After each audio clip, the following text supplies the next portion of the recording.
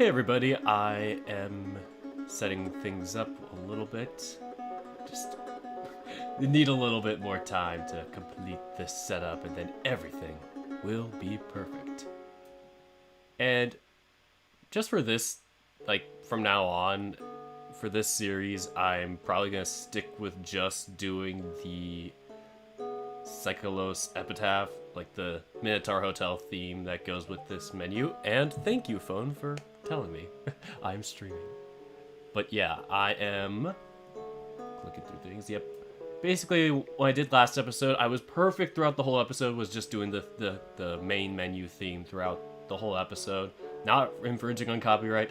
Someone suggested I do this one called, like, Foolish Child song that plays during one of the scenes. I did it, and then it gets copyright claimed. Like, fuck. Oh no, I said a slight bad word in the first minute. Instant demonetization. Alright, so pretty much set up. I was... You know what? Screw it, I'm still gonna do a quick little bio break. Everybody, go to the bathroom before the stream starts. It's going to be a long one.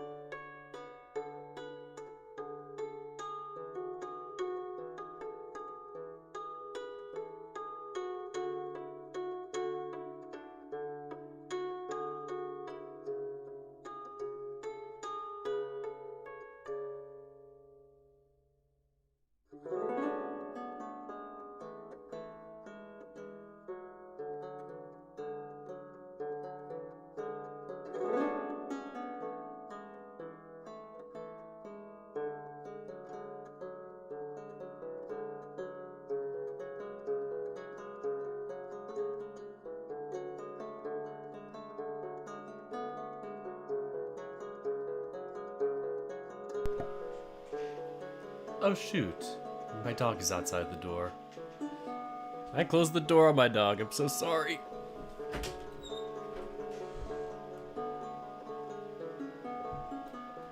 Okay, that's a relief. He's just chilling on the stairs. I was worried he would want to come in right now, but he tends to either just chill on the stairs or want to scratch on our doors to wake us up. And yeah, normally I don't stream this early, but I will be able to from now on because I have some good news. My brother's night shift is now moved earlier. So now he doesn't have to get up later and I won't have to wait until like 9 o'clock at night to stream. And that starts technically in 2 weeks, but you know, might as well start getting him on the rhythm by starting my streams earlier these next 2 weeks.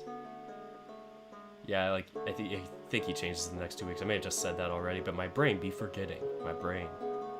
Be brain. Anyway, I should probably get started, shall I? I shall in a few seconds.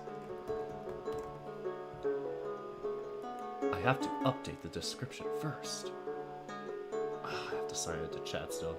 YouTube is dumb with its Streamlabs connection. Like, it's really weird. Like, I cannot type... Still can't. I still can't type comments unless I go to the YouTube Live, like, window. Twitch, you can do it through Streamlabs. Here, kinda wonky. And hello, everybody. I do... Oh, okay, you all are coming in. I just missed your comments. I am so sorry. Ah! Screw it, we'll do it live. We're doing it at 5 minutes now. Alright, so we are going live in 15 seconds. Totally prepared for this stream. Here we go, we're gonna hit the transition button in 5, 4, 3, 2, 1. Welcome back, everybody. Dirk the Red Panda here with Minotaur Hotel. A familiar phrase for me this entire month. I guess this accidentally became Minotaur October. I don't know. But, yeah. Kind of goes with the Halloween colors with the black and orange, but, you know, I am determined to finish this update today. And so, my plan is to binge this as long as I can. I do not have any other plans for the rest of this night, so even my parents are out for dinner. My brother's gonna be waking up soon and leaving for work eventually. Everything's gonna be all cash money, and I am gonna go ham on this mic. You can't make promises, or you shouldn't make promises you can't keep, Dirk. You are not finishing this today. I will spite you.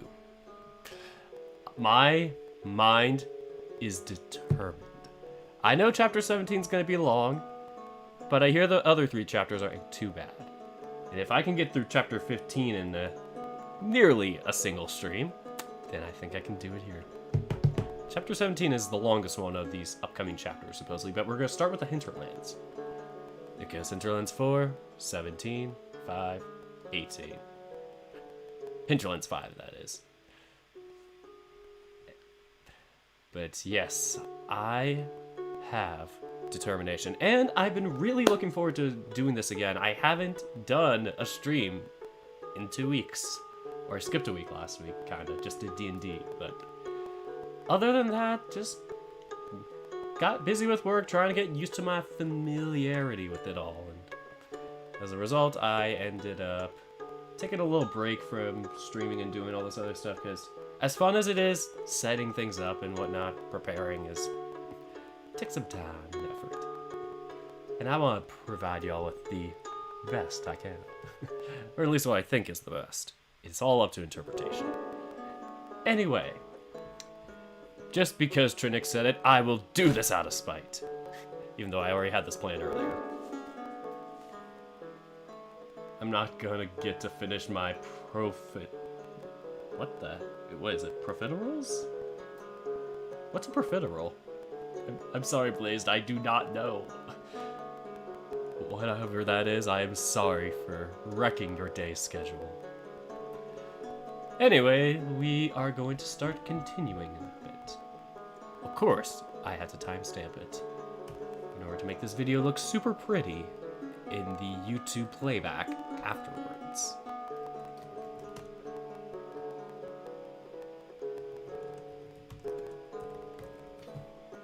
Alright, we're gonna start in less than 30 seconds. Oh! Is it chow pastry? Because OUX, I'm thinking of EAUX, like where it's like go. Is it chow pastry? Or chalks pastry? Chow pastry filled with custard. That sounds, that does sound very good. So, shoe. Oh, so it is like it's kind of like go, but it's like more of an ooh. Because it's OUX instead of AUX. French is weird. Made a stream, yeah, hi Dirk. Oh, I was thinking you made a stream like yourself, like, I was like, hi, I just made a stream, and hi Dirk. But you did make this stream, we just started. I gotta cook spaghetti in class it was. Good times. Alright, we are going to get started, I swear. I totally thought I was going to start a bit ago, but I lied. We are starting now. To the continue button. We just finished chapter 16, the longest chapter in Minotaur Hotel history. But we now have 4 more chapters to go. And this is where we start. Let's begin. Here we go. Not a day, or, oh, this is, Oregon stumbled up. This is Oscar's perspective. If you don't know why I'm calling him Oscar, check the last episode. I may have spoiled it for you. No day went by where I didn't ask myself what my dad must have been like. Mom never said a word about him, so I always allowed myself to dream a bit. Not much. See, I was told the legend of the Minotaur. That whole thing with the king, the queen, the bull, and the Greek boys and girls sent to the labyrinth.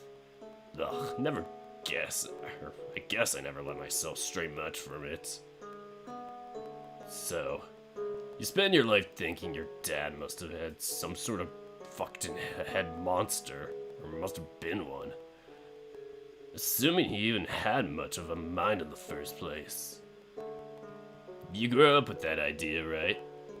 And everyone makes damn sure you're reminded of it every day. Where people keep telling you what they think your mom did on the farm somewhere. Day in, day out.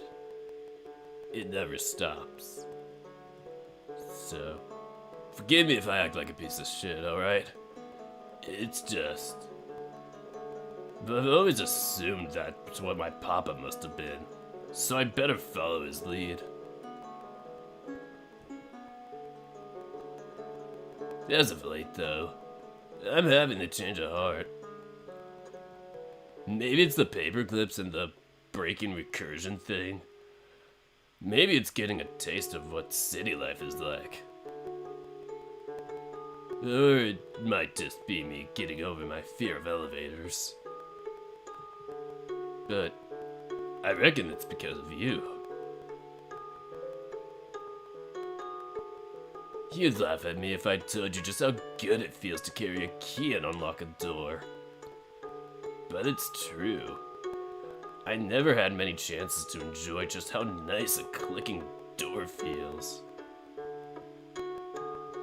Neither did I ever get to see what being on a building's 7th floor is like, much less feel the coast's breeze on my fur.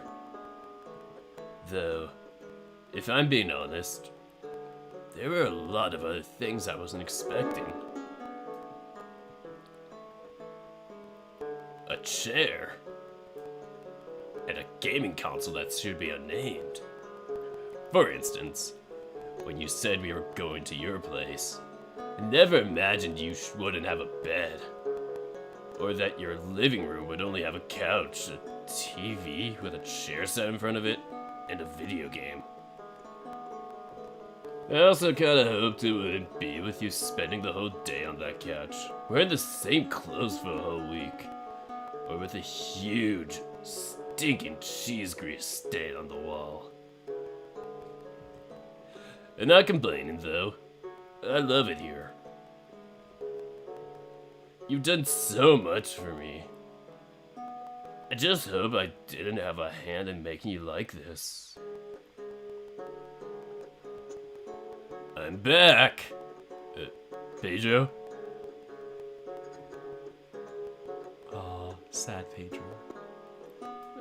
Hi. There was a delay. Things getting rough in your head, I reckon. Eyes shut tight. Sitting on the couch. Looked like you had been there for the entire time I was out. I can see now what kind of weight's on your back.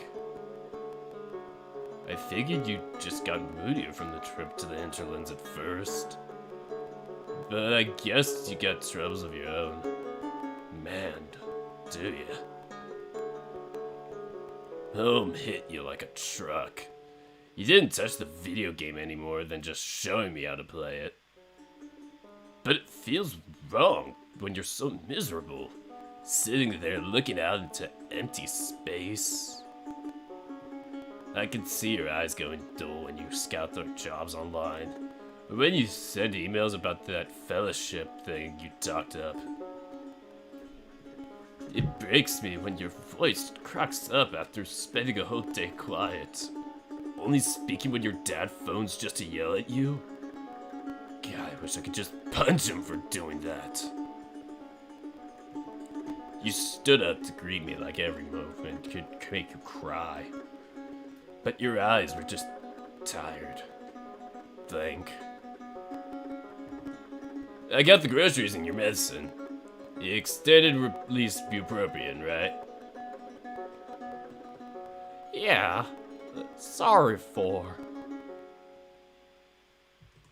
You didn't look at me when you took the bag, or mutter loud enough for me to hear.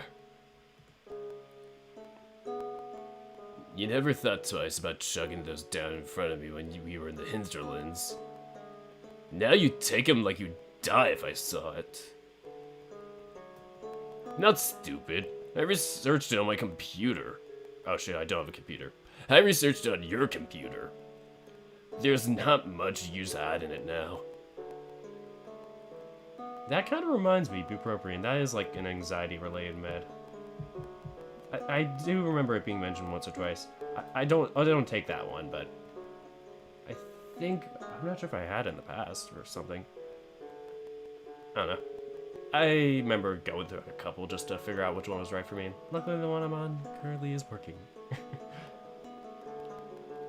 Seeing a psychiatrist is great. If you can, do it. If you need it, do it.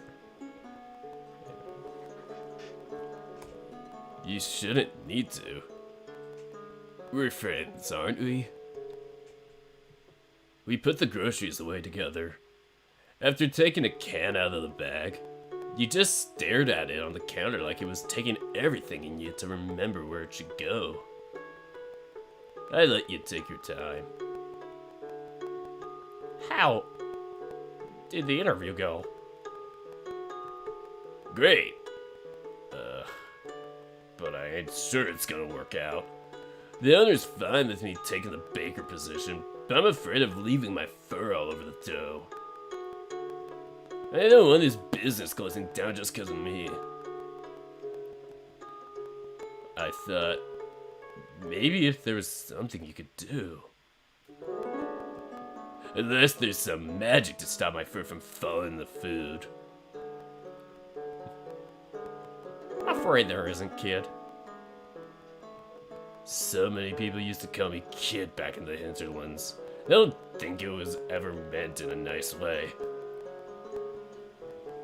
I suppose it isn't too bad coming from someone like you, though. It's alright.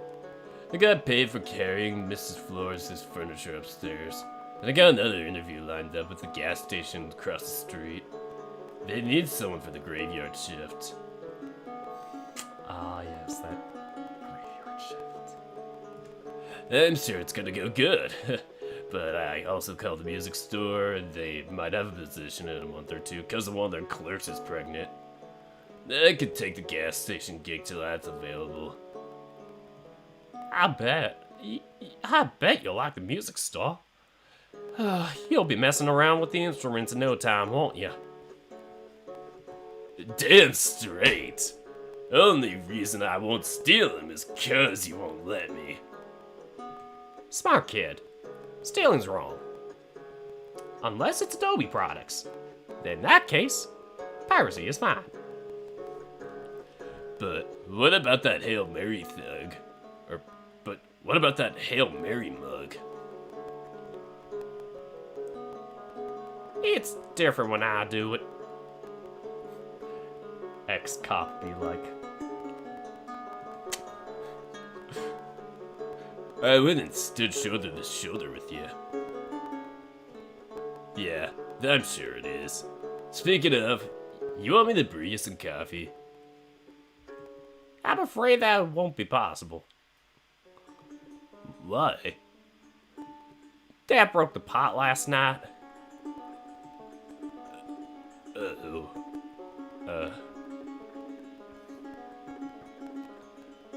And left that grease stain on the wall, too. So, the fuck even happened? I was in the restroom when he...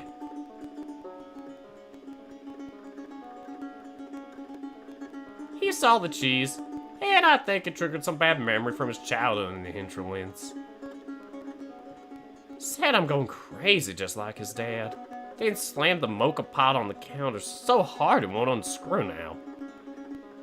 Then he threw the damn cheese against the wall. Well, fuck. It was damn good cheese, too. It stunk up the whole kitchen. I thought I'd have it so bad with my mom. But I'd rather have her indifference any day over your dad's rage. Once, though, you showed me a video you took of your gramps before he passed. He had so much warmth in his eyes. He felt like a cartoon. He was as real as it got, though. Real enough that you watched that video over and over again for a few hours after you showed me. Well, your dad's fucked in the head. You sure we shouldn't change the looks? Or the locks? He'll just kick it open if I do. Plus, getting a locksmith here would be too much of a hassle. You say that about everything. Is there a single goddamn thing that ain't a hassle for you?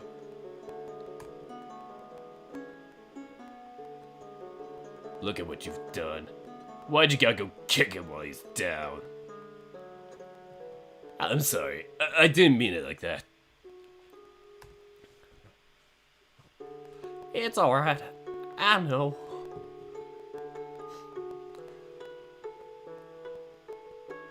We could try again in a few months, you know. We save up some money and go back. This time with disguises or something.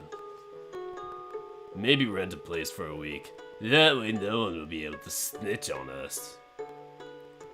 No. No. I don't think that's the right thing to do. Then what is? I just want to know. I just want, you know, help. You just giving up on finding the hotel.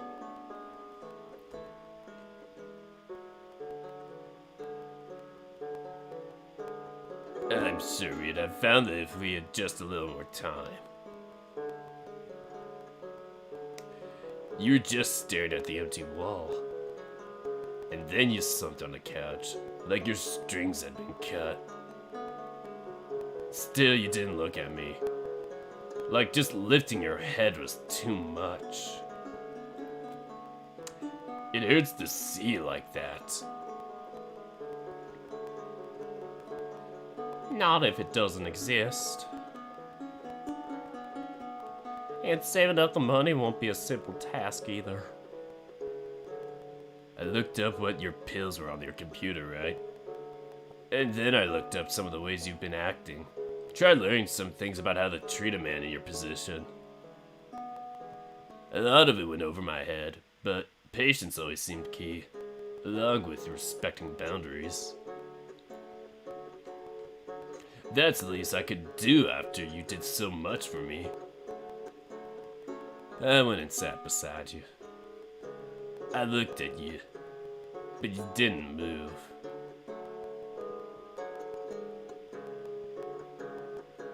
I often ask myself what you'd do, or tell me to do, if you were back to your usual self.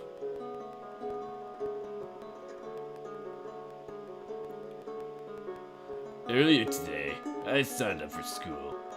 There's this place on the other side of town offering nighttime classes for folks who ain't finished high school. And they got some neat metalworking classes too. They even help folks get internships. You sunk deeper into the cushions. Jesus Christ, what now? I thought that wasn't the kind of high school experience you wanted.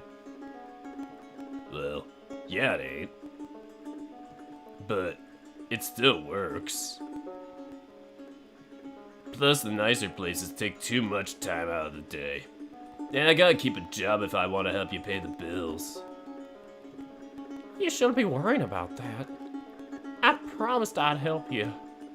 That money should be going towards your savings. No, stop that. Ugh, stop. I'll do what I want with my money, including helping you. So much for being a responsible adult. Another lesson you taught me is that sometimes even responsible adults need responsible adults. You say that like you weren't the only adult to ever give a shit about me.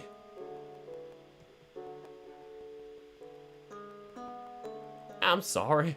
I just don't think I'm good enough. You're all the good I ever asked for, though.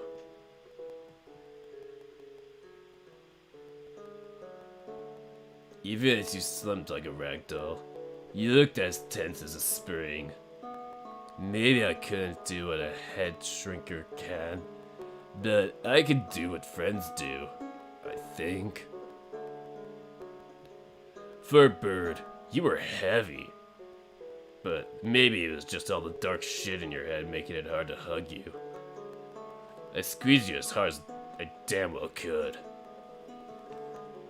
It's okay. You're okay. It took some time, but you wrapped your arms around me too. We stayed like that for I don't know how long. I hope it was long enough. I know how hard things are, and I knew then it probably wouldn't help a lot in the long run.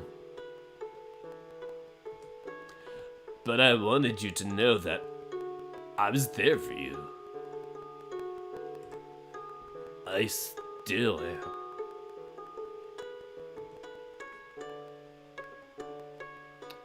Oh, we got through a whole chapter. Yes. Sorry, gotta celebrate the small things. Anyway, that night, back to our perspective, gentle sleep welcomed both the Minotaur and you, each in your own bed. The morning, however, would prove to be not so kind. From the depths of the valley came the foreman's meandering song, and you were ready to kick his butt, even if you didn't really have one physically. Asteria had rolled his eyes and snorted at the sound. You, meanwhile, finished your coffee and steeled yourself for yet another encounter with the snake. Down the stairs. Out the valley entrance. Standing at the last beneath those looming statues once more. There he is. No hat thingy. This time he's coiled at the base of the statue. Poseidon's. One can infer from the trident in its grasp. He looks at you, a smile halfway carved on his face, and rests the wooden flute on his lap. I honestly thought that was like one of those like weed chopper things that like you chop like branches with. It's a double flute. He's got two flutes in one. Good morning, my lord. I do hope I didn't wake you. It's a bit too early, yes. I mean, it's 6 p.m. here, it is too early. But that new look of yours makes it worthwhile. Good to see you finally got some sense. Some fashion sense!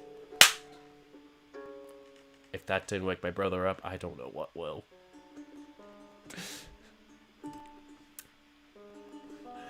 The pelt, yes. I thought about it for a few nights. And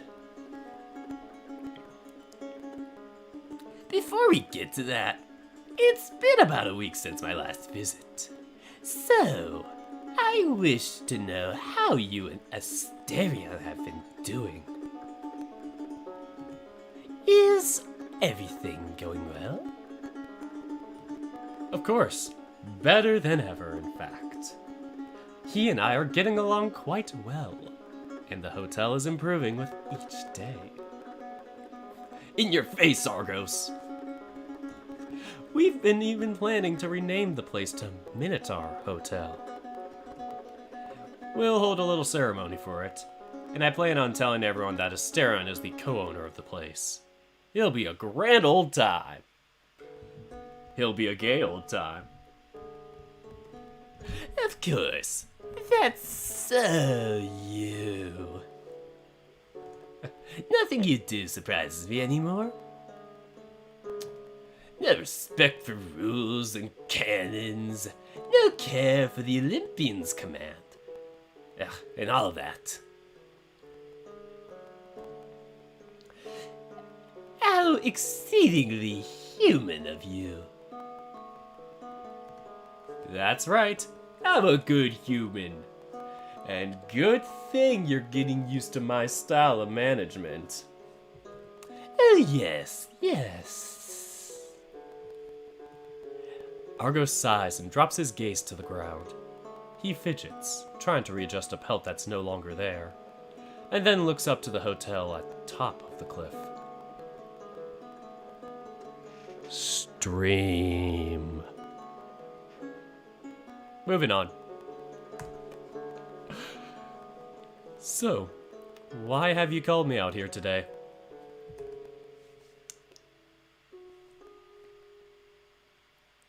Argos? I spent the last few nights without sleeping, thinking about a thing or two. About you and the prisoner, and my own role as Argos. It's hard for me to articulate it all. There's what the labyrinth expects of me, what the Olympians deserve, and what the Olympians desire, what you've done, and what my own mind yearns for. I'm caught in quite the web of battling wills, you see, made all the more complicated by that armband of yours. Oh, Dirk, what were you thinking? Oh, I can tell you exactly what I was thinking.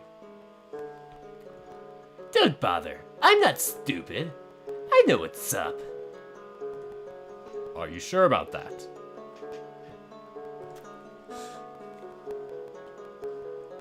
As far as I know, there's never been a master who's treated a starer like you do. With so much care and... You hold an affection for him. And my guess is that he reciprocates. We're good friends, if that's what you mean.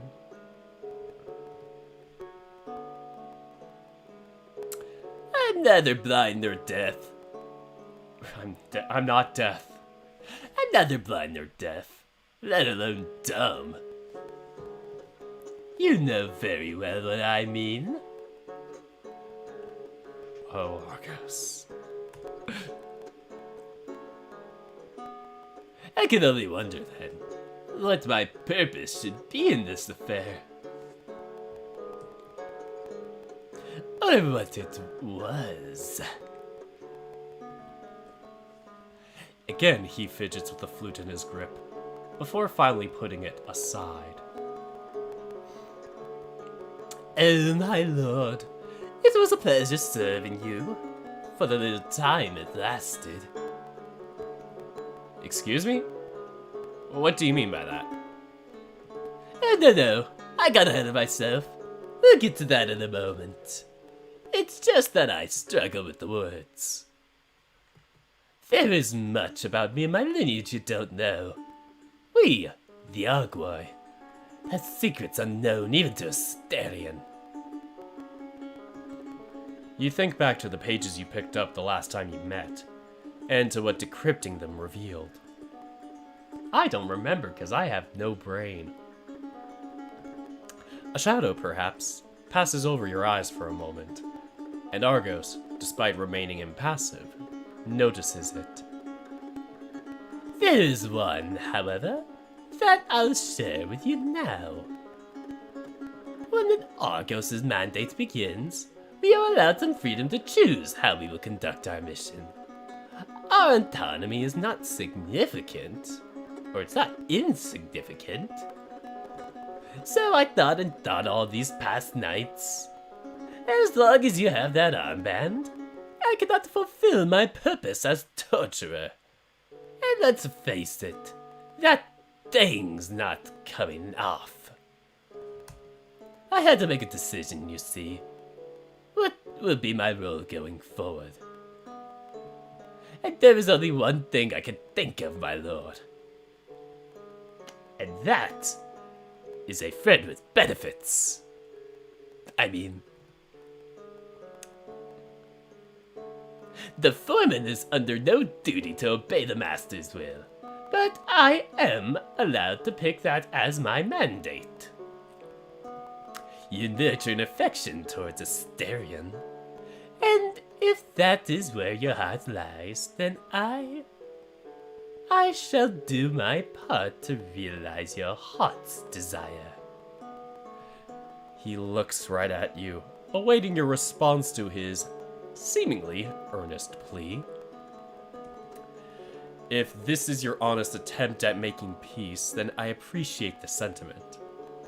But I don't think there's much you can do to realize my heart's desire. Unless you can scavenge more of Asterion's favorite wine. That's always welcome. At last, Argos draws himself up, stretching his upper body and tapping the tip of his tail on the rocky ground. That's where you are wrong. There is one thing I can do.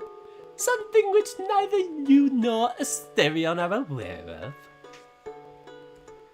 of. Deep in the valley, deeper than you and your employees have ever gone, there are things great and unsightly.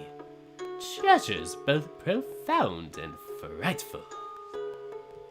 And in one such pocket where the most fearsome beasts roam, there is a hidden cache of ancient texts. These parchments are older than this entire realm. They are the transcripts of Asterion's judgment at the hands of the Olympians. The Minotaur was not allowed to attend his own trial. Can you believe that? Oh, the 12 didn't see much value in giving a mortal the chance to speak. But someone transcribed most of it. And a god.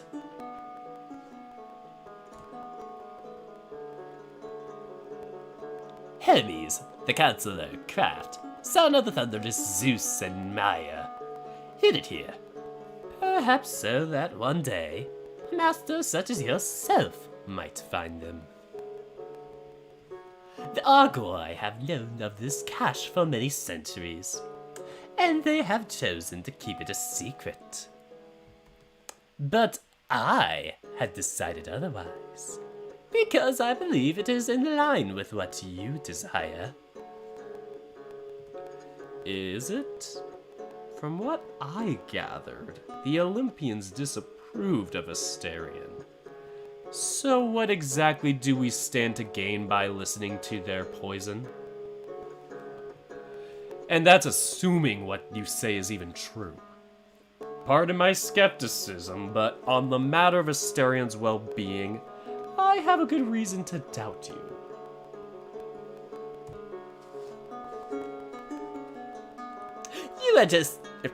You are justified in being suspicious, I understand. But I pray you will listen to all I have to say, for soon my sincerity will be made clear. So, on the matter of Asterion. For thousands of years, he believed that the gods he worshipped abandoned him, correct? That they deemed him unworthy of mercy. That's eaten away at him for all this time. He, of all people. But the transcripts reveal a more complex story. One more forgiving of his deeds.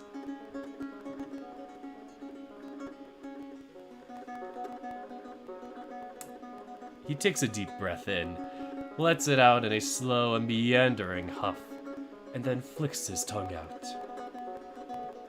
12 Olympians, plus Lord Hades and Lady Hestia, which makes it 14. 2 abstained, and the remaining were split in half on what to do. I succeeded in smuggling some of the transcripts in his favor here. Those belonging to Hermes, Hestia, and Hades. Asterion was one of Lady Hestia's favorites. So much so, she blessed him and swore to uphold her favor forevermore. Which is why Hermia exists. Hermes disapproved of the harshness the Olympians imposed on the mortals under them. In his own words, "You throw suffering upon suffering on them, make them toil under their bones, can't take it any longer, and then spit on their graves for good measure? It's too much, too much!" And as for Hades, he made a fine defense of his precious royal guard, and even went so far as to threaten the Olympians with the use of force should they interfere in his realm. So the trial ended in a tie, but a technicality was contrived to damn him. Athena, you see, moved that Hestia's and Hades' vote should be discarded. Hestia's because she'd given up her seat among the 12 of Olympus, and Hades because he sent his vote in a letter instead of attending the trial himself. Lord Zeus accepted Athena's ejection, and Asterion's fate was sealed. Still, Hermes managed to negotiate a measure of influence in the creation of the labyrinth. With that, he sabotaged Athena's plan and put in place all those comforts which you and the prisoner enjoy. Hestia's mirror and the statue of Hades only exist because Hermes negotiated it so. And as for those contracts you use and abuse, he was the one who paved the way for their implementation. Just think for 1 second at how horrible this realm is. And know that it could have been 100 times worse had he and the others not intervened. But that is secondary. Just minor details of the one thing you must know. Asterion was not forsaken by the gods he worshipped. A great effort was made to spare him from those circumstances, but it did not succeed as expected. And so we are here, and I and all the others, witnesses to this sordid affair. He turns around and bends over to rifle around at the statue's base, just out of your sight. When he finally draws himself upright once more, the snake has 5 parchments in his grip. Count 'em, 5 parchments! Argos gestures for you to approach, and when you do, he offers them to you with a long bow. I mean low bow. At least it wasn't a low blow. Here, the transcripts. Proof of all I've said. I smuggled all the ones I could. The trip was fraught with risks, so I could not be overburdened. I managed to get the transcripts for 2 more guards. They might not be favorable towards Asterion, but you strike me as someone who will get his hands dirty to find the whole truth. The rest are still there in that cache. I took the liberty of adding a map and instructions, so your employees should be able to find it. All the parchments have a peculiar texture to them. Old, seemingly fragile, but warm to the touch. And firm. Each one has a wax seal affixed to it, identical to the one stamped on the hotel's deed. As soon as your eyes fall upon the script, all the ancient letters shift into focus. Their meaning and contents are laid bare to you. You obtain the transcripts of Hermes, Hades, Hestia, Dionysus, and Ares's accounts of the trial of the Olympians. Very long name, and my dog is barking. Let me just double check so he doesn't cause a ruckus, unlike me.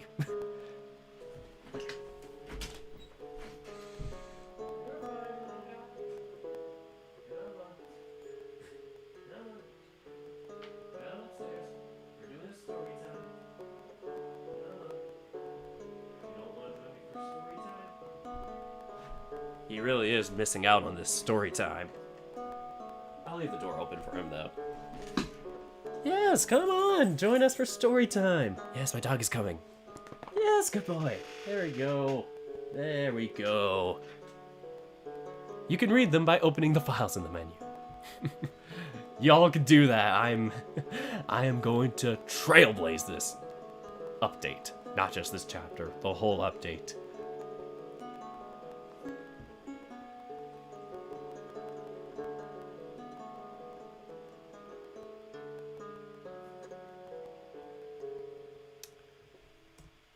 Anyway.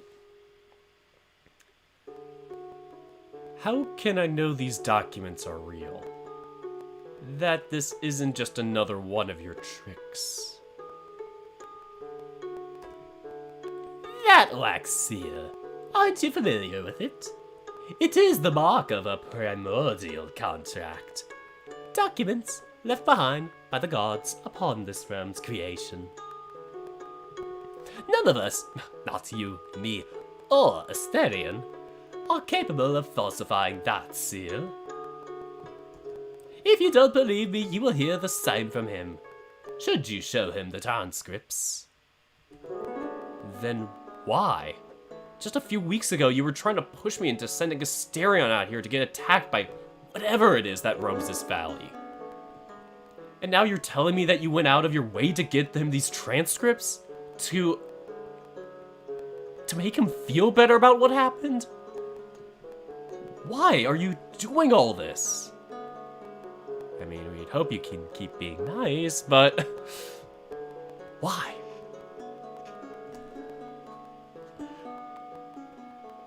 Now that is a good question.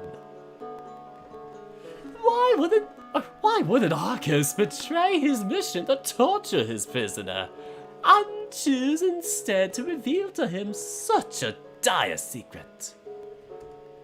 That's such a good question.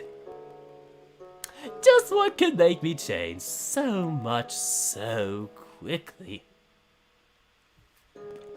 Argos's gaze meets yours, open and shameless. He searches for a spark of recognition, or perhaps insight. We gotta roll for it. My D&D fans, all two of them, are excited for that joke. I'm rolling the D20, baby. Look at my dice. The only set of Dungeons and Dragons dice I have, or well, just dice in general. Argos's insight is a 3. I probably should have rolled on something flatter. Fine, I'll give you another chance. Roll with disadvantage. 5, not much better. Still would have been 3 anyway. Yes, Admiral, I love it. Roll insight. Yeah, show us the dog.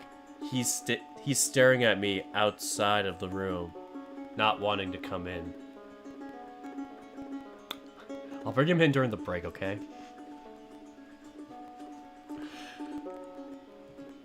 For a moment, you think back to the transcripts you decrypted, and the briefest change in your eyes is enough to alert him.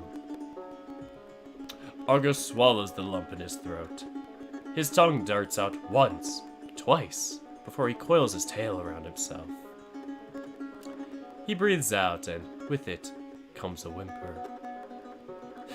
I've lost something very dear to me, Dirk. And I think you know what I'm talking about. Do I?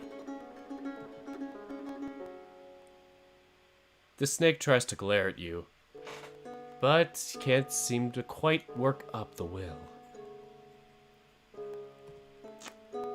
Please don't. I've been so sick with grief and fear I barely slept at all for the last week. I don't own much. There isn't much at all to own in this land. So tell me, what can I have left? Oh, Master, it's you. You and that beautiful humanity burning in your chest are all that I have left. I desire a love triangle. Let's not mince words. You love Asterion and seek to protect him from me. But even so, you still offered me kindness. Serving you is all that I have. But beyond that, I chose to bring you the transcripts because you...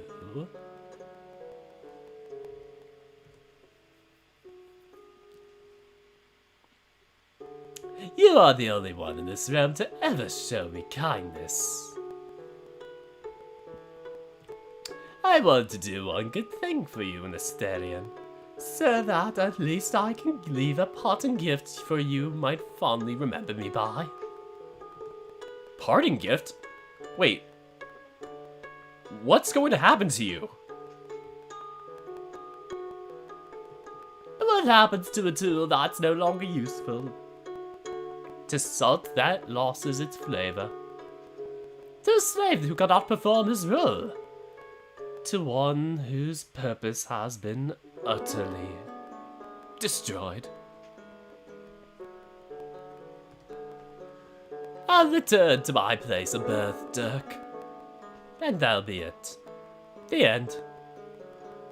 Oh, now I feel sad. Why am I feeling sad for you? This is weird. His place of birth. Of course. I don't even remember it, and I think I talked about it last episode. The snake's gaze becomes soft and shy, like the leaves of the dittany tree by the statue of the Lord Hades. He opens his mouth to say something, but it's cut short as a flash of anxiety brings him to the brink of a coughing fit. When he looks up to you again, there is fear of what you might know, what you and your men may have uncovered about him. You allow the silence to linger. Every passing second twists the knife and brings the snake closer to the end of his wits. His heart wrenches. His face contracts in pains of agony with every beat, until it becomes too much to bear. Is there something on your mind, my lord? I'm just thinking about the birthplace of yours. Do what you must.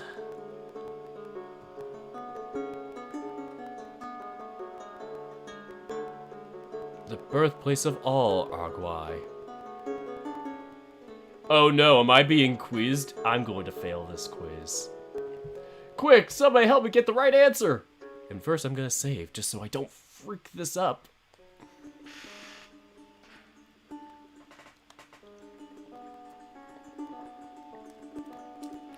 If you can, please help me with the answer, because I am not sure.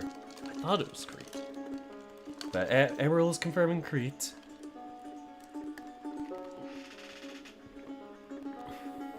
I was going to be stupid and put deepest part of the valley, but it probably is Crete. Okay, 2 votes for Crete. That is confirming 3 for Crete. Okay, we are confirming for Crete. Thank you for helping me. And thank you for helping me with my stupidity. Your home, and that of your dear grandfather. That island in the middle of the Mediterranean where a certain prince was born.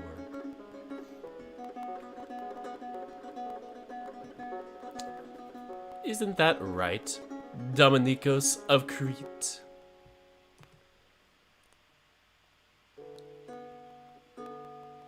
The foreman draws a breath, and his chest tightens. Uh-oh, he's gonna explode. A tornado rages within him, dredging up all the unsightly things the gods saw fit to create. Oh dear lord. All the stagnation of 100 lifetimes steeped in blood. The soul-killing defilement imposed by a dishonest sentence. The deception and lies mandated by the gods, cursed by all who know the true face of justice, and now defeated once and for all. And at last, memories. Don't think, Popula. Populi would be smiling down on you as he watches your mandate, Nikos. The tornado rages until the knot at the snake's throat is undone, and then Dominikos' eyes open, soft as a newborn calf's. His name changed! Woo! Very well. You've won. So, I guess there's no more need for pretense, Dirk. Just so you know, no one but my parents call me Dominikos. And that's only when they're really furious at me. You could just call me Nikos. Alright, Nikos. Layers upon layers of disguise fall away, as though the snake were taking off his costume and cleaning away his makeup. All that's left now is the performer. Good job, Nikos, good job. I come from a small village in Lassathi, Crete's easternmost region. I'm the son of Nikolaos, the grandson of Christos, who was the Arcus before me.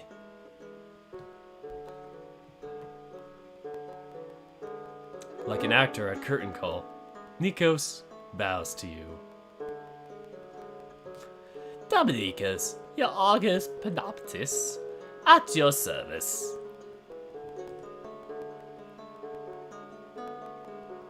So, what, you'll just bow? And that's it? No. Since I lost those pages, and from the start, I suspected you took them. I've put a lot of thought into what I'd do if you were to learn of their contents. The Argus you've come to know is just a character I was assigned to interpret. But much of what I said is true, beyond the role I played. I'm not sure I'm comfortable with what Argus demanded of me. Not after living in this valley and getting to know you. And even less after reading the transcripts. Oh no, is there gonna be an Argos 2.0 now to replace him? Oh no. So I'll tell you the truth. As much of it as I can. Good. Because you have a lot of explaining to do. Nikos looks up at the hotel while drawing in a breath. A swarm of hummingbirds peck the back of his neck as he gathers the words of his betrayal. I better start at the beginning. He clears his throat and speaks, even and toneless, as though he's reciting from memory. About 2,000 years ago, there came a master, Joseph the Merciful, as he was called, who saw fit to put an end to Asterian's misery. The gods were strong back then, and when they became aware of his heresy in effect, was made to intervene, but the laws of the land forbade them. The snake shifts on his coils as his eyes refocus upon you. Did you remember that document I gave you a week ago? The Constitution of the Labyrinth? When this realm was created, an overseer was picked from among the gods. This deity alone had permission to enter the labyrinth and intervene in its matters. As I showed you today, not all the Olympians agreed with the Asterian sentence, and the overseer was one of them. But there was another duty, an oath which had been sworn upon the river Styx. And so, left without a choice, the overseer set about finding an exploitable loophole. If Olympus demanded something be done to set the masters back on the righteous path, wouldn't it be natural then to send in someone who could teach him how it's done? Someone to fulfill the gods' commandments, while allowing the masters in Asterion to continue on as they pleased under the new traditions set by Joseph the Merciful. That's how the Arguai were instituted. And to complete the charade, we were given a certain level of independence from the Overseer, so that they would not suffer any consequence of our failure to torture Asterion. Each generation's Argos is picked by the Overseer and given loose instructions, but as soon as we arrive here, we're on our own. If that's true, then why is Asterion so afraid of you? Did any of your predecessors bring him harm? We will fight you. Well, we are given some leeway on how to play our role, and over the centuries there's been much disagreement over what that role should even be. Let's just say that there were Arguai who were more focused on enforcing Asterion sentence than in following the Overseer's instructions. We aren't meant to ever injure we aren't ever meant to injure him ourselves, but I do not agree with what many of the predecessors did. I'm not like other Arguai. Suffice it to say, Asterion has good reason to fear Argos. So, to summarize, the Arguai are a tradition. For centuries now, my people have performed the role, changing it ever so slightly with each generation. We play the role to appease Olympus, so that a harsher intervention does not come.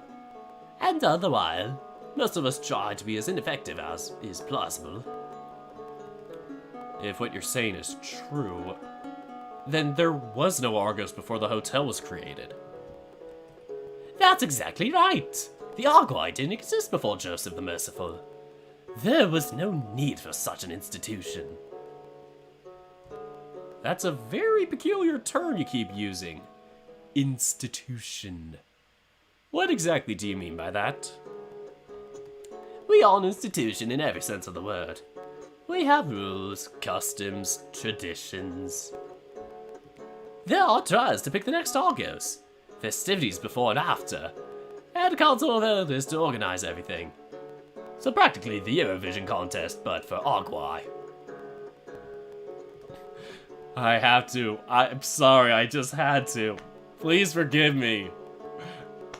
We even have a temple back in my village, which acts as a sort of headquarters. All the people involved in it are snakes like me, of course.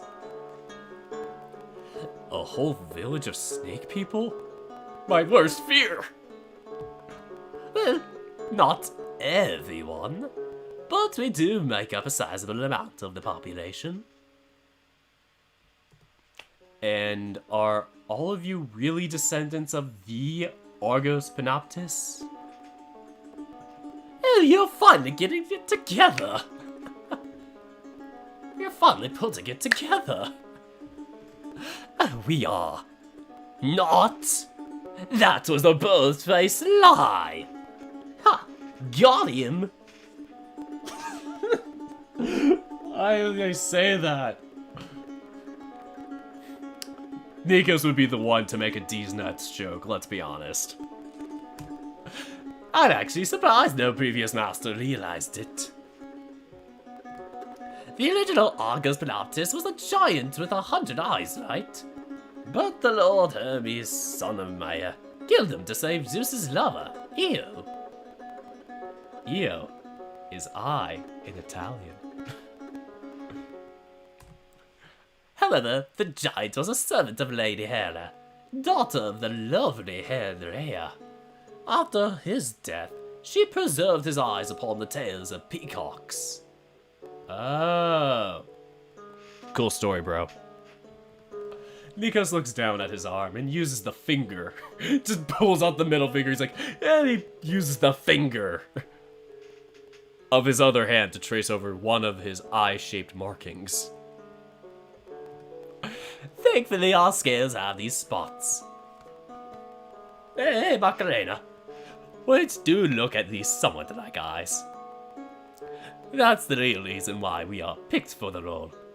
and it's been enough to convince the masters so far. But for centuries now, we've been afraid of someone connecting the dots and figuring we aren't the real heirs of Penoptis. So, in that case, what are you? He looks to you, draws himself up, and speaks in a proud voice, twiddling his thumbs. These are not thumbs, these are fingers. I am a Cadmean snake, a descendant of Cadmus and Harmonia, the founders of Thebes, who were turned into snakes. Incidentally, Cadmus was Europa's brother, and she in turn is Asterian's ancestor. The more you know. I know it doesn't look like it, but he and I are cousins. Distant, yes? Distant cousins. Oh, Shin's editing this. This will be such a good joke. Distant, yes, but related nonetheless. No, do not scratch on the door. Do not scratch on the door. He's gonna wake up in like less than an hour. Don't worry. No, do not scratch on the door. I'll show you to the camera in a bit. He wants to wake my brother up. And he doesn't wake up until 8. And it's like 7:15. Come here, come on. Let me pick you up and let me just you wanna say hi to the camera? I know you want to see him. He's got to get a little more sleep, just a little bit. Oh my god, my dog's just being so cute. He looks a lot though. Come on, I'll pick you up. Come on. There we go. There he is. There's my dog. Somebody wanted me to show my dog. I think more than one of you did. There he is. He's a little pupper. Trying to make sure his number's not showing him. He loves to lick. Fun fact. Show him any sort of skin and he will just start licking. He looks like a puppy, but he is 12. He's an old guy. Got him when I was in elementary school still.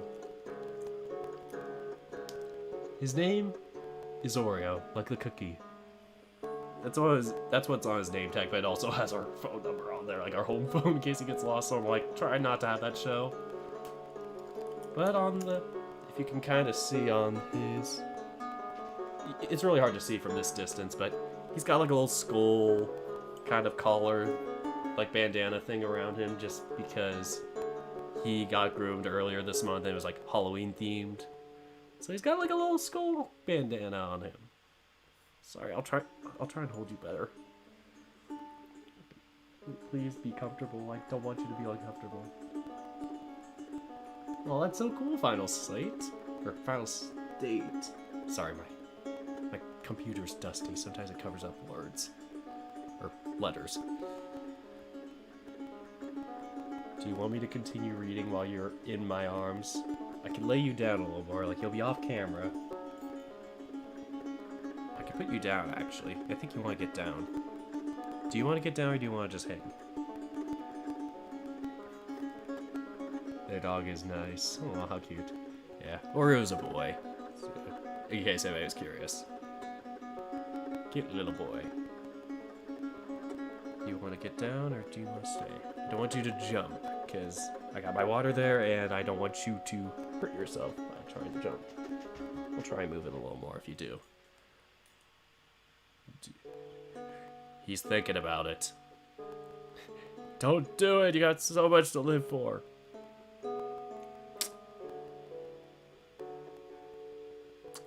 Anyway, I think he's gonna stay. Alright. I know it doesn't look like it, but he and I are cousins. Distant, yes, but related nonetheless. And thank you, Dragon and friends. He is very cute. He's such a cute guy. Cute little boy. Oh, you want to get down now? You want me to put you down? There we go. How's that? He goes into doggo drive and shakes himself. There we go. I'll just start petting you. Bless you. Here. You still got 40 minutes before you can wake him up. Anyway, let's continue. But back to the topic of the Argui. Despite everything that stayed the same, the very nature of what it means to be Argos has started to change rapidly over the past few generations. Remember how I told you that, upon starting his tenure, the Argos is given the chance to pick his mandate? Well, for mine, I thought, no, I knew that you'd be good. Even before I came to this land, I was sure that would be the case. And it was. And so as my mission, I chose to act as your honor-bound deceiver, who would instruct you on how to abuse the realm's laws. Ooh, so evil. I love it. He loves to fuck around and find out. So that you may do what is right, of your own will. Can we high-five Argos? Let's give Argos a high five. And the Overseer, they approved of my mission. They christened me as your Argos, and delivered to me one final assignment. The Overseer wants to put a definitive end to Stellion's torture. We'll go like this. They seek a permanent solution that will both preserve the hotel and push it into becoming a true haven for mankind. Nikos' expression becomes melancholy as he takes another slow breath. In, hold, out. This has been Headspace by Dirk the Red Panda. Which, to bring us back to the original point, is why I'm leaving Dirk. The original plan was for me to stay here for a few more months, anywhere between 6 to 12, however long it would take me to instruct you. But when I informed the Overseer about the armband, they were impressed by how much progress you and Asterion had made in so little time. They changed their mind and decided to expedite their plan. I was told I'd accomplished my purpose and that as a reward, I would be liberated from my duty permanently, or prematurely too. The original plan was that you would be tested for the duration of my stay here, and then more would be revealed to you in 10, maybe 15 years? But even without the news of the armband, I get the feeling that the Overseers are in a hurry. They've been awfully urgent in their commands lately. Something's going on behind the scenes, I just don't know what. Maybe Adastra's somehow getting involved with them. The parents are really just the Greek gods, and it's all just... everything's happening at once. We are in the Echo Project, Minotaur Project, Furry VN Cinematic Universe, baby! I just don't know what. So, I'm sorry. I'm still trying to wrap my head around all this. You've been on our side the whole time? My lords and liege. It's almost as if, indeed, I was your most loyal servant all along. Tell me, why wouldn't you have been more suspicious of Asterion had I not been here? A shameless trickster of a snake who serves up to your doorstep while flaunting all sorts of evil deeds and pulling every deceitful tactic in the book to scam you. A friend who confesses to every foul thing a good soul should find utterly reprehensible. Or do not scratch the door. Give him a few more minutes. Give him half an hour, please. Come on. A very villain hell-bent on bringing harm to the poor prisoner. That fragile humanitarian who wants only to offer shelter to those lost souls in his hotel up above. The more disgusting I was, the easier it would be for you to appreciate him. Wouldn't you say? The MVNCU. Oh god, a weird name for a cinematic universe. Indeed. Wouldn't you say? And so you got the perfect chance to show your true character. But make no mistake, no matter how much the Overseer and I conspired in your favor, we couldn't anticipate how far you would go. I don't know the full extent of their plan, but my guess is that they want to see how benevolent and trustworthy you were before revealing themselves. I'll give you a pet on the head. And a pet up your... Okay. Now he just wants to rub his face on the ground. It's kind of tricky to like show a camera perspective of him doing his...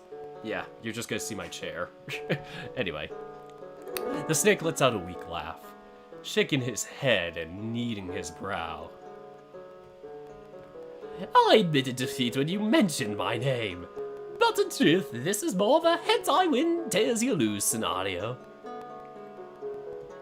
Oh, Dirk, you were wonderful. The more you opposed Argos, the more my admiration for you grew. His gaze meets yours, starry-eyed and smiling. Then, like a flower withering, Nikos' face falls once more. Even though Argos has become a lot more friendly with us, he's still in the friend zone for us. Asterion is still bae. That said, I can't say for sure that I'm comfortable with playing this role anymore. As I said, my grandfather was the Argus before me. He was assigned to assist Mr. Jean-Marie Bordeaux, and upon that man's untimely demise, he was called again to serve Clement. I grew up hearing stories about all the Argui. I was taught that taking this position was a great honor, something noble, nothing less than realizing the will of the gods. And from what I was told, I got the impression it would be like assuming a role for a play. I'd be the mustache-twirling villain who'd spur the good and kind hero to do the right thing.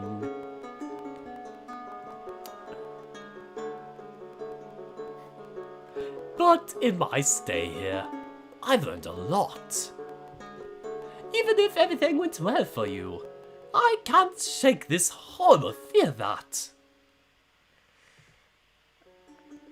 things could have gone horribly wrong if you'd given in to my treachery. Man, imagine if you had taken the... What was the route called again? Man, imagine if you had taken the Heartless route. I think that's what it's called. I forget. Tell me if I'm wrong. Anyway.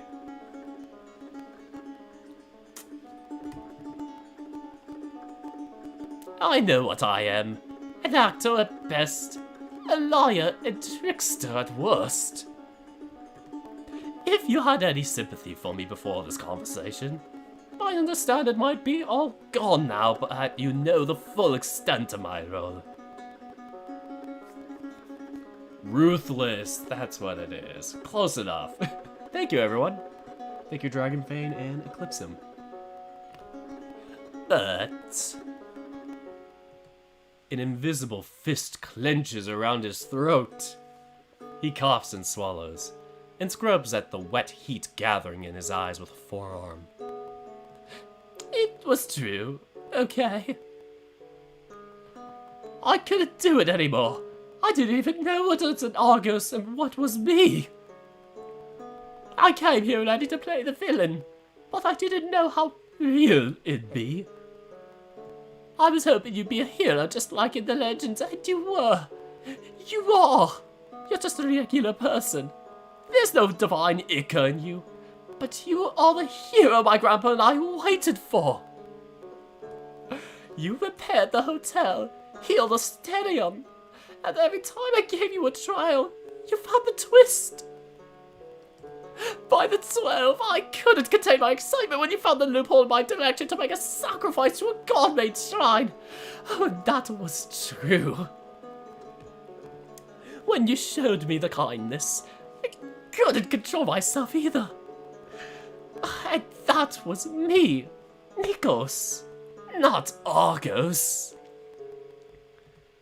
I know the kind of monster I was playing. I know that I did was wrong. But even then you had kindness in you. And I couldn't let that pass. So, I got you the Constitution. I pulled it Nick Cage style and robbed the place. And then I searched for the transcripts. Because even if being Argus was a lie, my gratitude is real.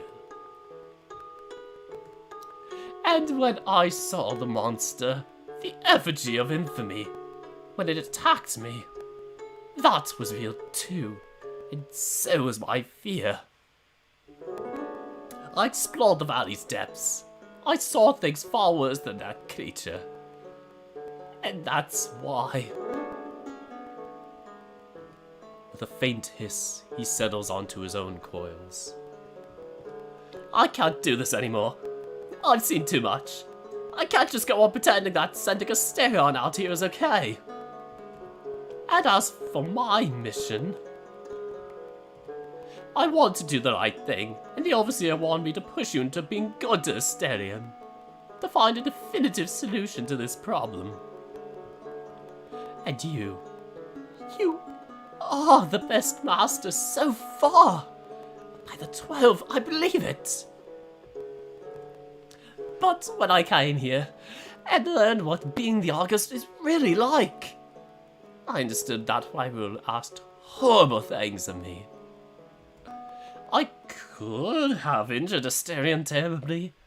Things could have gone so much worse. But they didn't. Because of you. Because you did the right thing. You didn't just help Asterion, the guests in the hotel. You saved me, too. And that's real.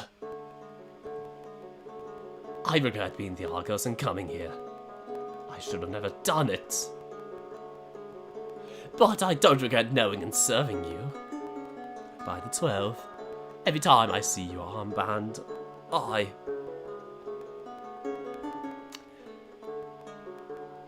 have to stop myself from crying, because you've done it.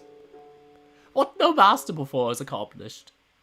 And I was part of it.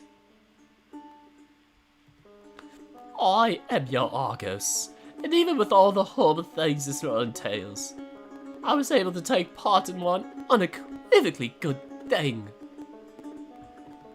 But it also hurts, because being the Argos was important to me. To my family. My grandpa spent the remainder of his life talking about it.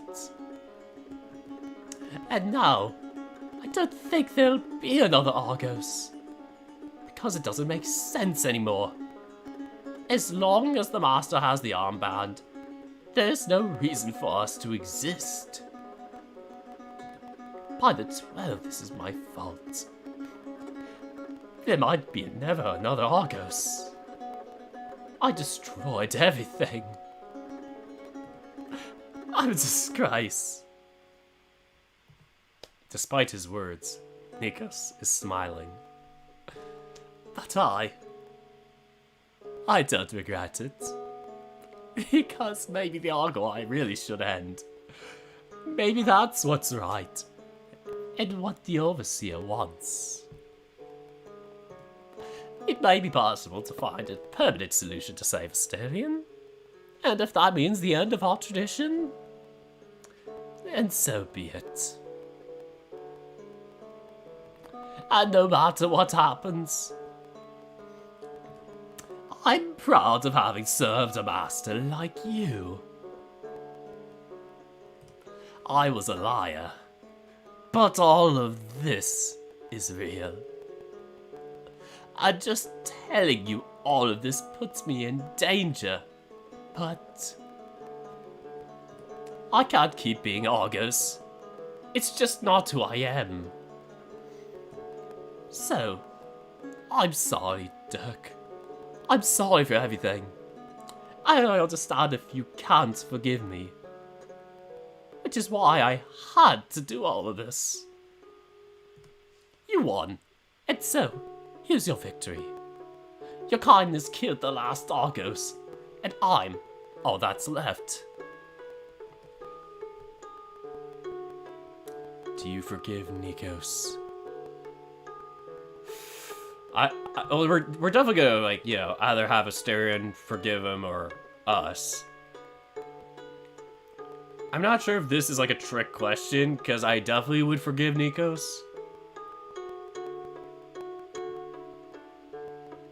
Like, that's the tough part. Like, if it's up to Asterion. This is such a tough choice. Of course I have to save again.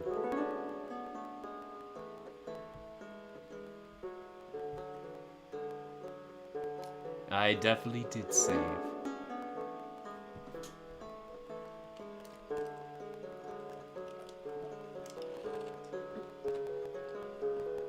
I think after the end of this scene, I'll probably take a break, but... One vote for ouch.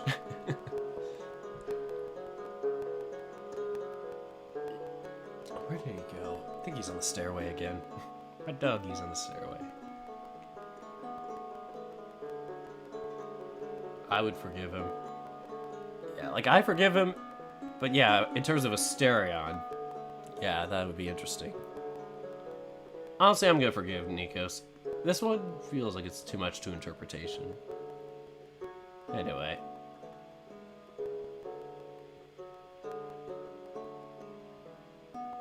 Oh, good luck with the finals, Amaryl.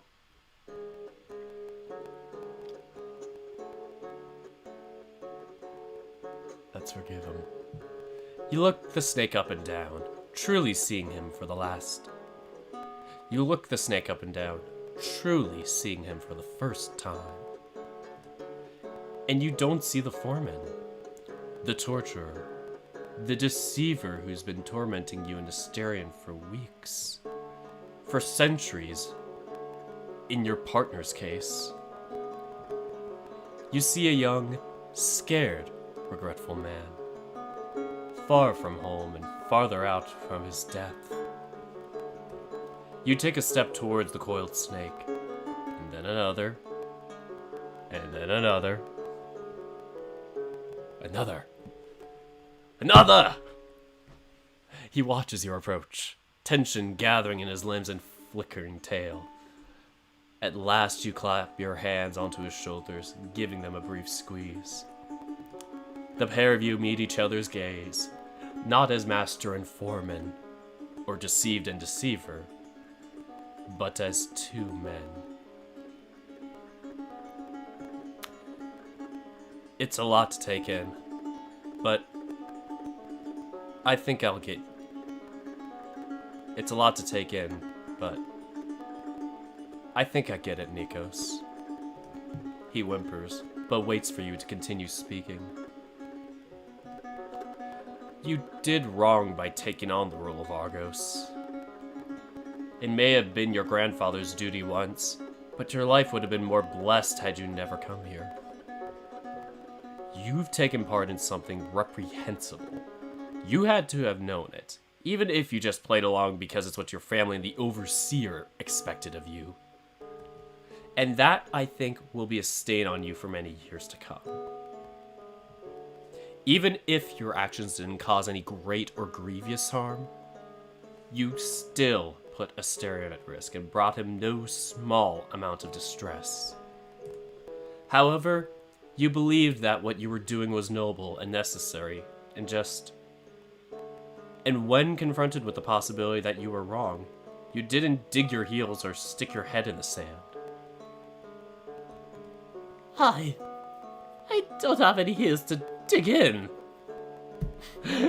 Damn it, we offended Nikos. My point is, you wanted to do the right thing. And when you realized this mistake you'd made, you wanted to make things right as much as you could. I know the valley is dangerous, even to you. But still, you braved its dangers to bring me these transcripts. Tell me, was that your overseer's command? No, I did it out of my own volition. They don't even know I did it.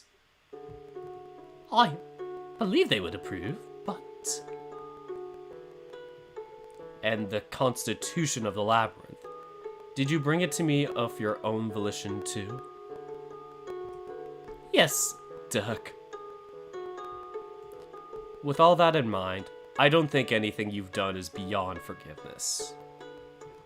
Nikos' tongue flicks out as your gaze and expression grow stern. You give his shoulders another squeeze. Nikos, will you forsake the role of Argos? His mouth opens and then shuts. Opens and then shuts. Until at last, you see all the tension, the weight he's been carrying for his entire term as Argos. Leave him. He shudders, swallows down the dryness in his throat, and nods. Yes. Will you ever forget what's happened here? No, sir. Is that a promise? Yes. In that case, I forgive you, Nikos. Learn your lesson and continue doing what's right. You're not beyond saving, and it wouldn't be right or just of me to cast you aside. No one is disposable. Nikos wipes his tears and snot away with a forearm, then looks to you with his bloodshot eyes. You aren't content with merely liberating Asterion, are you? You must also free me from my own mistakes. I'll do as you say, Dirk, and I'll give you proof, the greatest that someone in my situation can. The heir of Cadmus raises his left hand. He breathes in, filling his lungs with the life.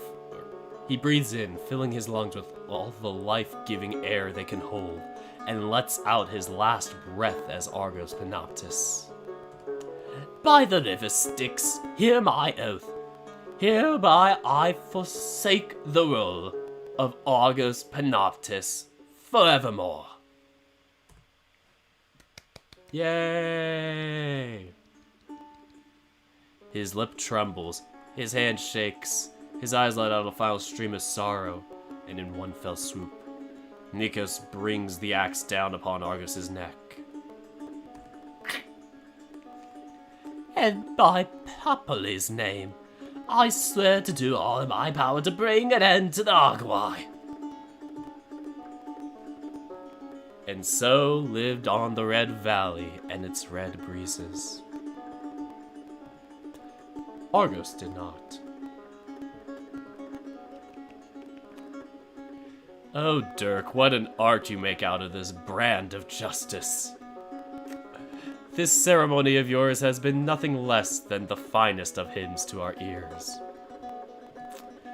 Stay this course, and we may yet award a fine pair of wings to match your fine weighing scale.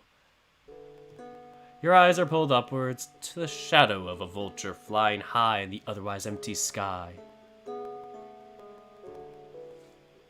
It cries out once, twice, until beyond the cliff comes a second shadow. The pair comes together to circle over you. Together they let out one final wail, and they fly towards the hotel and beyond sight. Just like you, Nikos gazes at the two birds, but his eyes are filled with both puzzlement and a distant familiarity.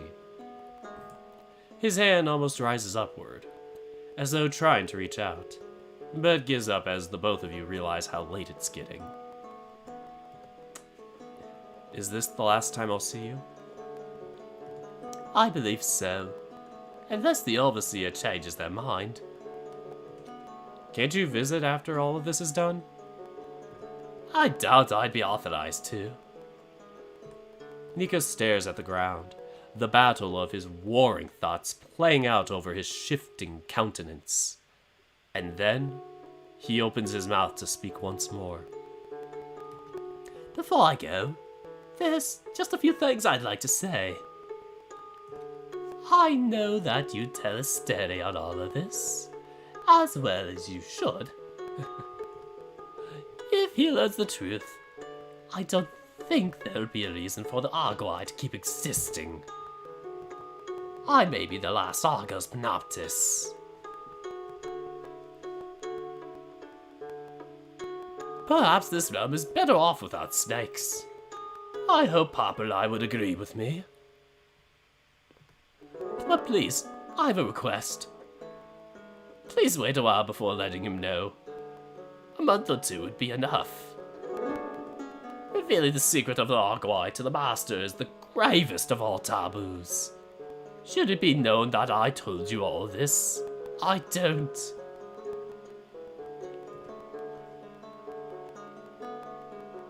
I don't know what'll happen to me, but I'm afraid it would be worse than just death. I shouldn't have told you any of this, but I did it because I really do regret what I did. And because I believe this will further the Overseer's plan. They want to see you and Asterion safe, and for the hotel to reach its full potential. If you believe just one thing I've said to you, then believe that. The Argoi have been wretched monsters, yes, but we were put here to stop worse things from coming to pass. The Overseer had no other choice. For thousands of years, they've been conspiring to the Minotaur's favor. So please, forgive them, and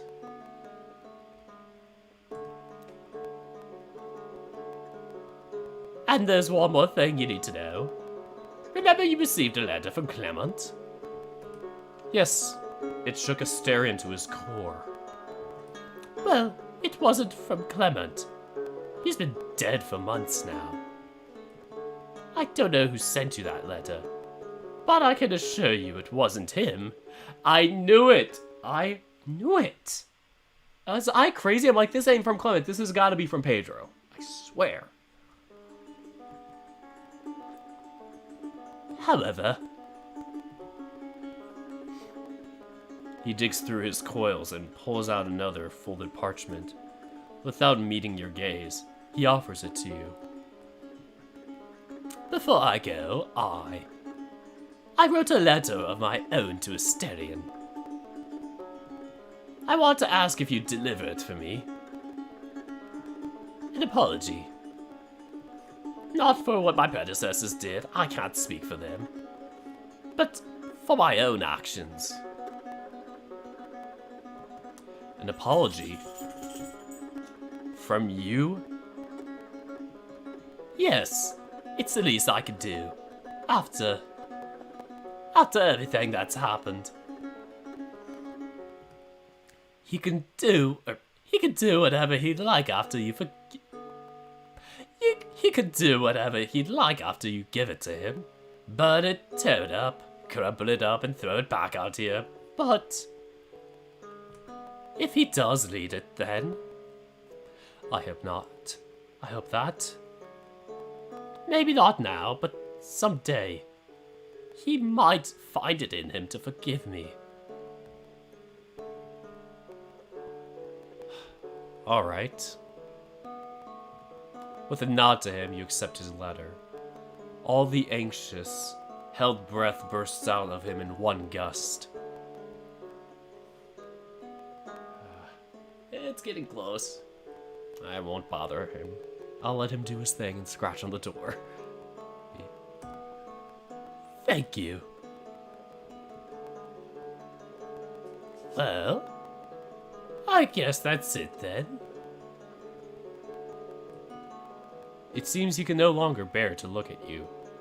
The snake turns away to stare out into the god's forsaken valley where he'd spent the duration of his time as Argus Panoptis. Wait. Though Nikos doesn't glance your way, the shifting of his coils indicates that he's listening. Nikos, who's the overseer? His tail stiffens, and then taps on the ground. Who do you think it is? Oh dear God, so many choices! Ah! It's gotta be Hades or Hestia, right? Or was it? I'm gonna fail this test so badly. I don't think it's gonna be Athena. Let's try Hades first.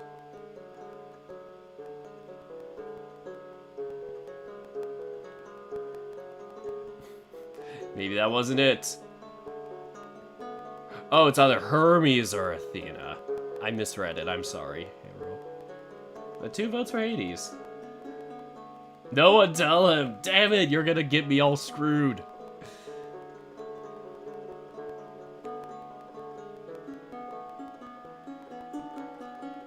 But Hades and Hestia were mentioned earlier, then the Overseer is a separate person. Could be Hermes. Probably not Jupiter. Wait. There's no Jupiter on here. Let's go with Hermes. Oh, it's gonna be the same answer no matter what. Is that so? Interesting. Well, thank you for letting me know your guess. There still remains so many lingering questions to ask him. So many things left to say to the Forehand. To your Argos. To the man who's played your most loyal servant.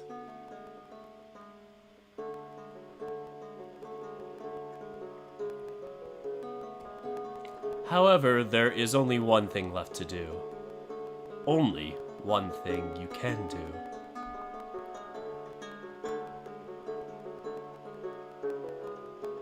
I'm giving him a hug.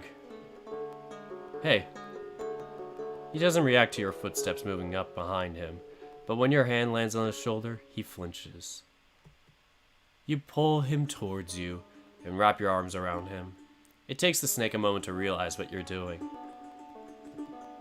You're giving Nikos a hug. Just like that time all those weeks ago, you feel his tail coiling around you from behind. He buries his snout into your shirt and murmurs so quietly you have to strain your ears to hear. Thank you, Dirk.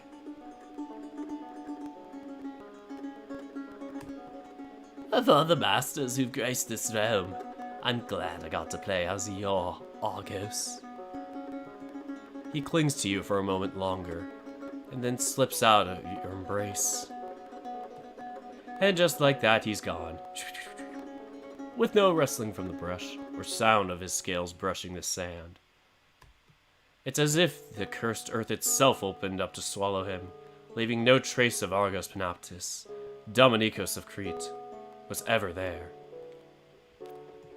At last, the actor has left the stage.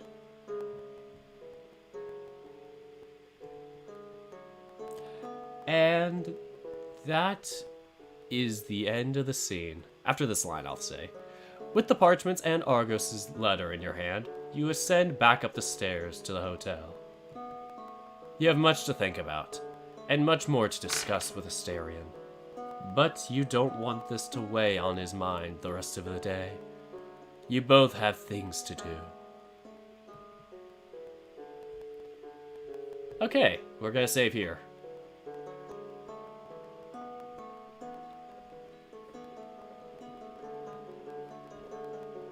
Alright, so we break at 1:45.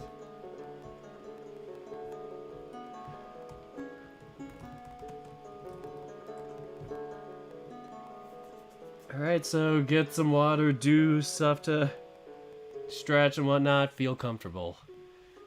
Anyway, we are taking a few minute break.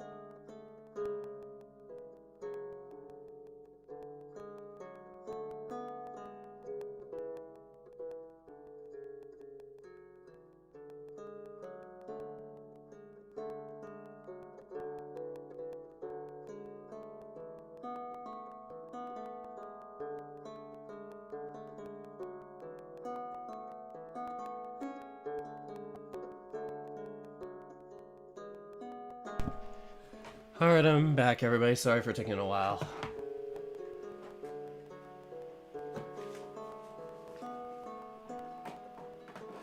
I'm putting those D&D dice away for now.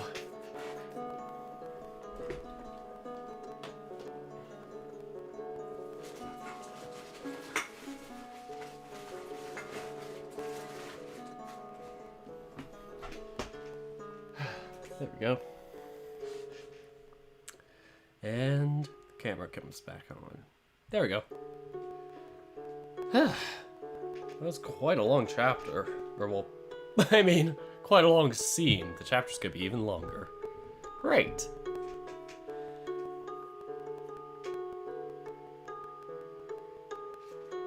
I would hope so too, Shining Cast. I was thinking that the entire time.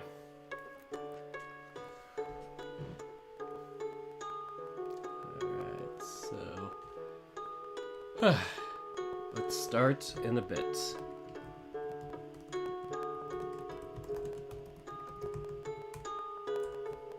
Alright, we are going to resume now. Let us go. You were about to start making plans for the day when you noticed a note left on your desk, neatly folded and crudely written. Master crosses out Master Dirk. These little things occurred to me at this time, and perhaps you may find some humor or pleasantness in them as well. Epigrams to remember an occasion. You flip the note over. An unknown sacred muse, it seemed, inspired your acts.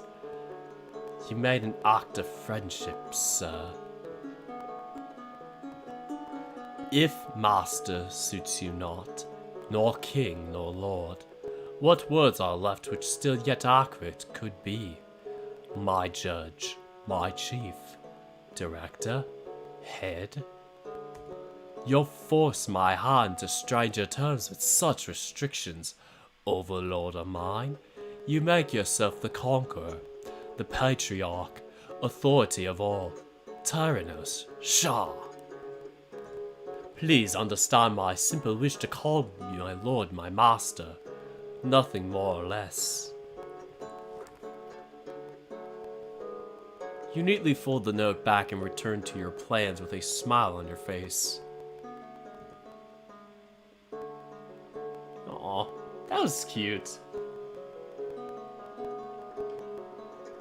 Yes, you can finish baking your bread before the stream ends.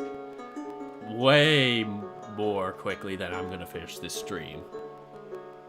So, the only thing we can probably do at this time is work on Asterian's project, so we'll keep doing that for now. Everything seems good here on the R&D and exploration teams.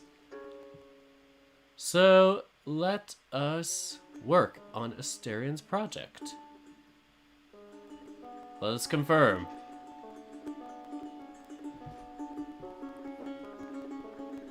You and Asterian review your findings from the previous session. Alright, we have pictures of all the writings stored in the Ashmolean Museum in Oxford and the Heraclean Archaeological Museum in Crete. There's a good starting point. We also have a list of researchers we can contact. I've organized the pictures in a document so you can get started on translating them. Thank you, Dirk. Let's get right to it. Asterian begins translating the images on the tablets one by one, while you type what he says. Asterian chuckles. This one is definitely graffiti of some sort. Graffiti, huh? That's weird. What does it say? Oh, it's very dirty. Asterian clears his throat, a little snigger breaking his decorum for just a moment. Miharanos, your wife is a whore. 'Twas not Zeus who visited her in the night and cuckolded you, but Kitanos. What the heck was that? So Kitanos, the baker's son. The entire village knows, you absolute fucking moron. Asterian could barely hold in his laughter. On below here it says, limp dick piece of shit, can you blame her? Got him! Wow, the Minotaurs were fucking brutal. Am I... Asterian calms down. Maybe we could skip that one. I don't want the scholars to think we're shitposting. What does it mean to shitpost? Oh, my sweet summer child. I'll explain some other time. Basically, I don't want them to think we're just making this up. Yes, I agree with you then. As well, perhaps it would be funny if they found out by themselves. Also, we'll probably need to come up with a cover story for how we got those translations, yeah? Fine, I'll get the adorable Amicus plushie.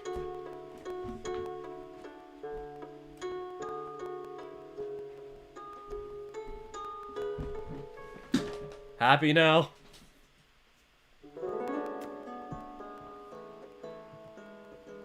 I think I read somewhere about prints of movies that were thought to be lost, which ended up in some random guy's private collection. That wouldn't be much different from what you have going here. That's true. We could say that we're art thieves and we couldn't disclose where we got those from. That sounds difficult to believe. How would art thieves come up with translations? Sorry, I can't hold them up too well. It's hard to get them in the proper position. Good point.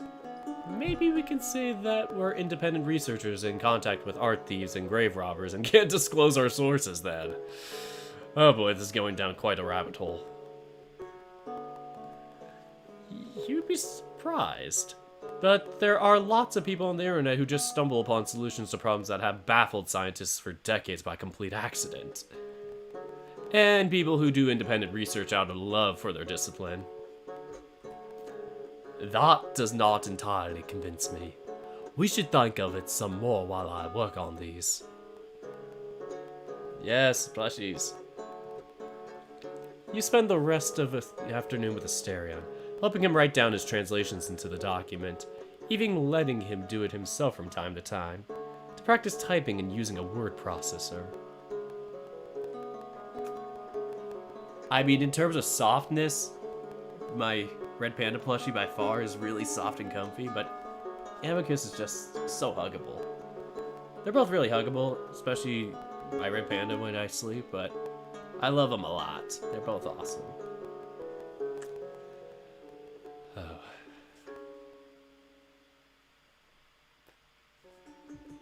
By the end of the day, he has mastered the art of copy-pasting text and images, and you both have your perfect cover story. Let's check in on the R&D team. Your R&D team has made some progress, but no project was completed. Heck. No, I did not get the round plushie. I actually checked the site today to see if they were even available still. They are sold out. So even if I was thinking about it, I probably wouldn't get them for now. Honestly, I probably am waiting for, maybe gonna wait until the whole process dies down because my experience with getting Amicus was so long-winded. And it should have been quicker because I'm in state, like the same state as, Paw Print Press in the Americas. But, like, a whole thing with, like, the COVID stuff and blah, blah, blah, shipping and whatnot, things happened, and then, yeah, just a lot of complications. So I ended up getting it, like, 3 months later than I expected to, or whatever. Yeah. I don't know, it should be better now, but I'm taking my time and seeing if they offer any more novels. If they made a Shuichi plushie, oh god, I'd be on it in an instant. Even a Nefer plushie, oh gosh. Anyway, let's continue. Let's check in on the exploration team. Your team found 4 raw materials. Oh, it looks like you found something else. You found one of the transcripts of the trial of the Olympians, Artemis's vote. You can read it by opening the files in the menu. Another day of good work has come to an end. So mount the staircase, hum the song, and retire to your quarters for an evening of repose. Oh, Asterion. The prince is already there, bustling around the apartment to take care of whatever evening chores come to mind. He greets you, and you exchange small talk while you settle onto the sofa. When he's finished straightening and dusting the various baubles on the shelves, he joins you, You sit in the companionable silence with your business partner and close, dear friend. Asterion shifts, scratches at his cheek, and looks at you. A penny for your thoughts, master. He continues to smile blithely under your heatless glare. At last you sigh. The topic has been broached, and so there's no reason to delay any longer. I wanted to talk with you about an important subject. Now, don't worry, it's not anything bad. In fact, I'd go so far as to say it might be nothing short of extraordinary. But it's also important and delicate, so I'd like your full attention and honesty. I'm listening. Remember our conversation last week when we were stargazing? When we talked about Clement's letter? For a moment you think about bringing up what Nikos told you about the letter. But that'll be an entire conversation in itself, and you have a point you want to make beforehand. So you keep your face a neutral mask, one revelation at a time, and only in due time. You asked yourself if you had the right to feel anger over what Clement did, because, in your words, it was what the gods intended for you. I remember that conversation, yes. And you told me that when Clement did was fair, because it was what the gods wanted. Yes. Now, what would you do if I could prove that false? That at least some of the gods didn't want to put you here in the first place?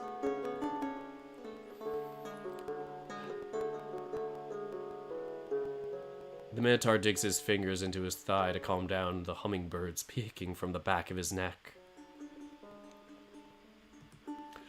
I do not think I follow. Let's say I can prove to you that some of the gods didn't want any of this for you. That they thought you were innocent and tried to stop this whole realm from existing in the first place. If I could prove that to you, what would happen?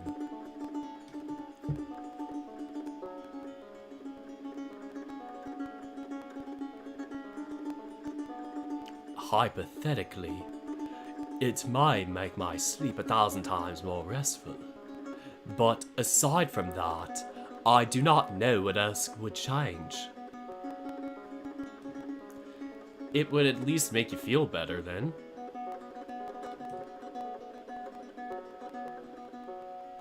Yes, it would be one more miracle added to the mountain of blessings you have brought me. But allow me to build on top of your hypothetical. If you manage to prove those things you say, what would you want from it? If anything, I'd like you to accept that you're good. That you don't deserve to be a servant. Would you let go of seeing yourself as a prisoner and accept the way I see you? That's what I want.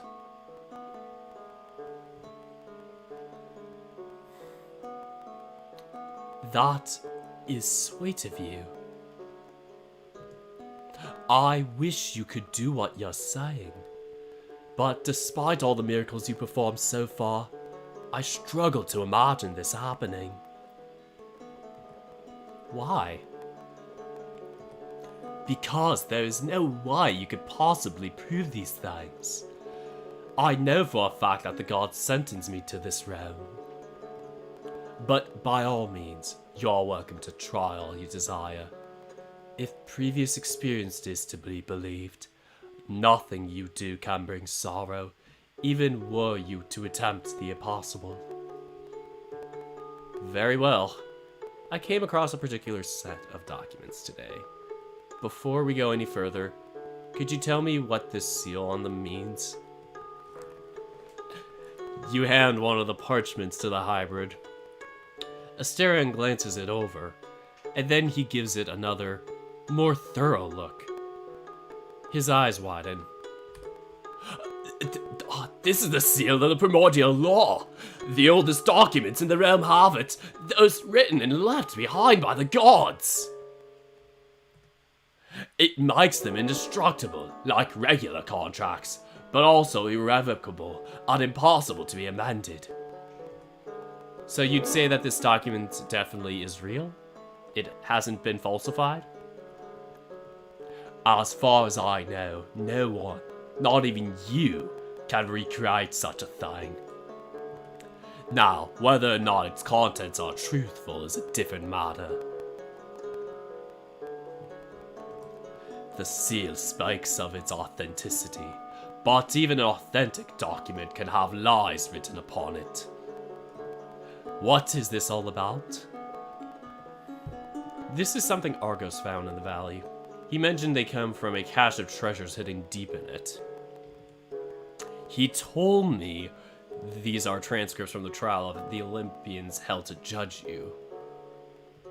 To be more precise, among these are Hestia's, Hades, and Hermes' votes in your favor. They tried to get you acquitted. And although Argos didn't have all of them with him, he told me the other transcripts reveal that Hermes found a way to leave things here which would help you. Hestia's mirror and Hades' statue, for example. They're gifts from those two. Why would Argos give this to you? It was very strange. I told him I'm not able to send you out and he took it badly. But today he came around and had a very different attitude. He just said he wanted to serve me. And seeing as I care about you, he was willing to, well, cooperate with promoting your well-being. He even gave me a letter meant for you. An apology. Make no mention of what you learned about the Argui today. Learning about the transcripts is already too much for a single day, and Nikos did ask you to keep the secret for a while longer. It would be prudent to remain patient on this matter. Asterion takes the envelope from your hand. He slaps it on the table. Somehow, I find that hard to believe. So, what do you think?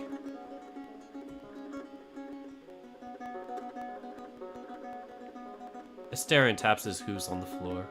His gaze drifts over to the window, to his room, then finally to you.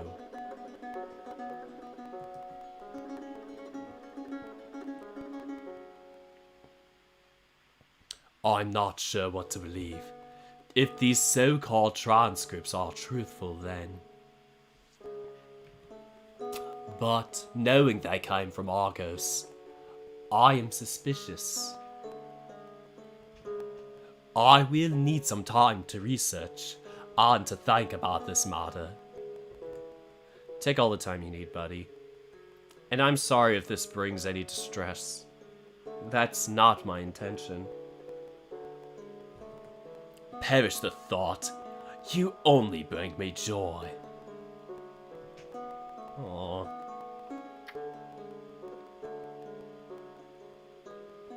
You awaken the next morning to find Asterion already in the office, poring over a stack of the documents, with the transcripts sitting squarely in the middle of his desk. A brief nod as you pass him by is answered with a quiet and distracted grunt. Without ceremony, you sit down to plan out the rest of the day. As soon as you grab the schedule, however, Asterion speaks. I will require the day off for my usual duties. I have a special assignment prepared for after I give these papers to read. Or after I give these papers another read. What do you have in mind? We will talk after you prepare today's schedule.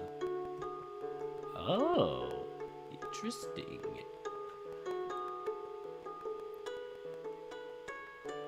We're gonna keep the things the same. So save, save, save, and confirm. Let's continue.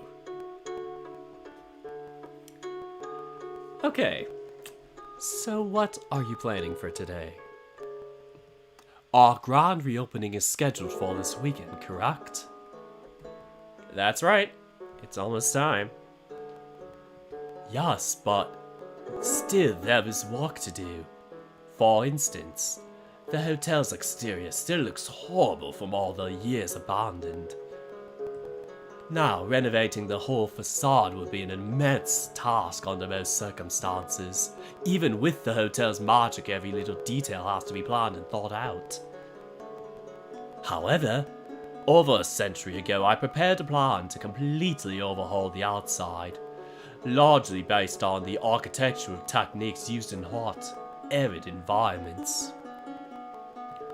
No master ever approved of the plan, though. They felt it was not European enough. After we renovated the reception, I went back over it to improve the design a bit, and I believe it is ready to be implemented. That would be such a meta thing. Me holding an Amicus and Brannock plush as a plushie. Oh man, we're getting into 3 different layers. And I saw all the comments about the Vlad plush. I would love to see a Vlad plush. He would be adorable.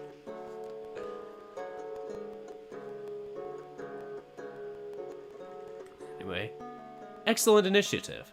That's the kind of can-do attitude I like coming from my business partner. Thank you. I knew you would appreciate it. I may be old, but I can still learn new tricks. I think I really have outdone myself this time. I'm sure you did. Now, how about we go over your proposal?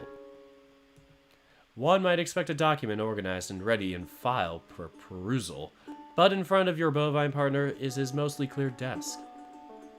Is he going to grab something then? You look back up at him. He grins. About that, my king. I am your business partner, am I not? And it was your wish that I treat myself as such, yes? Yes? And with that understood, you should trust me then as your equal partner and partner in crime, correct? Where are you going with this? Well, I was just asking myself if you would trust me to approve the proposal without checking it.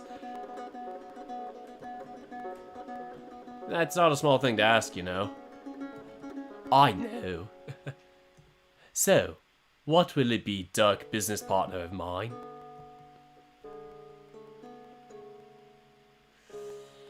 Tough decision.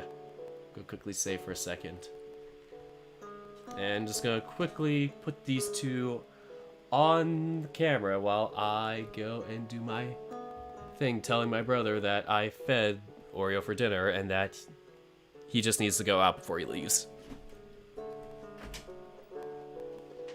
Okay, so I fed Oreo, and he just needs to go out around 9. So we yeah, just.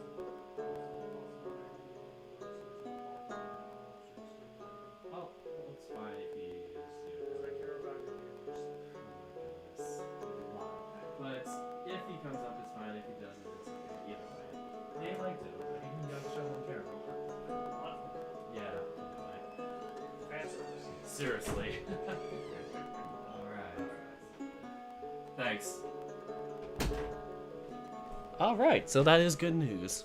My brother can take him out for the night, and then he can hang with me. So.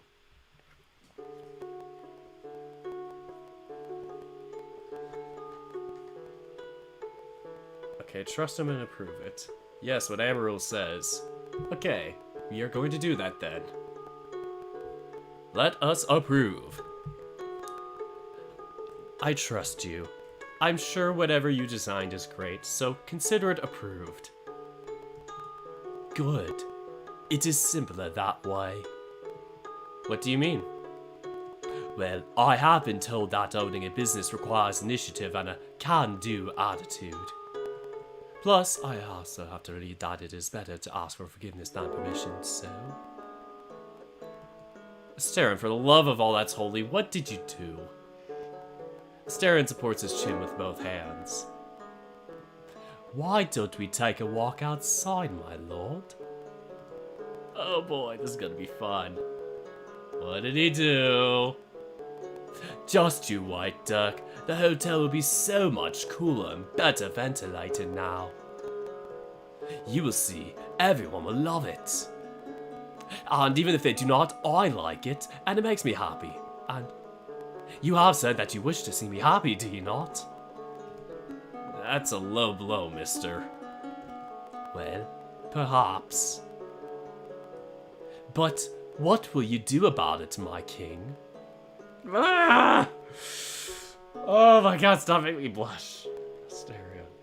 We need an Asterion plushie. I swear to god I would actually get that, like, first thing. Is there anything I can do? Is there anything I can do? The Minotaur leans in close. Closer. Closest. Until his giggling breath tickles your ear.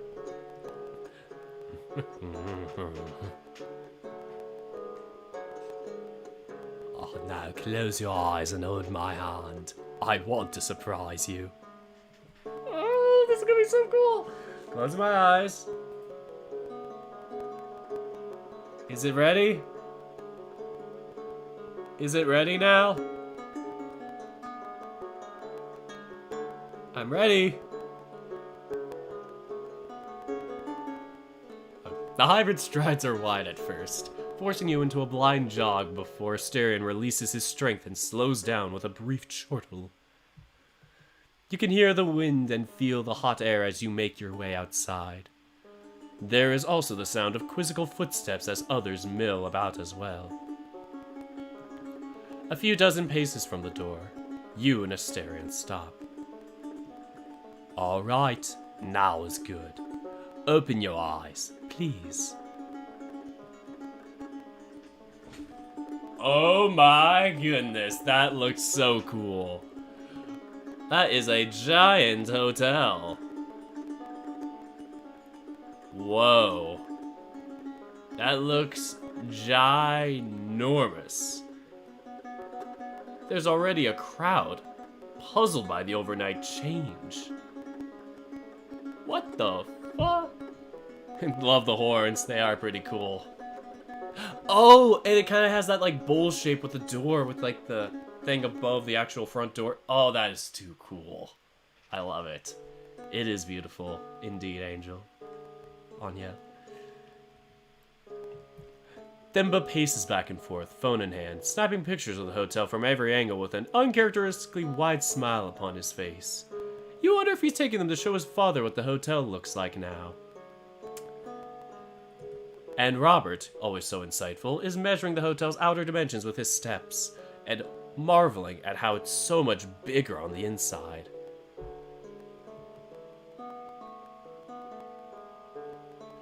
Do you like it? It's firm and masculine. I think it fits you, Asterion. It really does. And people are so happy about it that I'm waiting for the alert to come in. Super chat. Thank you, Perpy, for the $20. Perpy the cat donated saying. Perpy is here. Hello, hello, looking hot, Dirk. How work yada yada, yo.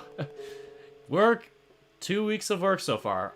I just finished my second week of work yesterday, and mix of up and down, like a mix of, oh my gosh, I have a ton to do in one day, tons of meetings to attend, and then doing nothing, and being like, I feel weird for not doing anything. Like, of course, there are, like, you know, documents and papers I'll, like, you know, kind of review from time to time. They're like, oh, here's your protocol stuff that, you know, everybody at the company needs to know because it's science, confidential stuff, so secrets. But after, like, reading those and going through those from time to time and glossing over them again and again, it gets pretty empty. There's not much else to do. But nonetheless, I'm glad I have a job, and hopefully I can save up in time over the next months, and hopefully within the year, no, not this year itself, but within a year's time, that I can eventually translate into full-time work. That'd be really nice. And then, yeah, have a steady job and move to my own living. I would love to have my own living accommodations. And yeah, either be by myself or with some close friends that I need to still make locally.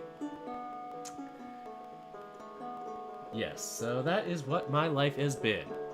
And I'm still waiting for some of like the YouTube revenue and like Patreon revenue to come in for like this month.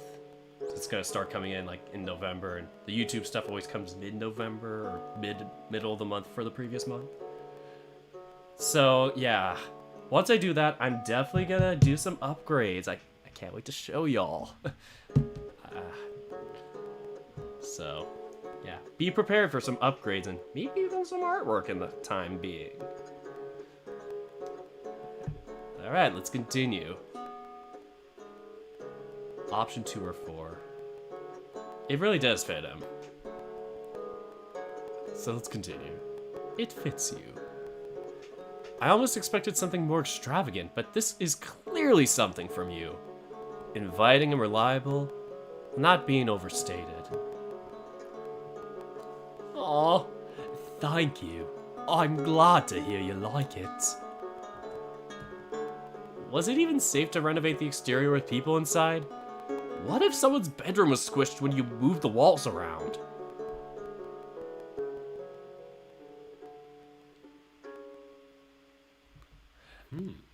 Super chat. Oh god, I just read Perpy's comment. Perpy donated another $5. Thank you for the 20 and the $25 in donations so far. Too kind. Oh boy. Show us your chest hair, I'm thirsty. Drink some water. Drink some water. Today was the worst day to wear a round neck shirt.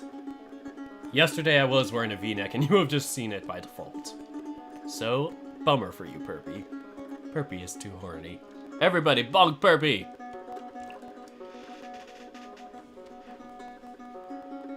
I assure you, perfectly safe. Changing the hotel's exterior, even adding or removing entire floors, has no effect at all on its interior. You could explode a hole in one of the outer walls and nothing would change inside. That sounds terrifying!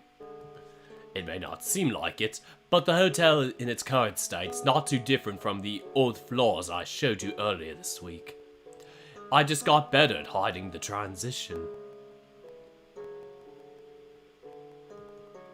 That said, adding more windows to the outside did allow me to improve both the airflow and the natural lighting of the bedrooms.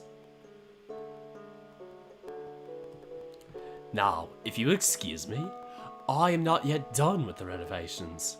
The sides still need some adjustments, and I have to make sure the breeze in the infinite branching hallways is flowing properly. After that, I will get back to those transcripts. Without a second thought, Asterion hugs you. Aww. Have a good day, Dirk. You too, buddy. Bye. And with that sweet farewell, the two of you proceed to the day's tasks. You decide to take the day off and rest until the afternoon. Let's check in on... Let's check in on the R&D team. Shin's getting to me too much. Your R&D team has made some progress, but no project was completed. Heck. Let's check in on the exploration team. The exploration team now is Dirk and Amicus. A fun exploration team, making the most devious of licks. If you know what I'm talking about, you know. Your team got really lucky and found 8 raw materials, twice of what you expected. Oh, it looks like you found something else. You found one of those transcripts of the Trial of the Olympians, Hera's Vote. You can read it by opening the files in the menu. After dinner, you wander to the hotel's ground floor.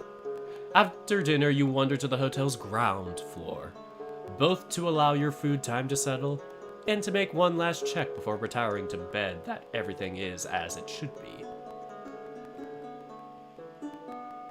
The lobby is empty, only the drifting sounds from down the hallways filling the air.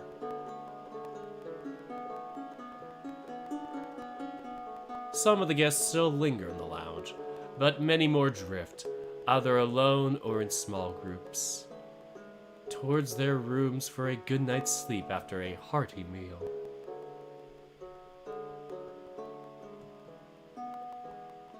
You poke your head into the staff break room and find a certain dragon enjoying both a moment of solitude and a glass of wine. Coda, what are you doing here? The dragon's throat rumbles, almost a purr. Oh, I felt the urge to have some time to almost reminisce. I felt the urge to have some time alone to reminisce. He raises the green-tinted bottle of the tabletop and waves it at you. Despite the darkness, you notice only a fourth of its contents remain. I preferred my homeland's liquor, bought the Stelly and swore this vintage right here was exceptional. And let's just say a flood of memories are coming back to me. Good ones, I hope. Only the best. It's as if I was young again, watching the villagers glowing around the rivers. People could be remarkably elegant those days. I keep remembering the couples entwining a finger as they walk downstream, barefoot as to not make a sound. And then the weddings, the wives hiding their bump in their bellies. Families feigning blindness as they drank and danced well into the night. The children are hands so tiny compared to their parents, as they come and soak their feet in the waters. I used to be a river deity in my glory days, you know. Half a dozen villages kept shrines to me, and I made sure their rice was unmatched. Their offerings were lovely, but what I remember most are their faces, their little troubles, and their victories too. Aww. There is one tale, though, that's so vivid in my mind. There was once a pair of lovers, Aurelia and a brewer of sake. The sake brewer lived by my river, the warrior by another. Every 5th day they'd walk for hours to the fountain end of the 2 streams, where they'd meet and enjoy each other's company. It was said they were made from a single soul, but grieved so as to inhabit 2 bodies. I'm sure of it myself.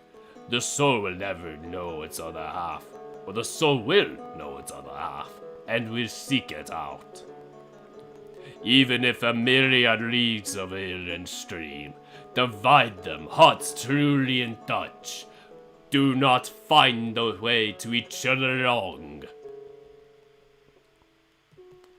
Say, Dirk, do you believe in such a thing as the soul? Well, yes, I do. That's a tough question. When you talk like that, and knowing you're a god yourself, it would be so easy to say yes. I've seen so much since I arrived here. I suppose it would be foolish of me not to believe in... I've seen so much since I arrived here. I suppose it'd be foolish of me not to be open to the possibility.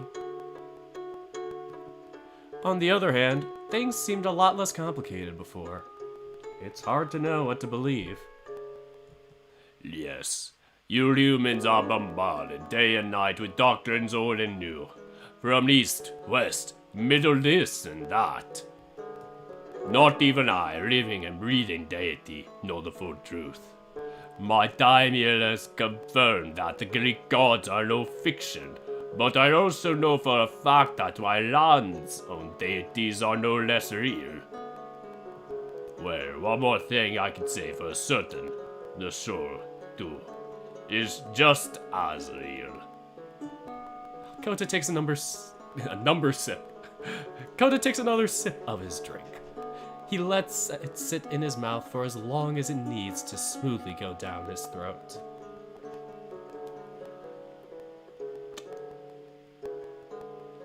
He breathes out, shoulders slumped, as the warmth overtakes his limbs. So, what do you think of that little tale I shared? Do you believe a soul would recognize its other half? Do you believe a soul would recognize its other half?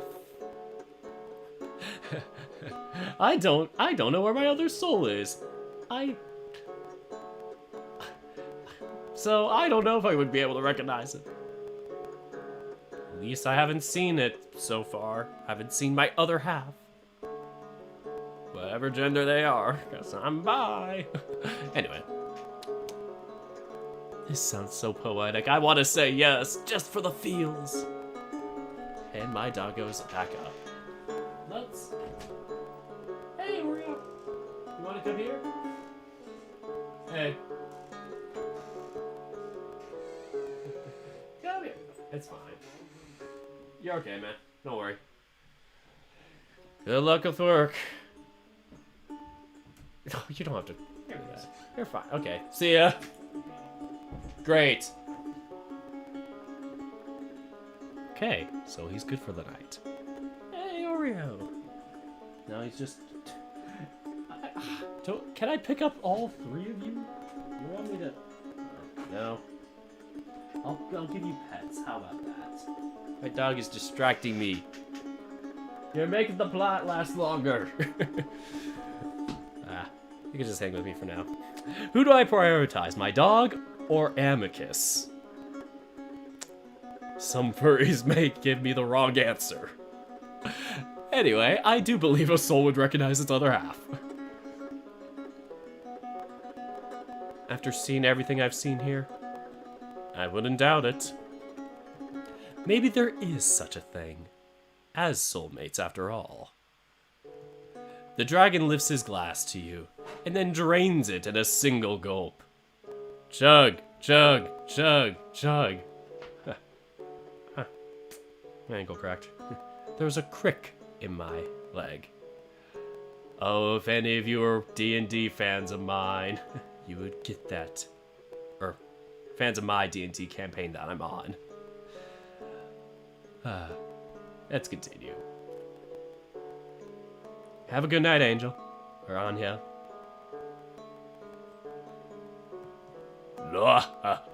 That's right. You can bet on it. Either way, the gods do not make life easy. Not even for lesser deities such as myself. Much less mortals like you. But every now and then they do throw us a bone. As difficult as life may be, joy and love can be found as long as we keep on living. This hotel has given me a great deal of hope. Even for an elder such as myself, I'm sure even my lucky day will come soon enough. Not unlike you, really.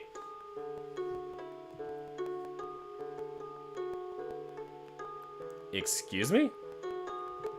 I may be the drunkest I've been in half a century, but I'm neither blind nor a fool.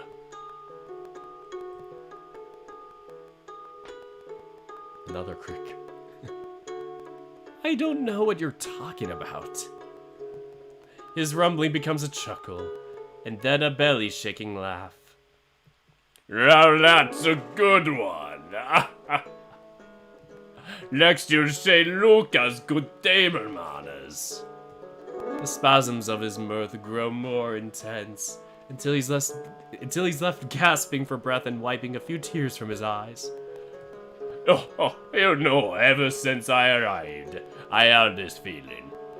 The way you look at him, how you're always by each other's side. If you're part of my propriety, I couldn't help but speculate. Then I learned about the stallion's past. Forgive me, but if only for a moment I doubted you. I live in fear that you might be taking advantage. But that night, when you took the armband, you put all my things to rest. You put all my fears to rest. You put all my fears to rest. And I knew it. Seeing your integrity brought me peace of mind, but I'll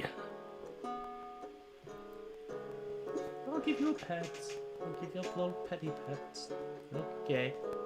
I'm petting the doggo. Again he laughs, joy shining like the sun upon his smiling face as he looks at you. And then, with just a few words, he tears away all pretense. You two make a fine couple. A couple? Heat blooms upon your cheeks at the very idea. But is that what Asterion would want? Is that even right for me to be that close to him? Seeing how... My donkey was being silly.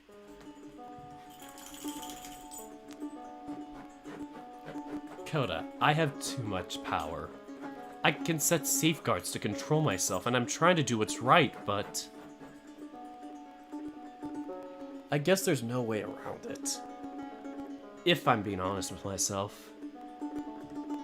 Is it right for someone in my position to even consider being together with Asterion? I'll give you a little pet again, and I'll probably open the door soon for you, just so you can kind of roam around a bit. Assuming my brother's gone, it'll be me and him in the house, and he probably won't bark until my parents come back, which is chill. Anyway. Coda casually plops his hand onto your shoulder with the full weight of his arm. He looks off into the air with a beatific calm. Then to you with eyes that reflect the depths of his thoughts. Or part of me wants to slap you for this foolishness. That you're even asking that question, in addition to the little stunt you pulled a few weeks back, says everything there is to say on this matter. But still, I answer as best as I can. Now is it right for you to be close to him? Or now, is it right for you to be close to him? What I can tell you is, you're asking the wrong question entirely. You're thinking too much with your head, and not nearly enough with that human soul of yours. How should I put this? Wisdom is like chains and shackles, you see. It binds us, protects us from our foolish wants and desires. A man should be used to binding himself. We have, after all, too many unsightly and ruinous wants. All of us do. It is respectable for a man to limit himself, especially when he takes on the mantle of a leader. But there is such a thing as too many shackles, Dirk. Your arm, for instance. Aren't you sharing his burden now, shackled as you have become? Aren't you now like a prisoner yourself? You've locked off some of your power. So tell me, what shall grow in the vacuum left by it? But all of this is just rambling, because there is only one question that truly matters. Is this what a stallion wants? So, Dirk, is this what he wants? Take it one step at a time. Think and plan it out. That's how you've always done things. But it's so much more complicated with people than it is with computers. Me in a nutshell. How can you be so sure what the most reasonable course of action even is? Oh god, my job is a lot of like figuring out like flowcharts and stuff, and that was one of the things I had to do the other day was like make this giant like flowchart thing for like plans of action. Oh, it was chaotic. But it can be beautiful when it is in place. I trust your judgment, Implicity. So, what do you think as an outside observer to all this? I think he holds immense affection toward you, one that goes well beyond friendship. But I don't think he's connected the dots just yet. He allows that to hang in the air as the clock on the wall ticks away. Finally, the both of you sigh. Kota with warm contentment, and you with bashful apprehension. I'm surprised you even brought this up. I wasn't sure you were accepting of gay people.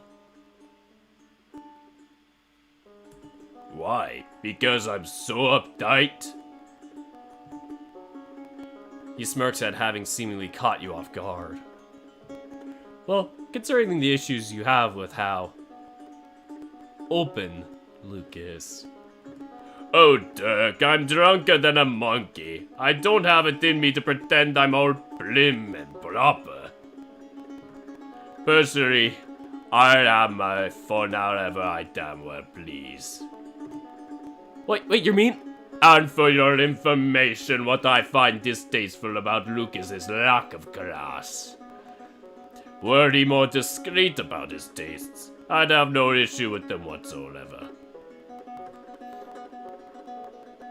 Although, I cannot deny that I've grown fond of him. We still bicker every other day, but I do appreciate his hard work. He isn't an unreliable man. So, you don't mind people who aren't straight? I aren't straight. I'm old, Dirk. I've seen people lose their chance at happiness in so many ways, for reasons which sound so petty in hindsight. Do you want to go outside of this room and go downstairs and check? Yes, I know. Those cute little eyes. Hold on, I'm gonna pick you up first, and you have to say goodbye to the... sorry, Amicus. You have to say goodbye to the camera first. And then you can go. Everybody say goodbye to the doggo for the night. Say goodbye to Oreo.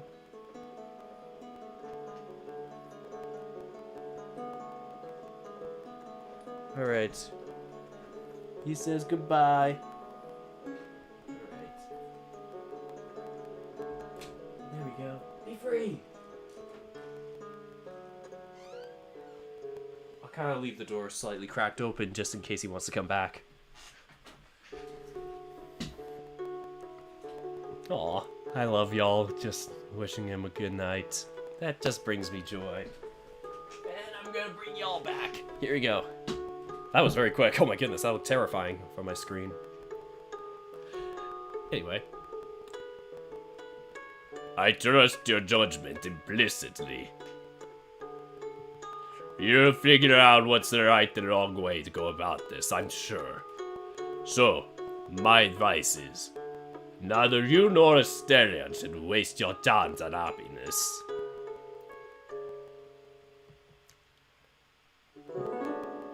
At last, the dragon hefts himself to his feet. On unsteady legs, he teeters to the sink, rinsing out his glass and setting the wine bottle back on its proper plane. I didn't even know I was drunk. I had 0 drinks this whole week. Well, actually, the past 2 weeks, I think. Oh, I think I did have like half of a glass of wine or beer or something. Maybe, but yeah. I haven't had any weekend drinks yet. Maybe for Halloween tomorrow. Oh boy, the following morning is gonna suck. And I have a long day tomorrow. I'm probably gonna have to do overtime the next 2 days. Ugh, anyway. At last the dragon hefts himself to his feet. On unsteady legs, he teeters to the sink, rinsing out his glass and setting the wine bottle back in its proper place. Now, if you'll excuse me, I've had a little too much to drink. It's high time I retire. To my quarters. It's high time I retire to my quarters. Whatever that means. And Dirk? His hand claps your shoulder.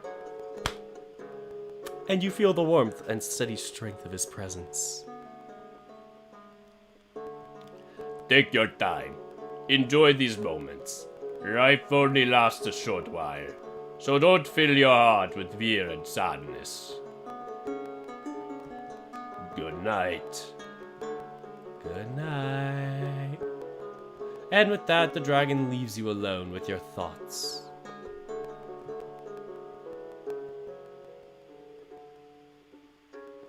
Later that night, when sleep ruled the hotel and its inhabitants, the Minotaur rebelled.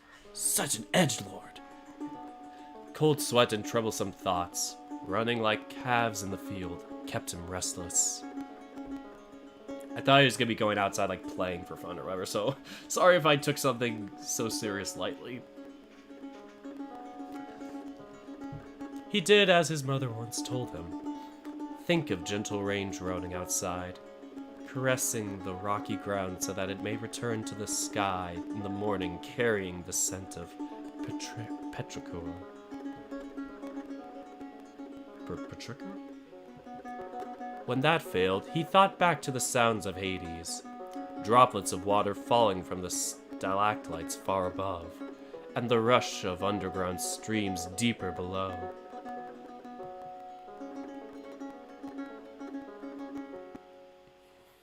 Nothing worked. His mind turned again and again to Argos's letter. And so, like thousands of times before, Asterion's disquiet forced him out of bed.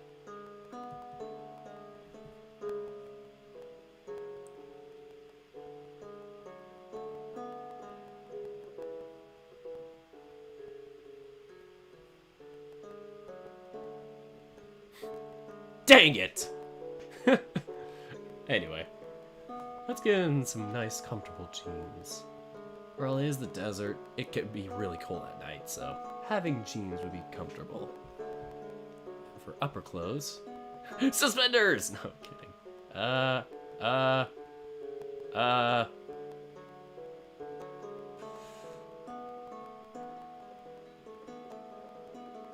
Shoot. He doesn't have that many long sleeves. He's gonna go nude. He's gonna go shirtless. Oh no, I'm getting the scene. What scene am I getting? Come on. This is gonna be tough. Should I just go for the 40s outfit? I'm just gonna go for the 40s outfit. Throwback. And of course the nose ring. Cannot forget the nose ring. Let's finish. It's a really good scene. Let's confirm. This is gonna be fun. He took his lyre with him, and down he went. Past the ground floor, the storage, the entrance to the old hotel, past centuries of history and memories. He made no attempt at muffling the sound of his hooves as he marched. When he reached the lowest exit of the hotel, the Minotaur sang his song and commanded a wooden whistle into existence.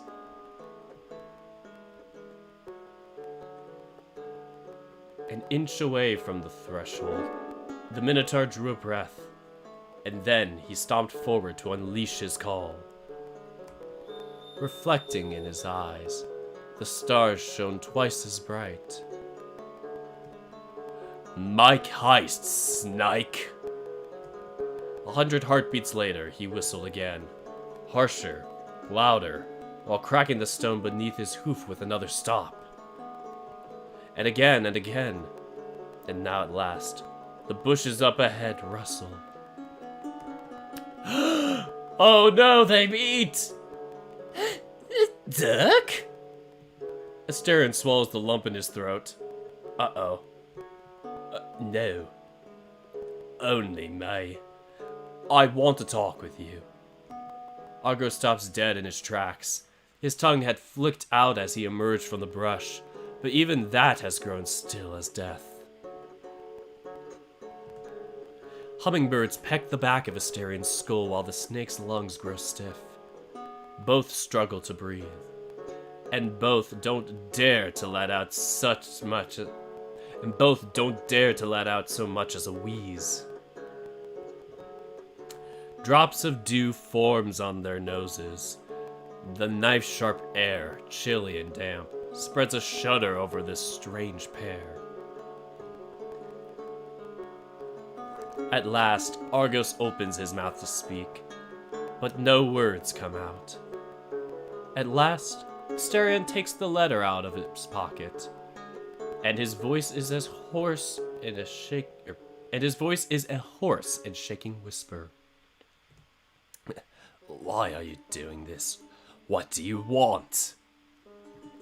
Nothing. There's nothing I want. Then what is your plan? I have none.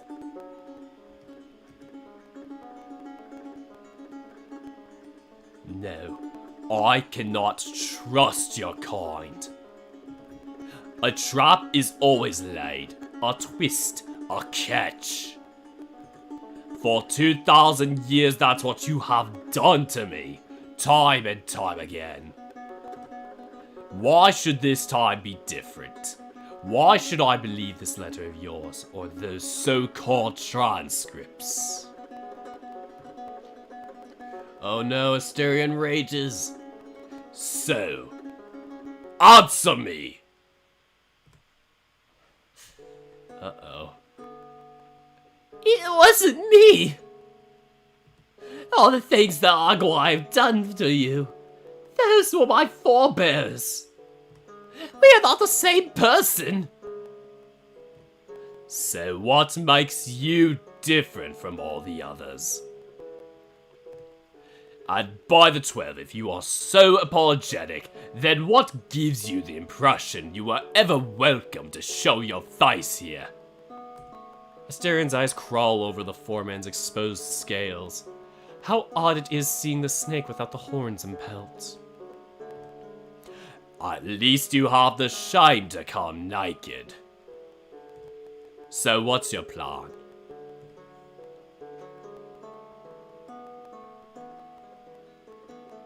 The snake looks around, rubbing his hands together. His eyes are soft like cotton. All the blood-stained iron has been stripped from them. For a moment, Asterion almost forgets that this snake is his tormentor.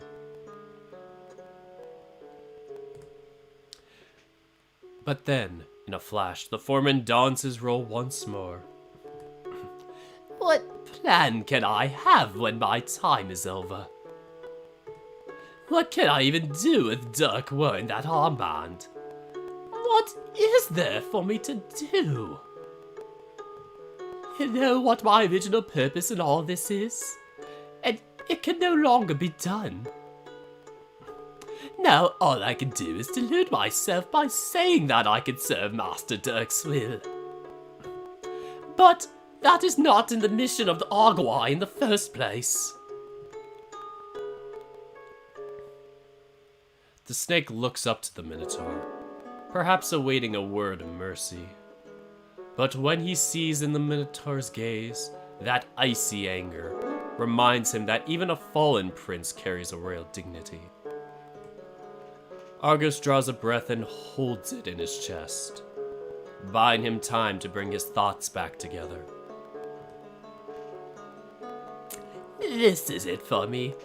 I failed the old mission set by Olympus, and allowed the Master to be irreversibly compromised. And that may well be it. The ruthless chain of old masters and their traditions is broken. Now this man walks all over the ancient customs, doing as he pleases without a care. I can already see it. One day he'll pick a successor much like himself. It wouldn't surprise me if you could convince or contrive a way to make our future masters bear that cursed armband. And if, when that happens, the Arguai will be forever rendered purposeless.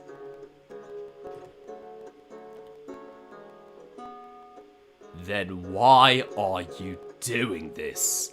Why show me those transcripts or send me a letter saying you are sorry?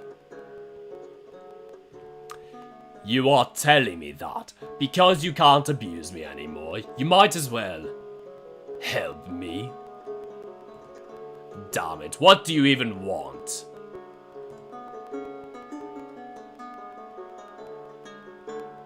I wanted a noble mission.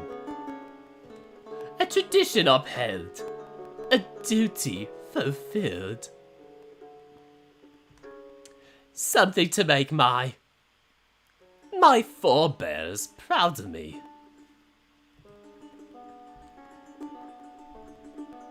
I knew my time in this realm would be short, but not this brief. I wanted to spend more time with you and Master Dirk. More time torturing me? No, just listen to me. You. There is much about the Arguai you don't know. I'm telling you, I have no ulterior motives. My original purpose is gone, you hear? So, I might as well do what I can with what little time I have left. I may be a servant of the gods, but even I have some autonomy. And I have made my choice. If I cannot serve the gods' will, then I will serve his, no matter where it may lead us. And what he wants is very clear, Asterion.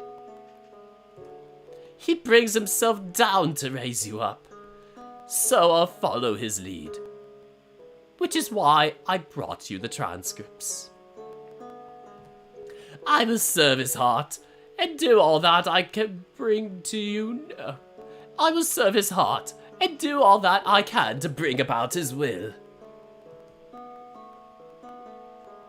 But why? By the 12, I don't understand why.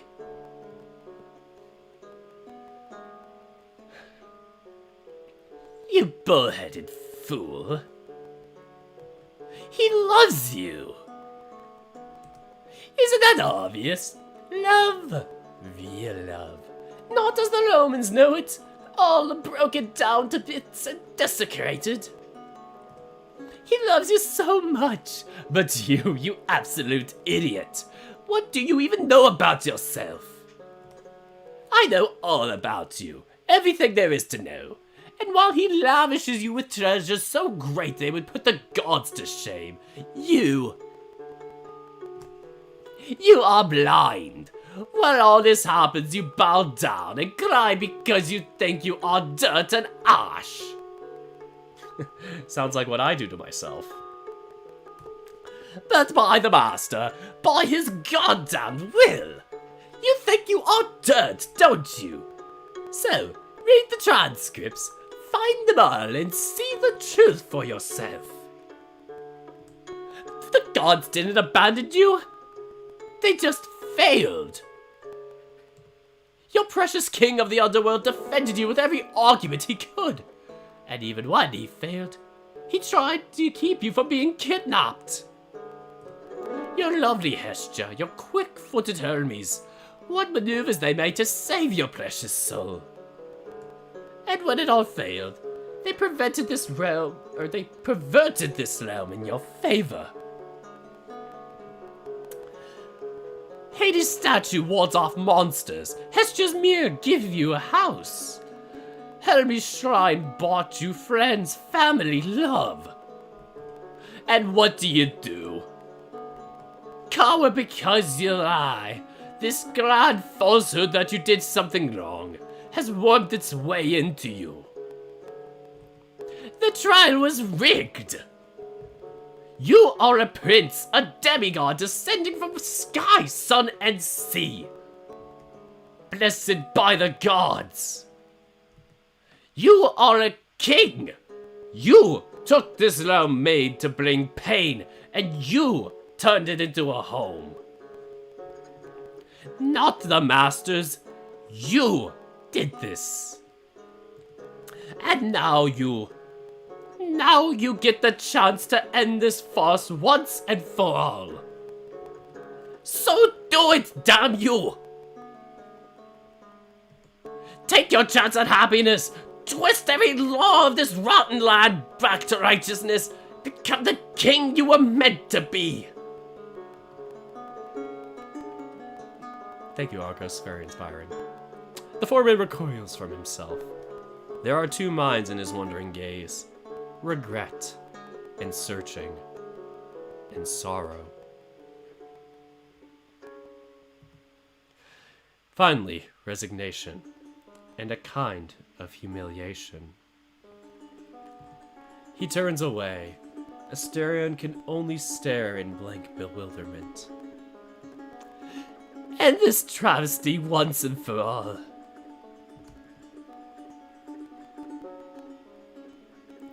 What are you? Argos' facade cracks, and another voice flows from his mouth. Only the most loyal follower of Dirk's will.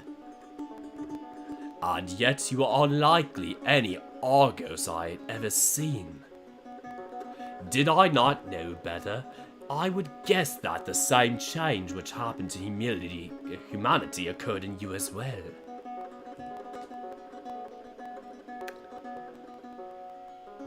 What a fine Argos I turned out to be. Argos shuts his eyes in thought and lets out a huff. Asterion follows the snake's cue, tensing his fingers on his lyre. I do not know if I trust you. I do not know what to think or feel about all this. I know, however, that I have never seen an Argos weep. And for many years now, I have believed that no one deserves misery. As much as your kind has brought me grief, if you are to go die, or be undone into the sands, or whatever it is the realm does when it is finished with the Argui,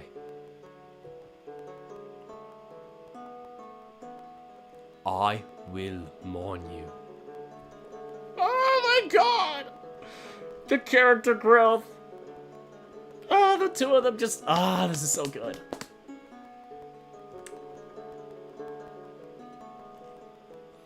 The snake remains himself. The snake remains half turned away as he lifts his gaze. He takes another gentle, pensive breath. You will mourn me? By the 12, what regret you stir in me? What, now you are too tall to take my kindness? No, it's not that at all. I just wish we had met under different circumstances. Were I not the Argos? Had I never taken up your skin as my mantle? Had I never wandered into this rotten valley? The snake turns his head, and his watery eyes meet the bull's. Do you think we could have been friends?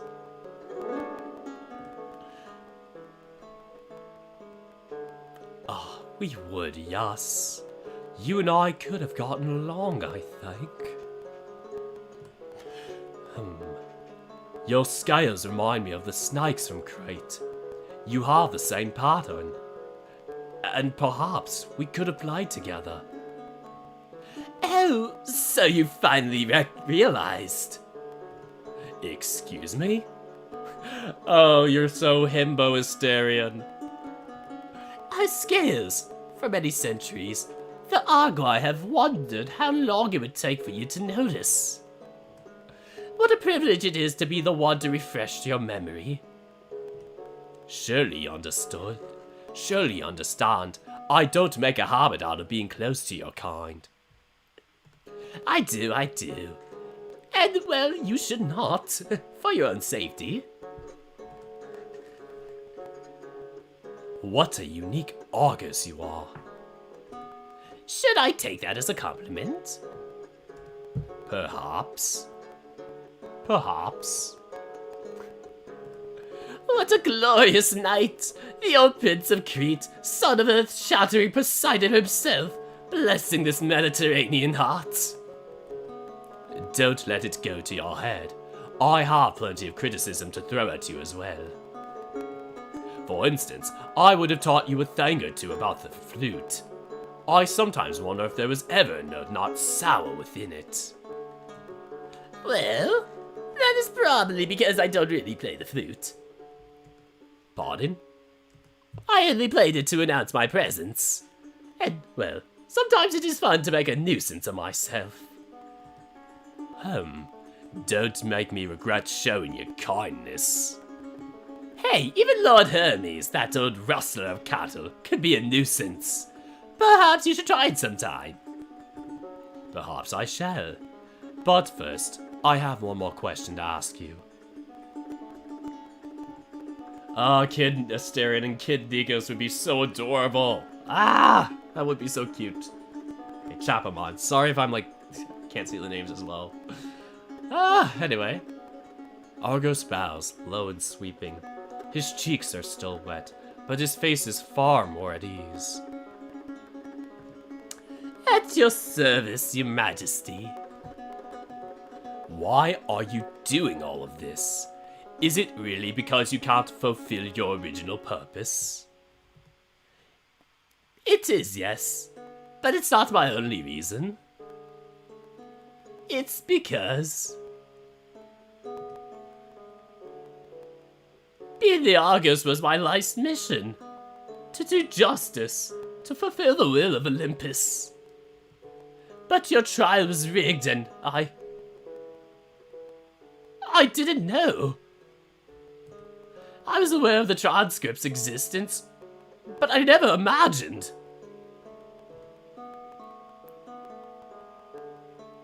What injustice was there in my actions and in my role of... What justice was there in my actions and in the role of the Argoi? Were we ever fulfilling the will of the gods?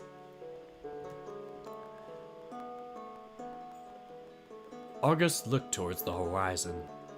He closes his eyes with hands folded over his heart. The beast of the wasteland prays. My lord, my master, is this what you wanted? Was this truly your will all along? Knowing Dirk, perhaps it was. Assuming you are not preparing some trick, you can rest assured he would approve of your conduct.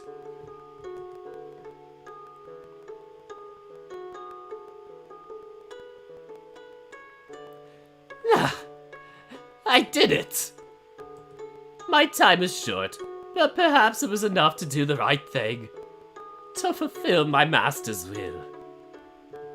Yes, I am sure he would be proud of you. I should go now. I would like it if those are the final words I carried to my resting place. But wait. Will we ever see you again?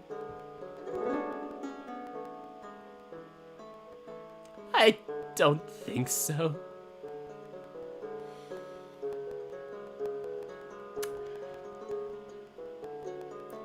Then pardon if it is overstepping my bounds, but would you like to?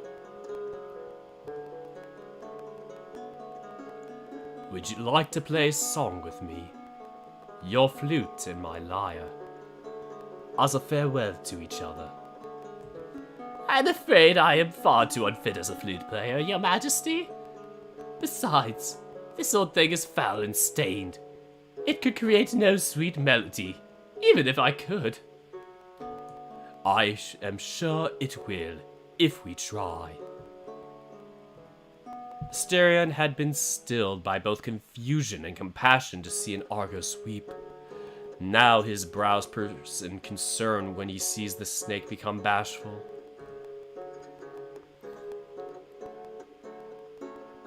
Say, could you make me a brass instrument? Brass? Yes, a trumpet if possible. I have read about its sound. Fun fact, I played trumpet for 1 year in 4th grade, and then stopped because I got bored. The more you know. And though the Argui of old despised that thrum of brass so, I was always curious to hear it for myself. As a matter of fact, just a few days ago a guest showed me one. If it's still here, then I can. Would you like it with a mute? He showed me that attachment as well. That way you won't wake up any of the guests. Yes, Your Majesty. However you see fit. Asterion nods and then closes his eyes. He concentrates and holds his hands out. They trace the shape in the air as he remembers how gently he held it, and the guest's assurance that he needed not to be so careful.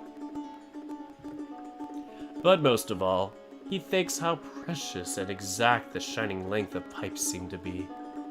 In the span of one blink to another, Argos sees it appear in Asterion's grasp. The Minotaur offers it to the snake, extending his hands out over the hotel's threshold. Argos slithers closer, and reaches out. Fur grazes with scales, their eyes lock together. The snake feels the bull's breathing. The two can't help but think they are close enough to heart, or that they're close enough to hurt. Snake with horde. Oh my god, I want to see somebody Photoshop that meme where the kid's playing the trumpet in front of that girl covering her ears, but replace it with Argos. Oh my god, even better, replace the girl in that meme with Asterion. Or maybe then it would just be the flute. That would be so good. But no betrayal comes. Argos takes the proffered instrument and runs his hands along the bell. His fingers click the valves. He puts the mute in, brings the mouthpiece to his lips, and plays a few crisp, clear notes. What a fine piece of work. Where did you learn? A beast I may be, but I'm not devoid of exceptional talent. I can do much when my instrument is pure. And, how does that one song go? I heard you play it when you sit outside with your lyre.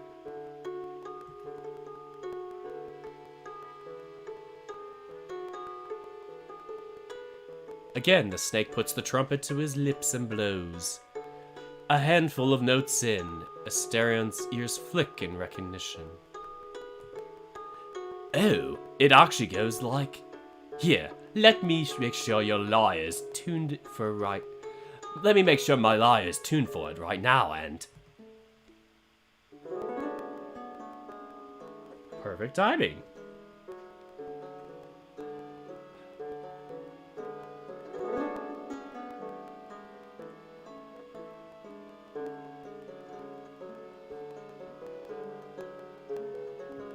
Asterion plucks out the same handful of notes, and then continues the phrase. Argus picks up the song's trajectory, playing along by ear and memory while watching Asterion for cues. They pause on the last note as the snake's breath falters and the string's vibrations fade. Argus grins. Ah, this is too pure!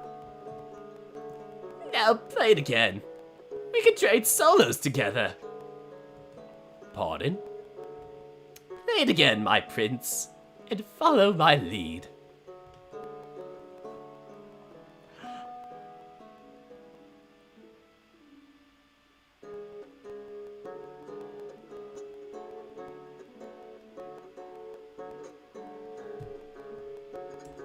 They start over together, matching note for the first phrase.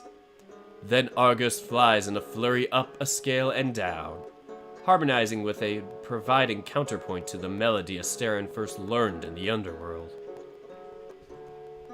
The snake plays with little frisky hiccups and hops, until the last note rings out. Now you! Argus blows the first 3 notes, holding until Asterion catches on. He maintains eye contact with the Minotaur, nearly running out of breath before Asterion joins in, and then he slows the pace to accompany his music partner's attempt. Asterion's plucking is slower in coming, more thoughtful and questioning in placement than Argus is playing, but the Minotaur finds some harmonies that ring true for him as the snake holds it together. When it is finished, they sit there in silence for a moment. Asterion looks up. Would you like to do that again? Oh, this is so sweet! Ah. How did I end up like this? Asterion's fur stands on end at your approach. Is something the matter? Yes, sir. I mean, no. No issue, none at all. Just a little something that is gnawing away at me regarding these transcripts. What is it? They are authentic. The seal on them is unfalsifiable. But that doesn't mean they are what Argus says they are. Anyone could have written them. Nothing stops their contents from being fiction. Except... Lord Hades' transcript is no transcript at all. It took me a while to recall, but this is his handwriting. I say that with full certainty too. During my time in his guard, I was taught to recognize it, and there's no mistaking it. These documents, or at least Lord Hades, might be real. And how do you feel about all this? I don't know. At least, not yet. I still need some more time to think it over. It's alright, buddy. You can take all the time you need. Thank you.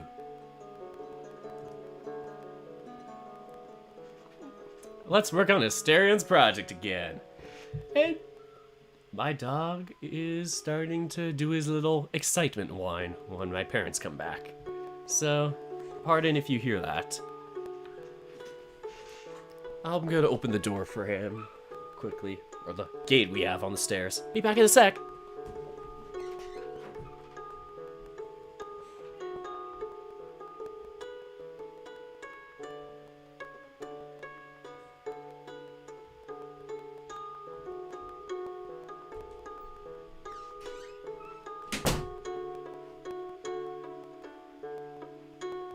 Alright, now that he's been freed, I continue. Alright, so, keep the things same as before, but now we have Asterion working on his project again.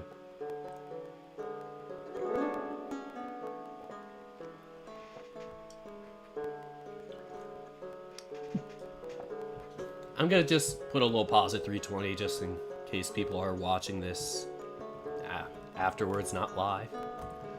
And say that we started at 3:22. Give them a 2-minute break. Let them take some time to touch some grass. Whew, it's getting a bit hot in here though. I have to open up my windows after this. But these guys are so cute. Giving them a kiss and hug is just love it. It's just so soft and adorable. This sparks joy. Alright, so let's confirm our plan in a minute. Anything that I missed?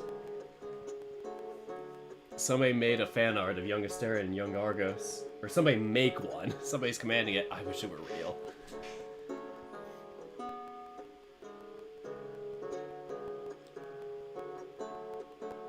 "10 years of brass instrument practice. That's interesting. That must be fun. I wish I continued.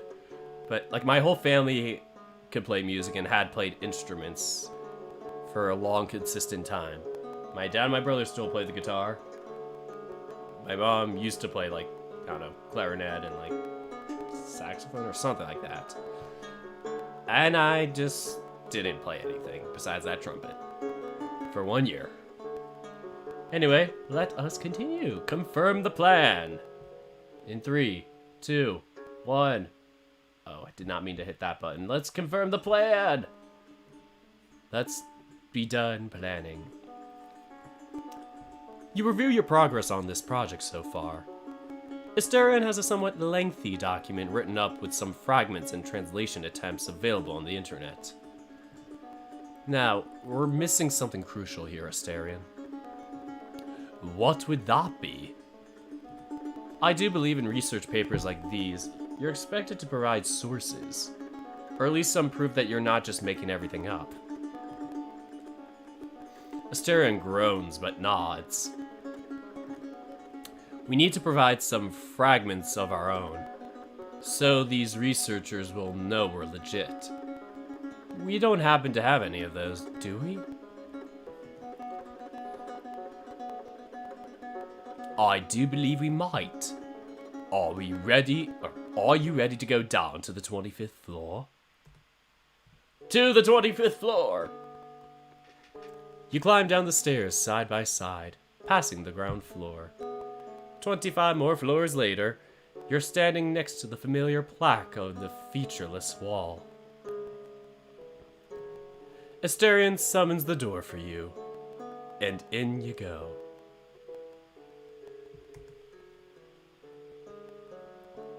You are greeted by the familiar sight of the storage room. Are we going to the ancient part of the labyrinth again? As much as I would enjoy that, no. I do not believe that will be necessary. Asterion guides you down the long corridor, past all sorts of historical artifacts. About halfway through, he stops dead in his tracks. Give me a moment. I cannot quite remember how to.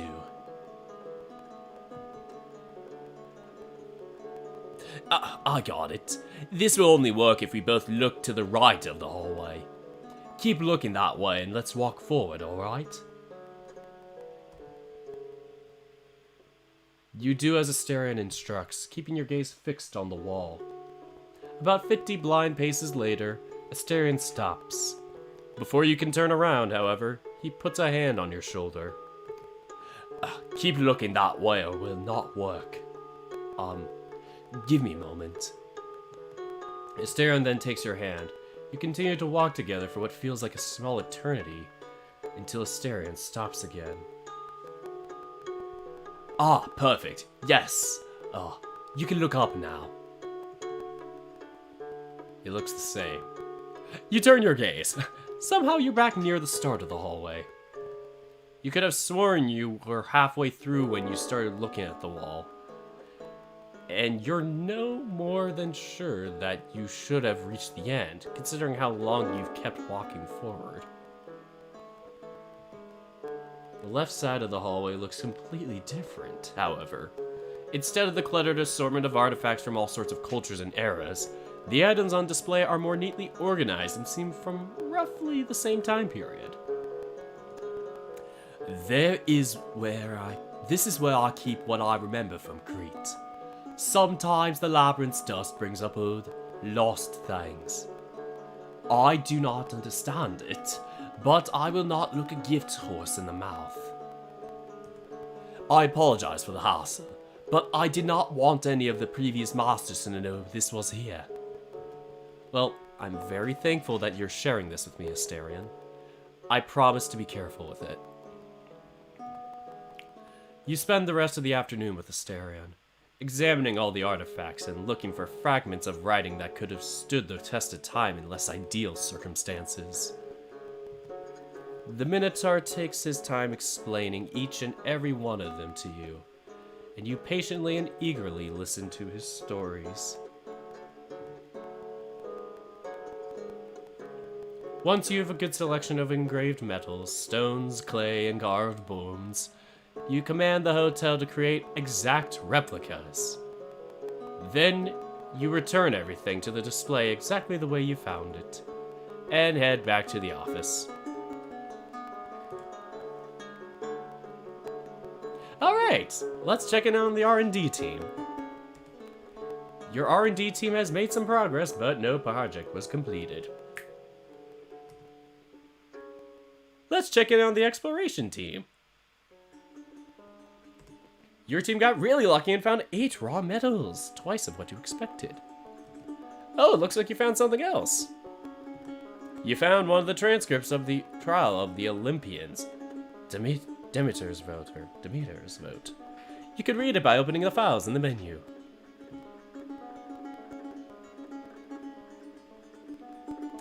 Another week gone by, good lord. Under your wise and kind-hearted leadership. The Minotaur's hotel has provided shelter to another wave of wanderers. Some still lick their wounds, many have already departed, and a few choose to stay behind and join your ranks. And like any ship's crew, one should expect them to partake in silly rowdiness every now and then, regardless of your commands. Tonight, even after all the guests have returned to their rooms and the lounge's doors have been closed, a crowd still lingers there. Ah, there they are. Drinking and chatting, making a ruckus, talking, or am I saying this? It's probably from my perspective. Drinking and chatting, making a ruckus, talking a notch too loud and saying it a tad too much. You had taken a minute to sit by the sidelines and watch the merriment when a certain dragon appeared. He offers you a can of beer. Thank you, but I don't want to drink quite yet. Luke's beer. Oh no, this isn't for you. I just wanted you to see it. Oh god, it's non-alcoholic. Who the hell drinks beer that's non-alcoholic? That's like smoking weed that doesn't get you high. What do you think? It'll be a gift for our feathered friend. It's his favorite kind of beer. I'm sure he'll love it. But how'd you get it? The dragon. The dragon takes a good look at the can's label and traces a claw over it. Well, as it turns out, the hotel is exceptionally well equipped to create liquor. It's quite curious, really. We still have to cook our meals and bake our bread. But when it comes to alcoholic drinks, the hotel can manifest them in the blink of an eye, down to the most minute of details. I did a few experiments and managed to make 12 bottles of sake which are almost identical, except for each one being made from rice grown at different altitudes. It can replicate flavor, alcohol concentration, even the exact packaging you want. I hope you don't mind, but I've been playing around in my free time with these delicious discoveries. It took me a while, but I created this beer which, I believe, will be precisely to Luke's preferences. Can't believe Luke likes non-alcoholic. Whip! Interesting. You think Astarion drafted up some kind of contract to make all that possible? If he did, I couldn't find it in the bedrock. What I did find was the Blue Master's manual, more like a brochure really, explaining how to do it. I actually discussed the matter with Astarion during lunch once, and he told me it's just how the labyrinth has always been. But enough about technicalities. What do you say we reveal it to the bird brain? You turn to find Luke being egged on by another employees while trying to climb a pile of stacked chairs to win a bet. Luke. He doesn't hear you when you call his name. You resort to clicking your tongue, snapping your fingers, and clapping your hands. Here, kitty, kitty, kitty. Success. Luke scampers over to you. What's up, boss man, sir? What's up, boss man, master, sir? You could just call me Dirk, you know? Will do, King Lord Daddy. This is what happens when a lord is too soft-handed. His subjects take kindness as permission to disobey and rebel. The griffin picks up on your hesitation.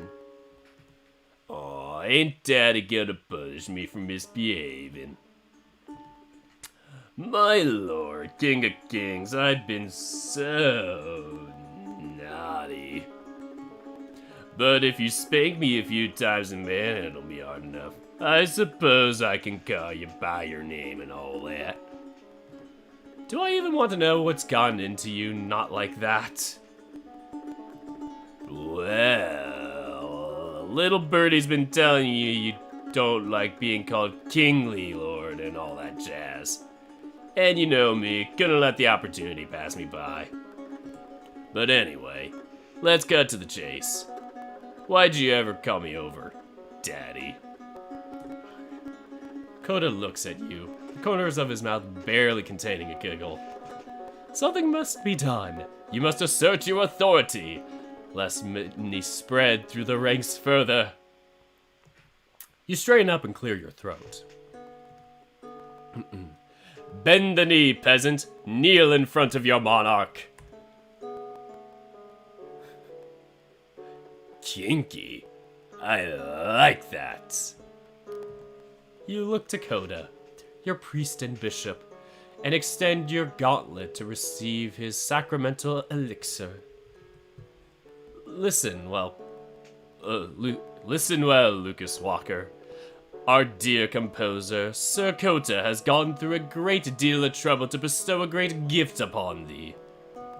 You will accept it. The dragon hands you the beer can. Luke bends over as if to kiss your shoes. Oh, Daddy. God. Lift your gaze now and witness the boon I grant. Your subject looks up, to your crotch, of course. But forethought compels you to block his view of it with the beer can. His eyes take a second to focus on your hand. Beer? Beer, you insolent dog, brewed by our highest bishop for you. You hurt my feelings, Luke. I spent the whole week trying to get it just the way you like it. You make him cry. You'll make me cry. Wait, beer for me? He's sobbing. Inconsolable. You ingrate, I'll lock you in the dungeons for 50 years. Wait, Coda, you mean? He even made a whole new beer label for you. It's in the name, on the can, written in the stars. 1,000,000 miles away, a message to the manga. I don't know all the words, but seasons come and go, but I will never change. Oh god, remember when that was a meme in 2010? I was there for that! Back in my day, that was a meme! Carved with my own steel-stained claws. Kyoda, Bluey, is this for real?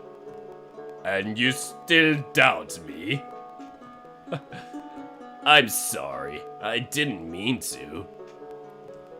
Jesus, I can't believe you. Be grateful, you insolent cur. Thank you, Bluey. I've always dreamt of being on a can of beer. The Griffin holds the can with both hands, polishing the label with his thumbs. Damn, it's even my favorite type of beer. Butter my butt and call me a biscuit. This is one of the best things anyone's ever done for little old me. Somebody's gonna take that line out of context. Come here, you. Luke hugs and lifts the sizable, squirming dragon, almost losing his balance and sending the both of them tumbling down. You're welcome, you're welcome. Now put me down. No, I ain't no insolent dog. I need to show Daddy I'm a good boy. That look Luke has. Luke, stop that, or so help me God, I'll punish you in all the ways not even you can make sexual. Here, drink your beer and behave now. Oh, I'll drink, partner. That look, though. Sheesh. But behaving's never been an option for me. Cheers. Luke digs his claws into the top of the can and rips it off like an eagle decapitating a rabbit. Dear Lord, that is terrifying. Then he chugs it down to show everyone how little of a gag reflex he has. I don't know what I should be more terrified of. Coda and you exchange a look, raising cans of your own. Cheers! You drink a good mouthful, while the dragon only takes a shy sip. It tastes like piss, like every American beer. Throw back to when I had a bunch of Budweiser still in the fridge, and then we had to throw like a dozen of it out because no one would drink it. Because my brother was into it for a time, and then I kind of was for a bit, and then mostly him, but then I was the only one drinking it afterwards, and I just couldn't stand it. Like, it's better than Bud Light, don't get me wrong, but still, Budweiser, all that, not a personal fan of. We do have some European beers, though, in the fridge. Might have some after this stream. To celebrate! Assuming we finish. You freeze, save for a shudder running up and down your spine as you reflect on whether or not you should spit it back into the can. Bluey, I can't believe you did this for me. It's delicious. He's so basic. Luke, your alcohol tastes are so basic. Better than Bud Light, even. Ain't never had a better drink in my whole life. And it has my face on it, too. I gotta show Ma. Luke pulls out his beat-up phone to snap a picture of the label. He does not seem aware that his brutal method of opening the can has decapitated the likeness of him on his label. It was my pleasure, Luke. I'm glad you enjoy it so much. Aww. I'll have to pay you back, Bluey. Can't let a kindness like this go unrewarded, you know. Oh, I'll do something real good for you. You're gonna love it, I can see it already. No, that won't be necessary, really. I insist, Daddy.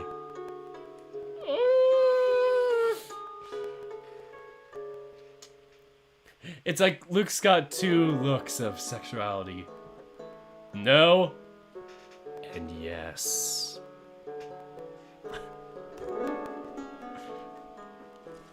Now Well, if you'll excuse me, I gotta show this little baby off and make it everyone's problem. You look down at your can of piss beer. Hey, you little piss beer, you think you're so freaking cool, huh? You think you're so freaking tough? You talk a lot of... You look down at your can of piss beer to gather your words. Then up to Coda. It tastes like piss. Now I know what you're thinking. You're asking yourself if I'd had the gall to bottle urine and pass it off as beer. If you must know, I am a brave man and I would not shy away from doing it to Luke. But it was not necessary. This is really how he prefers his beer. Good. That's... reassuring?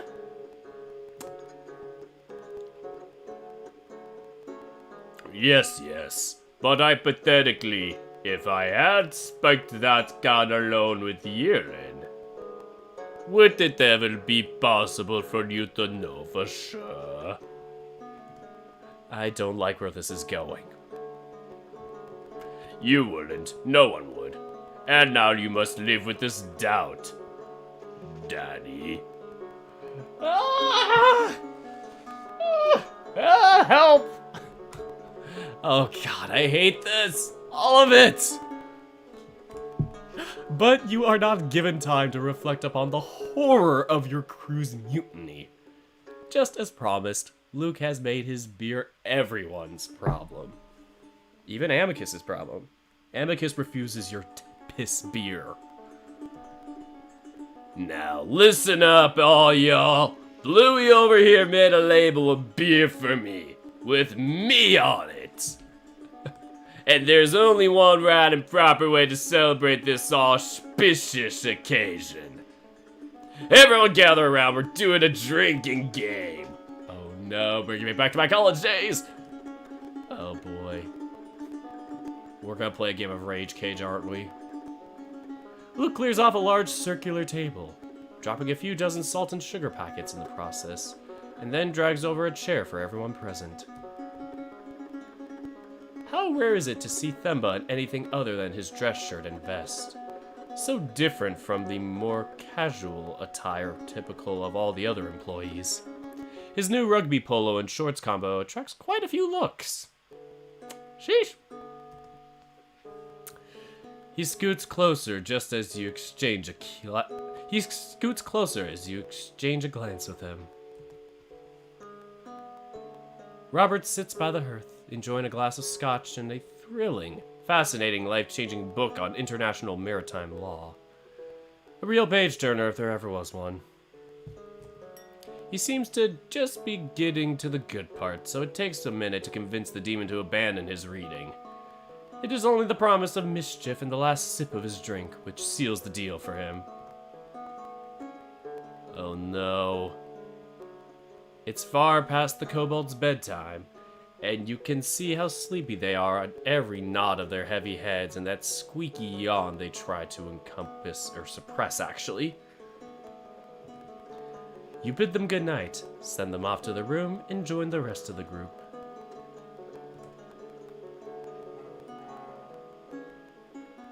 Oh no. You sit next to Asterion, both excited to begin and ignorant of the horrors about to unfold. Oh no, are we gonna play King's Cup? Oh no. First time I ever played King's Cup. Lost it. Had to drink the whole giant thing. Alright, we all know the rules, right? One by one, the Griffin slams a can of beer on the table for each of the participants. Well, I will indulge you for tonight, but I'm warning you. If you scratch any of the tables with these cans, or heaven forbid, your darlings. Relax, Blue Boy. So good. As I was saying, we'll take turns and ask a yes or no question.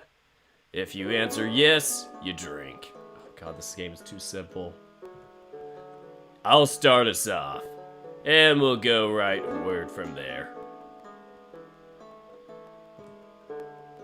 Right word? Yeah, I mean, like I start, then Asteria, and then Master Daddy. Are you doing this just so Kota gets to play last? Well, ain't you bright as a new penny, Angus? You got me. Alright then, I'll start, then Coda, so on. Pass the turn to the fella on your left, alright?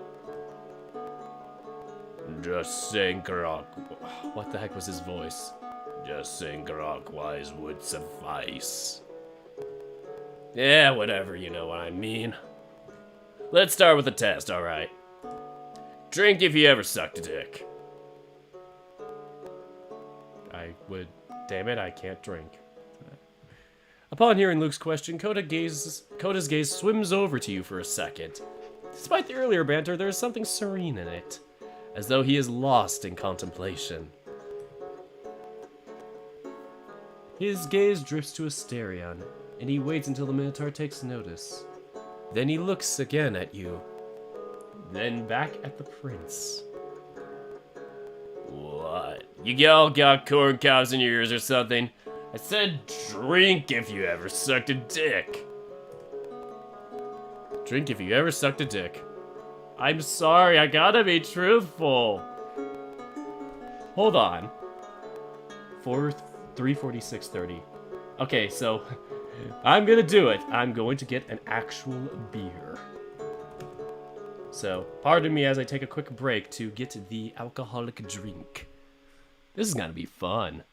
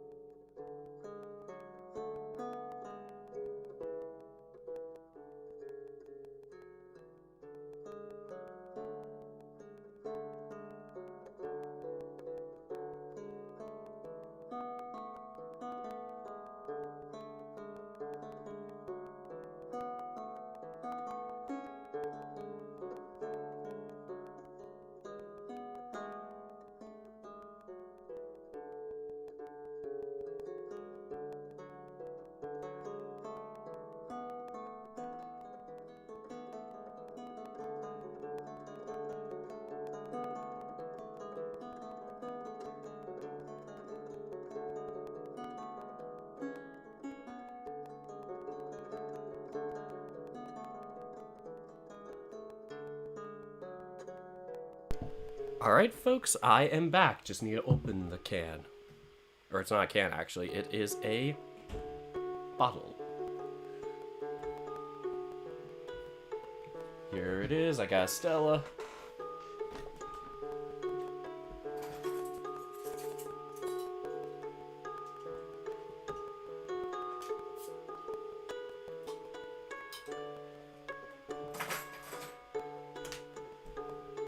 Remember to drink responsibly. Drink if you ever sucked a dick. I'm sorry, but I haven't. Yet. Luke, Coda, and Robert drink. Damn, Robert. Sheesh. Can't imagine.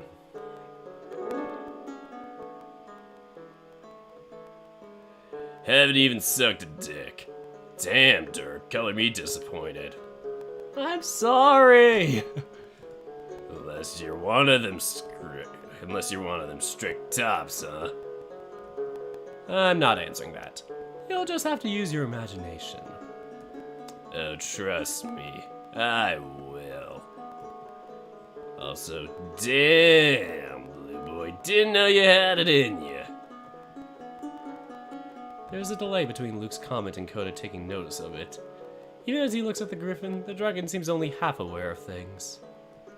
My sexual life is none of your business, Luke. Let's please keep the improper questions to a minimum. I must agree. It's your turn next, Kota. If you insist. I said that was a test question. Y'all ready to go for real? Alright. Drink if you ever gone to work with. Let's keep the improper questions to a minimum, Luke. Alright, drink if you ever gone to work with cum in your ass from getting fucked bareback. Still no. Still no, y'all would like to think. Chaos erupts among the ranks. Save for Robert, whose might far exceeds his minuscule display. Damn it, Luke! Griffin laughs as he brings his can to his beak. My turn, my rules. Drink if you've ever gone to work with cum in your ass from getting fucked bareback. I'm sorry, I thought I'd actually be drinking tonight. Luke and Robert drink. Oh, whew, oh boy. Oh, of course you drink, Luke. This is just a thinly veiled excuse to brag about your sexual exploits. What? I'm just curious. Want to get to know you guys better.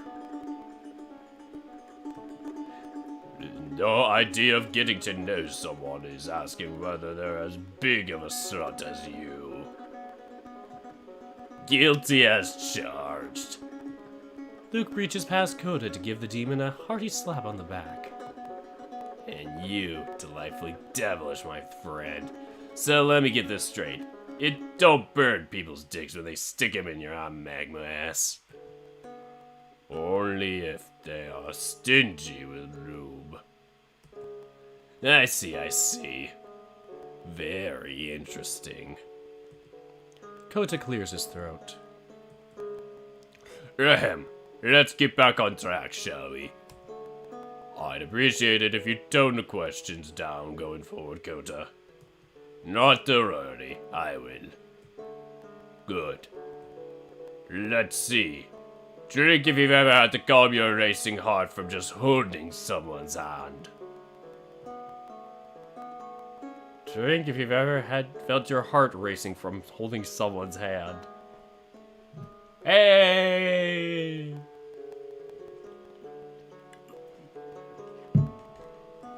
Asterion, Luke, Kota, Themba, and you drink. Asterion has a big smile on his face. Is he aware that the beer is non-alcoholic? Oh, God. You smile back.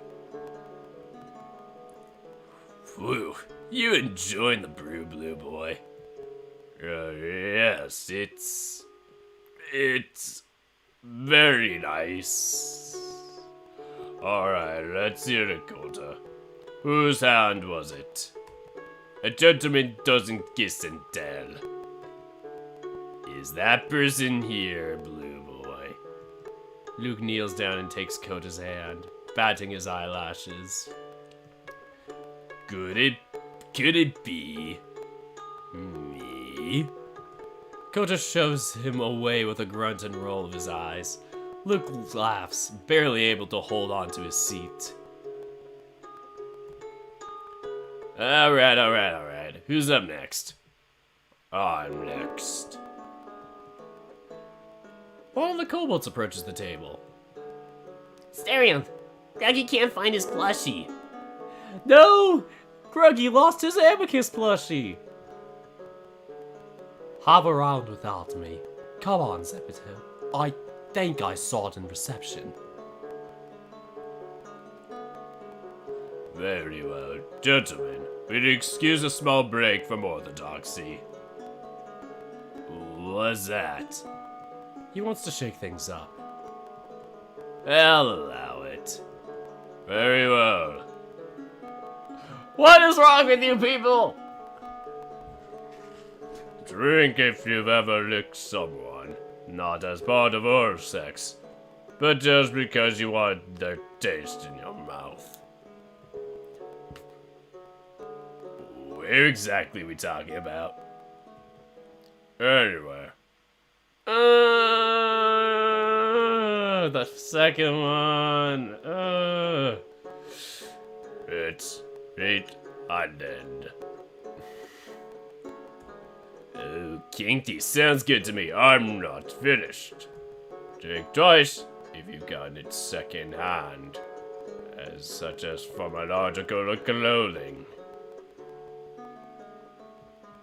Thrice if it was there. And 4 times if you ask them to forego showering beforehand. Oh God! I'm sad that I haven't drank to this. Drinks. What is wrong with you people? I'm sorry. I'm such a Puritan. Why am I somebody that hasn't tried? Oh goodness, you people. I'm sorry. Luke and Themba drink 4 times. I could totally see him doing that. Robert only drinks once, to every shock. Just testing the waters. Luke slams his empty beer can on one table. Holy shit, Robert, buddy. You trying to get me drunk or something? Dude, it's non-alcoholic. Luke totters over to the counter to grab another can. Well, I'm here. Excuse me, fellas. Which way to the little boy's room? You grace us with your presence and terrible etiquette every day. You should know by now. I know, I'm just messing with y'all. Luke heads off to the bathroom. Wait a minute, what? Okay, I thought he was naked. There. Does it count if it's the other way around? And a guy asked me to do that. Very frequently, I might add. Well, Luke isn't here. On his behalf, I'll allow it. Thank you. If I may speak frankly, I am not enjoying this beer at all, but I do enjoy participating in this activity. Same here, also very frequently. What's up with that? Let's just say that it's part of my physiology. When I go into a rut, you'll be able to tell. I have had plenty of sexual partners who quite enjoyed it. I regret to inform you that when the time comes, I might have to stay out of the office altogether and work from my room. If that's alright with you. Oh boy! Say no more. Crisis averted. There's our wholesome boy. Luke returns, looking around at the others as he settles back into his seat. Did something get... Okay, the audio is still working. Howdy, what'd I miss? Not much. Who's up next? Let's see. Oh yes, I've got just the thing. Luke's confident in his ability to maintain his winning streak. He is already taking a large gulp as Themba speaks. He drank every time so far, surely this will be no different. Drink if you're engaged in erotic asphyxiation. Oh boy! Luke chokes on his mouthful and has to spit it out. What in tarnation? Drink if you've ever engaged in erotic asphyxiation! Whew! I'm sorry, why am I so pure? I am so pure! Nope, not me. I'm curious though, no, but I haven't. Themba lifts his own can, but instead of drinking, he tips it towards Luke with a big smile. What the fuck? You ain't even gonna drink. No, that was never a rule. Whoever asks the question has to drink it, correct? This is bullshit. That's cheating. Careful now. You don't want to offend Uncle Asterion with that language. I'm just happy to see Luke meet his match. I, for one, congratulate you for beating Luke at his own game. Themba sports the widest smile you've ever seen from him. I believe it is your turn now, Duck. Alright, it's my turn. Oh boy, and then Asterion, right? Yes, that would be correct. What would you ask the group? Drink if you ever fucked a guy while not using a charm. Tough question. Drink if you would do someone at this table. Ah, such tough choice. This one feels like it's gonna reveal something. I want to.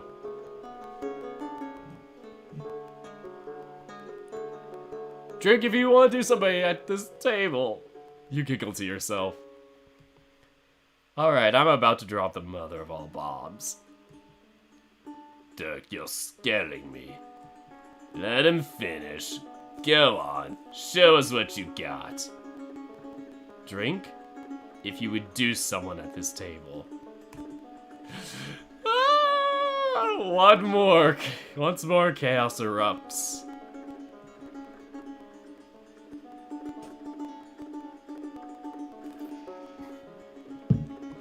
Now that's a low blow, Duck. That was uncalled for. Well, look who just dropped the biggest nuke of the night. I'm proud to call you my boss, Dirk.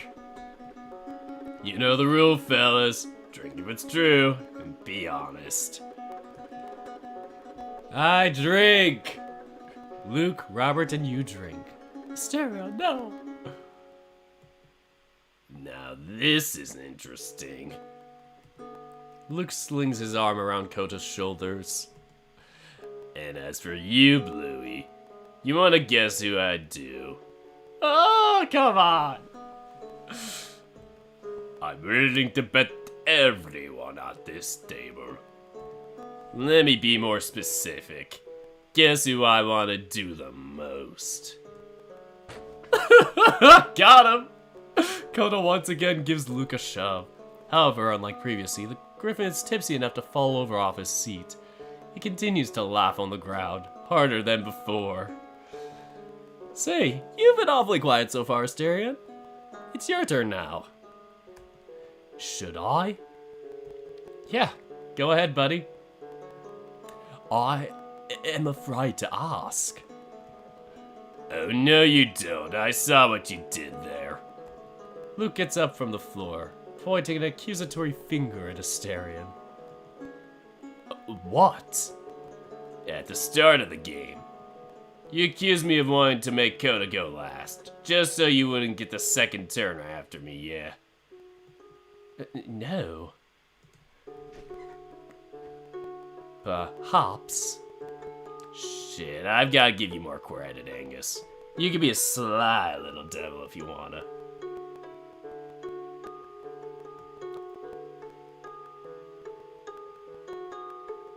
So, did the one I choose have a better outcome for later? Or was it the other one? Either way, whatever. Very well. I will ask my question then. Asterion clears his throat.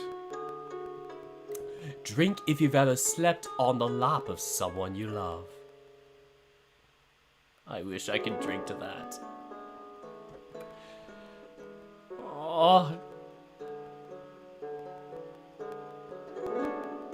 Asterion drinks. Okay, thanks, Trinix. Good to know. Asterion drinks. Well, I've had I've had someone fall asleep on my lap, but not the other way around. Also, it seems like you've defeated Luke, Uncle Asterion. and using the opposite approach of mine. Very effective. Yeah, I got close, let me tell you. But I'm a man of my word. I accept defeat. Tell us more about the Mysterian. What was it like? It was. I fear I cannot tell. You can't just drop that on us and not tell. Those are the rules. No, the rules say you only have to answer yes or no. Now look who's got the honey tongue. You're awfully good at abusing loopholes, Asterion. Thank you, Dirk. Well, speaking of abusing holes, it's my turn next. Take a drink if the person on your lap has... Don't be an asshole. Respect his privacy. Okay, in that case, I got another question for you.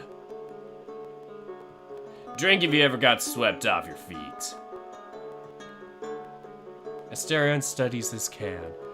He had it raised a little, but with a pursed brow and a slight grumble of consideration, he sets it back down. A twinkle comes to the griffin's eye. No, wait. Drink if you ever wished to get swept off your feet. There we go.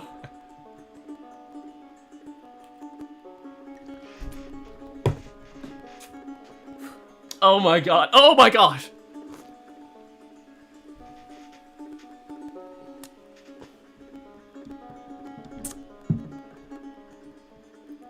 Thank God that was off camera. I'm going to get some napkins. Or tissues.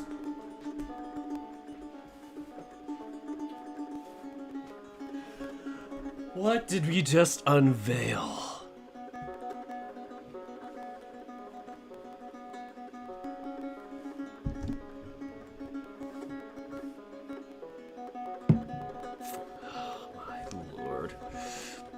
My stupid beer just started fizzing on me, and I'm sorry, everybody.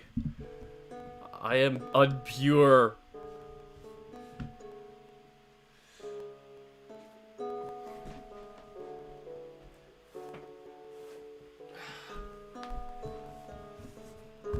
This is my makeshift cleaning method.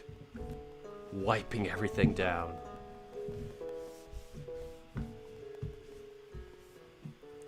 Look what happened to my beer! It's all head!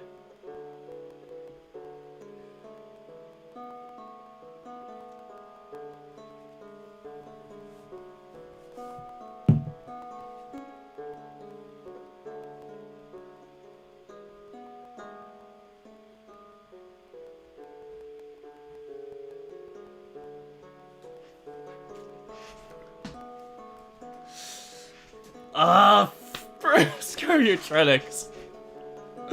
After finding out how that question fishes. God. And dragged off to bed to get your fucking brains fucked out. Look, please, it's one thing to do it yourself, but do not drag Asterion down into the shallow pride of your dirty mind. Shallow?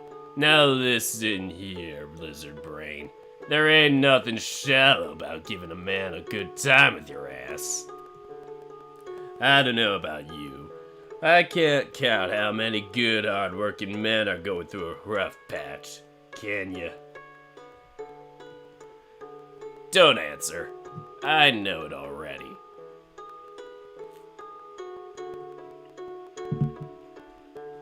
Sometimes, you just need a good lay to get it all out. And you can bet the whole dang farm I get my rocks from getting fucked. But what really gets me going is knowing I made a man's day better.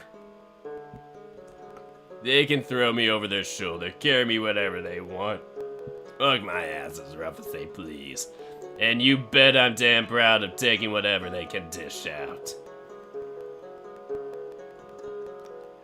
I can take it, Bluey, because I fucking love men.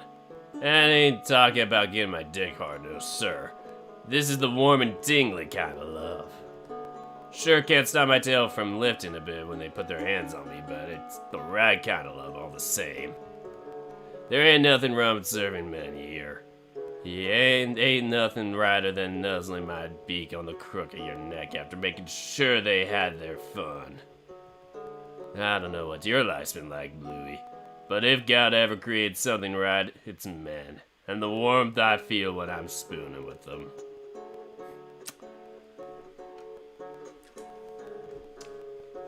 Just feeling their tummy on my back. Come on, you tight ass. Ain't nothing better than that. I love men, and if you don't, you're losing out on the best fucking time there is. He's wholesomely lewd indeed. Yes, sir. Thank God, I love being gay. Got him. I am impressed. Never in all my years have I seen someone passing out from non-alcoholic beer. Oh, Coda, you. Oh, did you spike it? Did you spike it? Perfect. And so, good Lord, another night under your rule draws to a close. With the surrounding lights dim, Astera and you take a stroll through the hotel's unending hallways, enjoying the velvety silence together. With all the night's rowdiness gone, a man cannot help but grapple with his own thoughts. And tonight, the Minotaur's stride is sluggish, so much that you must also slow yourself to remain by his side. His gaze wanders up to the ceiling and down to the infinity ahead. While his mouth remains open and half open, while his mouth remains half open as though not about to. His gaze wanders up to the ceiling and down to the infinity ahead, while his mouth remains half open as though about to pour out his thoughts. A silence like tonight's is sacred, and wise men seldom break it. But as you make your way to the spiral staircase, you hear a chest-rumbling sigh escape from Asterian's breast. You stop and look at him. His eyes shimmer in the darkness, and the contours of his ears flick as his gaze latches onto yours. You alright? Was tonight a little much? He raises a hand as if to embrace you, but stops.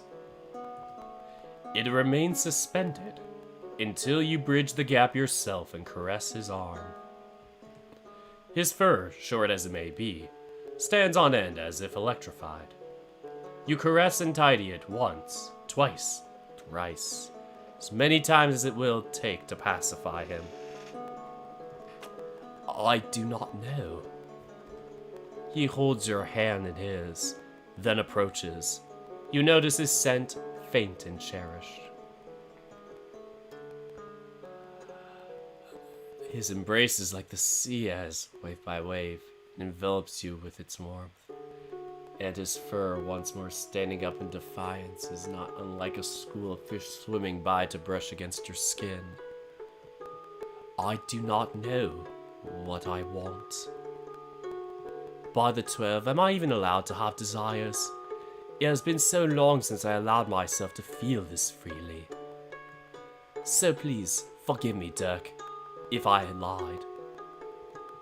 You whisper all that can bring a man comfort and peace, each word punctured by the rhythm of your heart and the squeezing of your arms. You do not catch all of Asterian's mutters and grumbles, but you assure him it is all fine regardless. You give him time, all that he needs and deserves. Meanwhile, good Lord, you remain surrounded by that air of Poseidon's saltwater scent.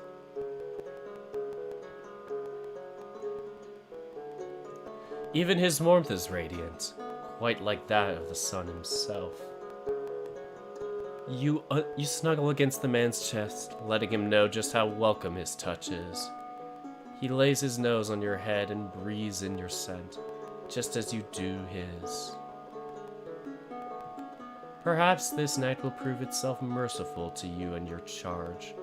One can hope both of you will dream of the sun, salt, and breeze of a sprawling beach.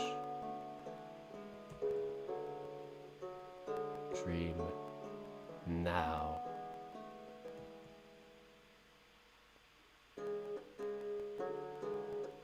Hey, we made it to the hinterlands. Or is the hinterlands like the Hinterlands 3 or whatever it was, where it's in the middle of it? Either way, we made progress.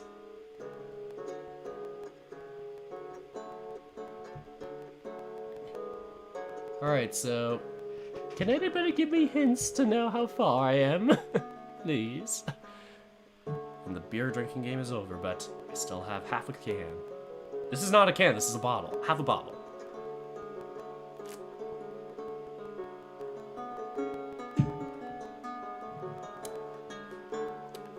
You're going soft, you know that?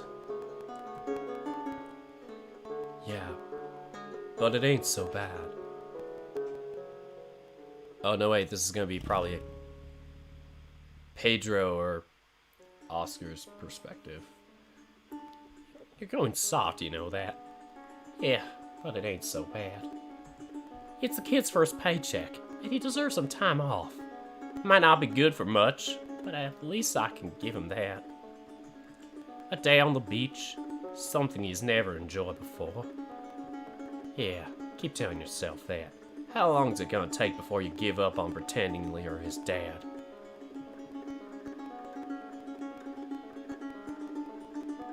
Oscar stared out at the coastline with a child's excitement. It'll take you about 5 to 6 hours to read out loud.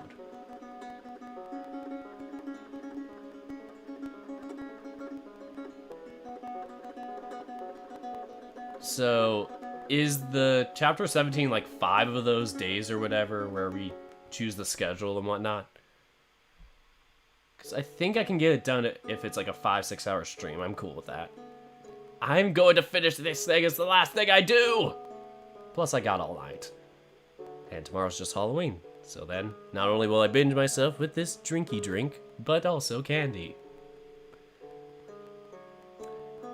Anyway, Oscar stared out at the coastline with a child's excitement. I ain't never been to a beach. It's just sand and salt water. Nothing you haven't seen before.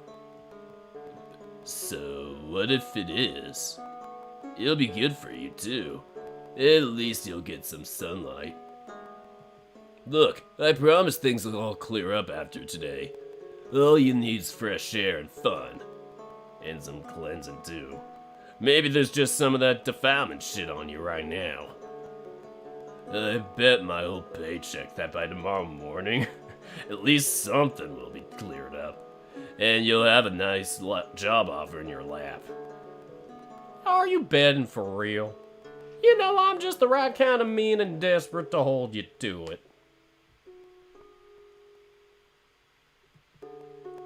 Jeez, can you even make a joke? Money's no joke, kid. That's how I feel living under my parents' house right now. It's like, I was talking about about moving out or whatever, and they're like, yeah, you don't want to move out unless this job that you have right now becomes like permanent. Because right now I'm in a contract situation, so it's like, it's like, I don't know if I'll hold the job. So panic ensues. Makes sense, but it makes me sad. 20 to an hour. Oh, I thought you were gonna say 20 hours to read out loud. I was like, Anyway. Money's no joke, kid. Fine, Dad. No more joking around. A job offer. Just like that. If only it were so simple. Or had been so easy for Grandpa. What kills me is that he could have quit, you know? He didn't need to go back to the hinterlands and work with the Colonel. Could have gone to the big city and tried his luck there. Then he wouldn't have done all the regrettable things he did.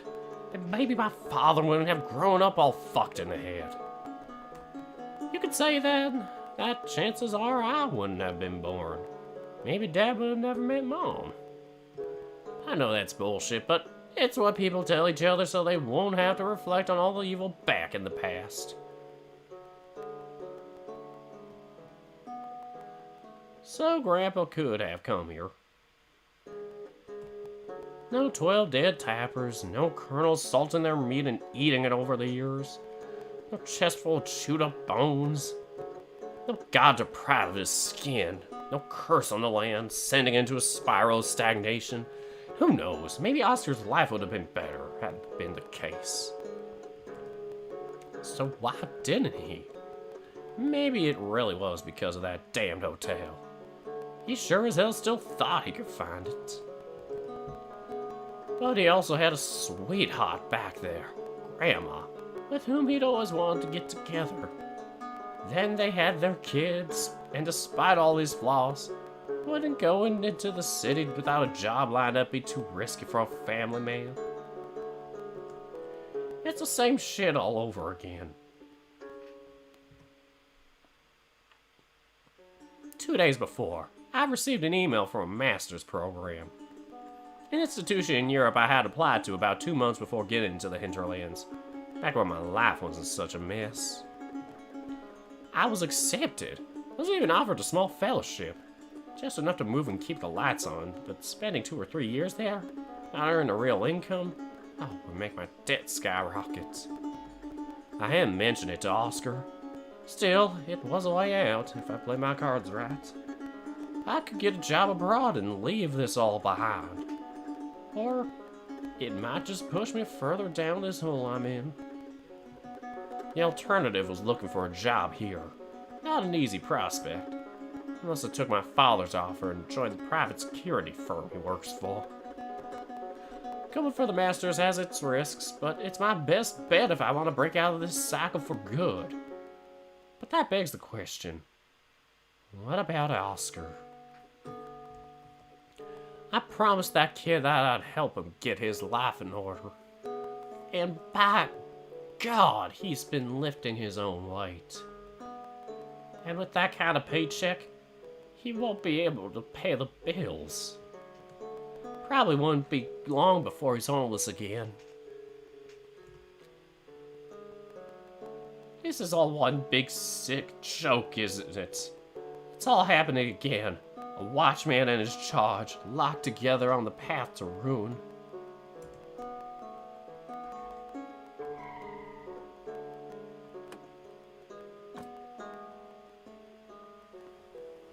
Yay, Oscar and his Oscar's running around on the beach. Oh, this is so wholesome. Between Oscar's hooves and my scales, we don't have to worry about the blazing sand on our scalding feet. However, the myriad reflective surfaces create an unexpected burning sensation. Between the glare coming off the ocean and the sand and the buildings, all my eyes were seeing spots. Needless to say, I can't exactly squint my tail. Likewise, I wasn't about to shell out for all 50 sets of glasses to cover the extra eyes. I spent the hour taping them in place. The kid was right, you lump of shit. This wouldn't hurt so much if you weren't being a goddamn shut-in.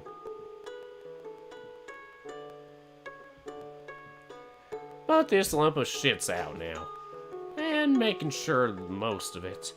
It was the kid's first beach trip. I had to make it count. Storm marveled at the crowd.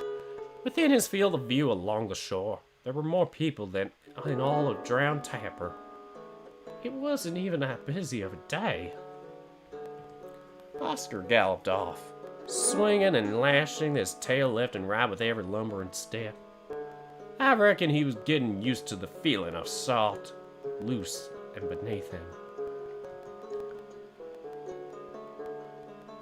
20 or so meters ahead of me, he leapt towards the foreshore and sank into the sand up to his shins as the tide sent seafoam back to greet him.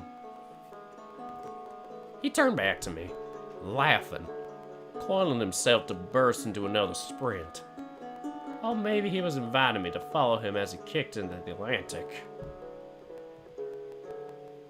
Oh God, I dragged a smile out, kicking and screaming, but the very idea of running after him almost made me collapse. I still managed to wave at least.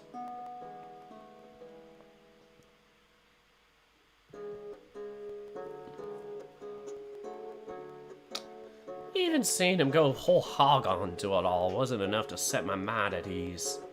Didn't know if I should tell him or not. He looked towards the horizon ahead of us, then back to me, and started to trot over, although his attention was caught a second later by some seashells on the shore. And just like that, he was in a world of his own, collecting shells and throwing them all in a little hole he dug up in the ground. That gave me enough time to catch up with him. God, don't pay attention to the sad sack lump to let me drag you down. Someone's having a good time. Yeah, you reckon we can find a big seashell here? You know, like the kind that goes in a spiral. I've seen a few of them around here, yeah? Sometimes they wash ashore. He grabbed my hand and almost pulled my arm out of its socket as he guided me along.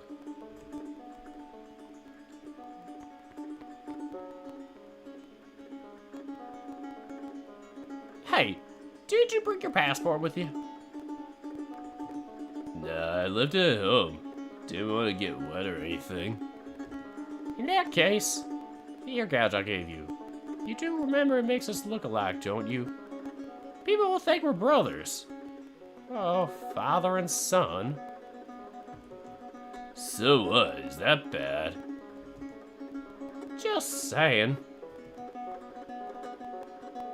So, should we keep up the disguise, Agent B?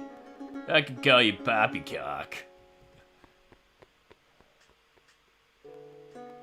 After that, I told him I'd find a place to lay a towel down. He was concerned that he wouldn't be able to find me before remembering my bright green feathers.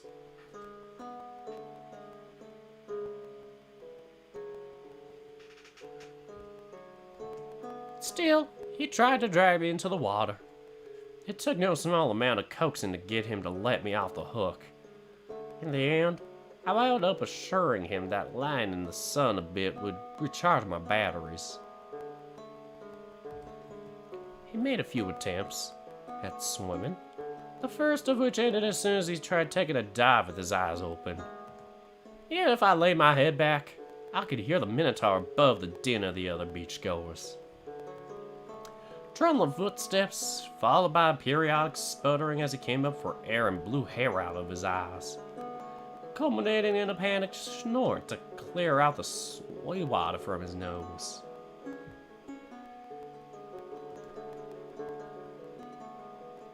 For a good hour or so, he just dug a hole, and then two other guys joined him.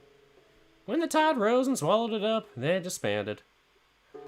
I don't think they ever asked each other's names. Mostly, however, he searched for and collected seashells, until late in the afternoon, when he stumbled upon a sunglasses salesman who happened to have a conch he was willing to part ways with. Only for him to find a bigger, better one out an hour later. We had lunch in a little hut by the sea. Manta ray dumplings, French fries, plain white rice, and the freshest tuna this side of the country. That sounds so good. Oscar could always eat a lot, and sometimes that habit could rub off on me. Earlier in the day, Oh my god, that looks nearly identical to like a shoreline that's like near like my hometown's like beach or whatever. It's not my hometown, but it's like, you know, the closest beach to my hometown. It kind of looks like a cliff near it. Oh, that's so cool. earlier in the day, I've had a little alcove where I could sit in the shade. That's where we went in the late afternoon, when the kid got himself tuckered out. He took a nap, so I kept vigil and stood guard. When it started to get dark, we prepared for another one of Oscar's requests. He wanted to make a bonfire. He had parked the car by an abandoned lot, covered in overgrown vegetation and dried up, dead trees. Oscar went about getting some wood and told me to find some paper for a fire starter. Didn't think of buying some charcoal until I'd already paid for a newspaper, but I still had enough cash for a small bag. Walking back, I took a look through the paper. Frustrating headlines, a cacophony of classifieds and personals, meaningless horoscopes. When I got back to our spot, Oscar wasn't there. Just tell him you tried. Just tell him you're tired and you really want to go home early and you can get a good start on replying to emails tomorrow. Then I heard a crack. Looking over to the edge of the woods, I caught sight of him pressing his knee on a long, thick branch trying to break it, telling him that we should go. It's getting dark and weird. I sighed such that every muscle in my chest tightened and wouldn't let go. Then I went and helped him. We didn't talk, but just grunted as we both put our weight into the breaking that big-ass branch into little logs. Small enough pieces to build a fire. Oscar seemed damn proud of himself. He bumped his shoulder against mine. For the second time, he almost knocked me over. As I was crumpling up the newspaper, he asked me to save the page with the comics and puzzles. I felt like my skull was going to split open from the pressure with every new step added to this ordeal. Still, I obliged and folded up that page for him. And that's when I remembered I had brought charcoal. In the end, we used a bit of everything, including the paper and wood.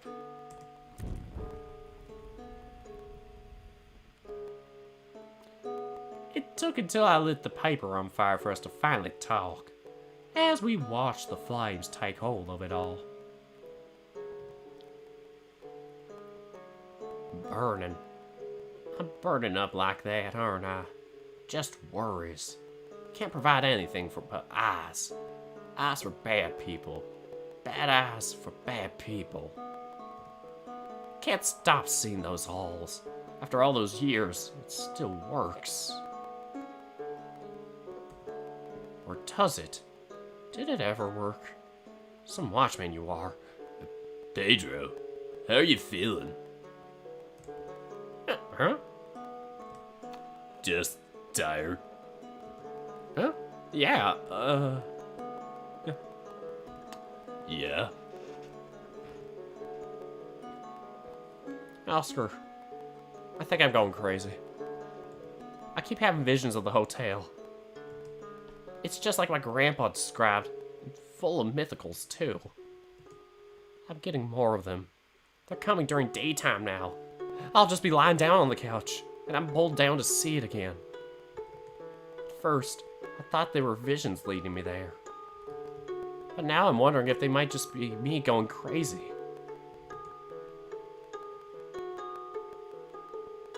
Grandpa had them too. Maybe it was schizophrenia. Maybe I got it from him. My goddamn inheritance. Pedro, your feathers fucking magic though. Don't they see shit pretty reliably? They do, but mythicals aren't immune to mental illness. For my people in particular, it can manifest as visual hallucinations like that. Listen, if this really is some sort of schizophrenia creeping up on me, if I really do, it could take a while for mental illness to set in, and I might still have a good few years left. But there will come a day where I won't be the same person, you know. Even if I get medicated, even if all goes well as it can. When the day comes, if for some reason I'm still in your life, I want you to cut contact with me, alright? It's for your own good. Don't worry about me. I won't even be me anymore. The fuck you're talking about? Even if you do go crazy, I ain't gonna abandon you like that. That's why you say now. It ain't easy being around someone like. Even if no, fuck off with that. I told you I was staying by you. You put up with all my shit enough, and let me live at your place and all of that. God damn it, I'm gonna make it up to you whether you want it or not, you cunt. Maybe you just need some kind of specialist head shrinker. Ain't there anyone who specializes in mythicals? Yeah, you're right about needing a psychiatrist. Antidepressants aren't doing the trick anymore. So like, it's just like being sick, right? You just need the right doc and stuff and you'll get better. Shit, maybe. I need to get a job, though. Probably one for my dad. Then I could just go to the staff shrink. Shit, can you get one some other way? Didn't you ask if the university has psychiatrists for students? Didn't they answer they'd go as far as to subsidizing your medication? I don't think so. The kid's ears dropped, and his gaze went down between his hooves. Look what you've done. You ruined the night for him. Always have to bring everyone else down with you, huh? Let's change the subject. So, what did you have planned for the nice fire we got going? Flamesworth looked at him. He didn't even hear me at first. I had to speak louder, if only then did Oscar's ears perk back up. Yes, so... I hope you don't mind, but I found your spell book. We're on in a healthier mindset. I might have been mad. And it was, though. I was mostly just surprised he was interested. You weren't meant to look at it. What's it got in there is secret? Yeah, but it also says a master can share with their pupil. And ain't that what I am? Well, yes, but you're not even a novice. Most of what in there is too advanced for you. Yeah, and it can backfire if you don't know what you're doing. Not this one. Your note says it's one of the easier ones. All that's needed is an object with a spiral, a fire, salt, and an amulet. We're on a healthier mindset. I might have seen where he was going with that. As it was, though, I was still a selfish asshole caught up in my own crap. Your spellbook says magic is more powerful when it's done for others. Is that right? Rites which rely on the caster's humanity are more effective and long-lasting if done for another benefit, yes. Good. I might not be able to sacrifice an eye to start my rituals, but maybe this will be enough to get it going. He pulled up a huge spiral shell that he'd been so proud of finding earlier that day, and dropped a handful of salt from a baggie into its opening. I sure hope that wasn't the salt we got from the Tapper God. So, I have the spiral, the salt, the fire, the amulet I put aside the conch earlier today. So the last thing I need to do is begin the rite is a story, right? I nodded. Oscar carefully pushed the conch into the middle of the flames with a stick as he began to speak. Sorry if I ain't the best at this, but... So, like, once upon a time, long ago, there was a woman called Io, who was picked by a god as his lover. When the god's wife became suspicious, he ended up turning Io into a cow to keep her hidden from her. But that backfired when she asked for Io as a gift. Then the goddess sent Io to be kept by her trusted guard. A giant with 100 eyes never slept. The story goes on. Ain't that right, P? Pedro's not your real name, is it? Names are a powerful thing, if you know what to make of them. I told you, Pedro is what my grandpa called me. It's what's written on my documents. But my people, we're meant to be replaceable, so our name is also our position. Right before mythicals became rare, we all shared a single name. Eventually we'd die in our service and another one of us would be sent. And life would go on. So, give me your name. Your real name. I almost retched. Oh, Dad would be so proud of you for asserting your position, though. Would Grandpa be? No. Do I gotta guess it then?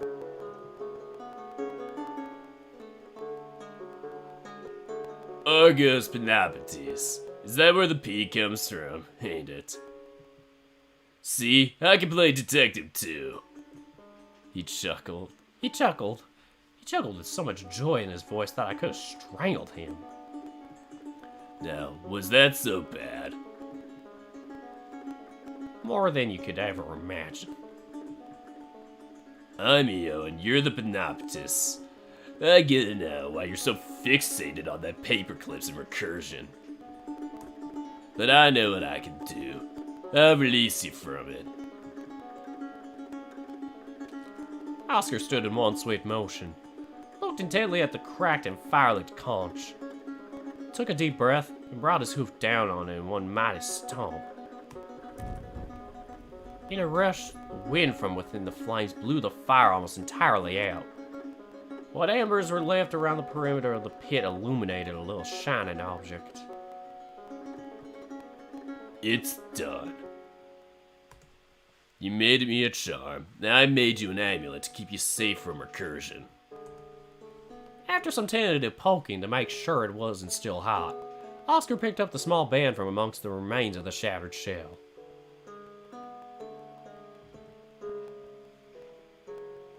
He sat back down and took my hand. His skin and fur felt so much warmer than the amulet. I finally got a good look at the thing. It was a bracelet, made with light wooden beads and a single darker, bigger one. I hope you don't mind, but I remembered you saying that your Gramps made you a bead bracelet charm, and it broke when he died. The spell requires something that's valuable to you. I didn't want to spoil the surprise, but I'm sure that if you'd like it, I only took one bead.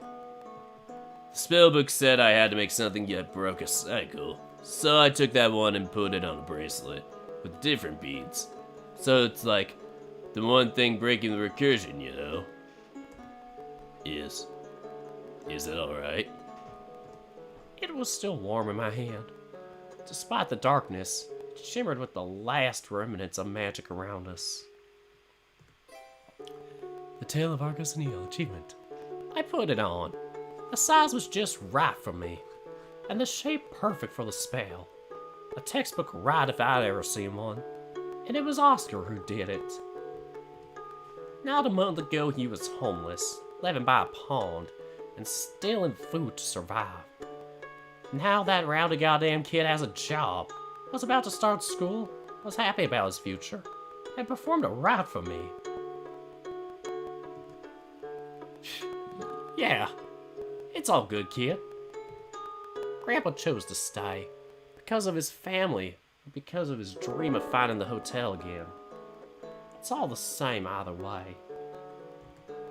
Look where it got him. But I can't take my chance and leave. Start that post-grad, even if it sinks me further into debt. At least it'll get me out of this cycle. But what about Oscar?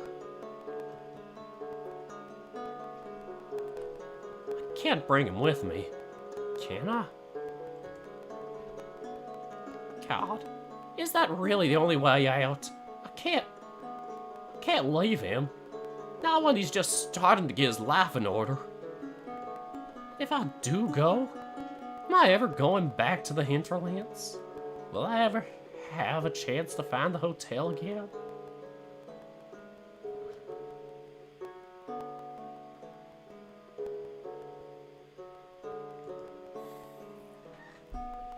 Oh, God damn it, I can't hold on to this crazy dream any longer.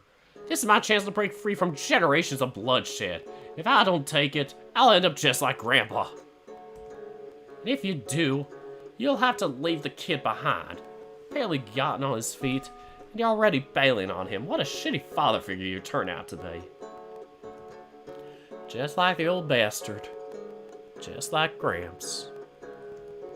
Go. If you're so keen on saving your sorry hat, then go. But don't you ever forget, you promised the world to this kid. And you left him as soon as it was convenient for your shitty ass. Did you really think doing good would be that goddamn simple?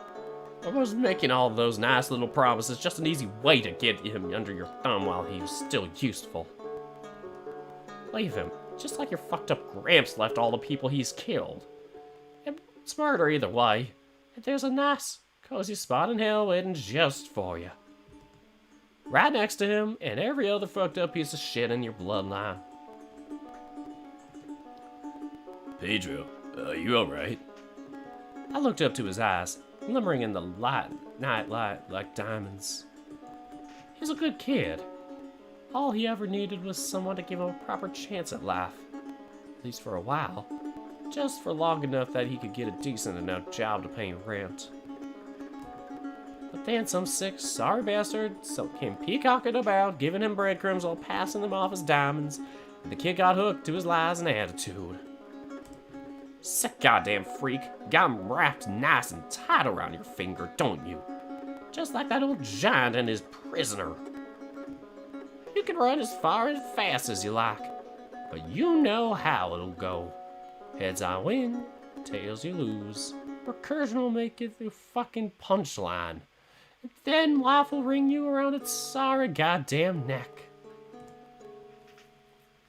I guess there really are some cycles that can't be broken no matter how hard you try. Sorry. I'm sorry, Oscar.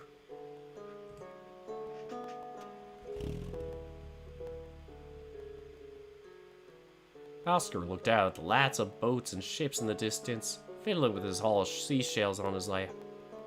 Every so often, I'd look down at the amulet around my wrist. I don't know if it steeled my resolve or broke me into resignation. Grandpa, I'm so sorry. This hotel can't exist. None of it can be real. And you were the only one who ever showed me a shred of love. But I can't take this anymore. There it is. The road got blurry. Real big, man.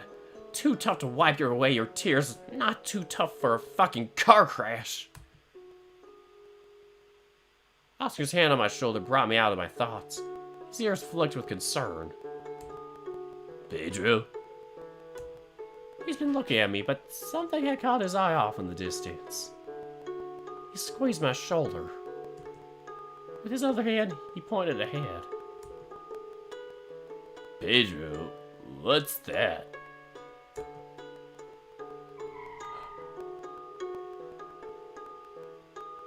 There it is! Because I prayed this word I want. Alright, so 449. Just gonna save here.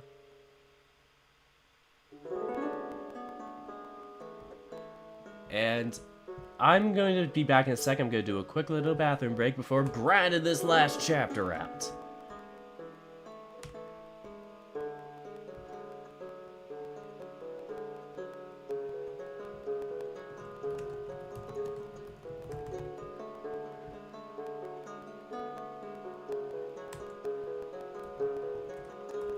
I don't know when I got back. Maybe 3:49. I'll just say the reading resumes. Well, when in doubt, I'll just be there. Sorry, folks. Just taking some time to type in the word break. Alright, so we'll be right back after this break.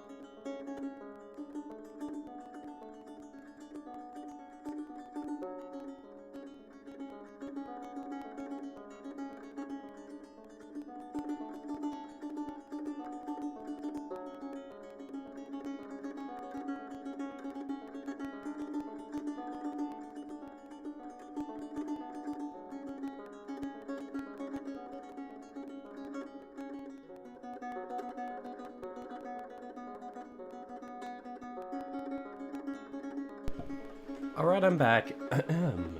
Clear my throat. Alright, so let's start in a second. Though part of me feels like he wasn't very good at his position in the staff. Okay. I was assuming it's somebody else. Okay, they're talking about a different character we aren't meeting.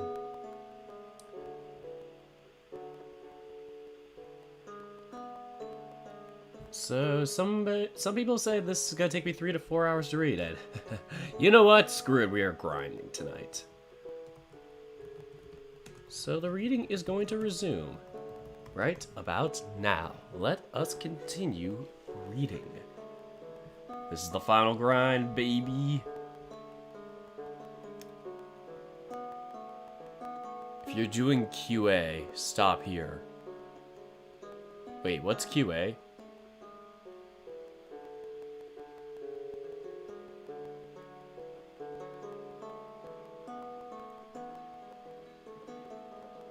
If you're doing QA, stop here.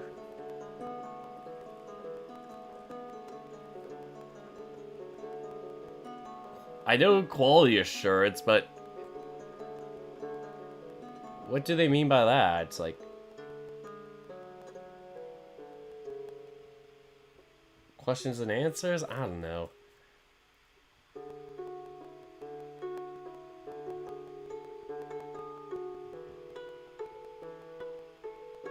Oh, it wasn't supposed to be here. Okay. I was like, am I going crazy?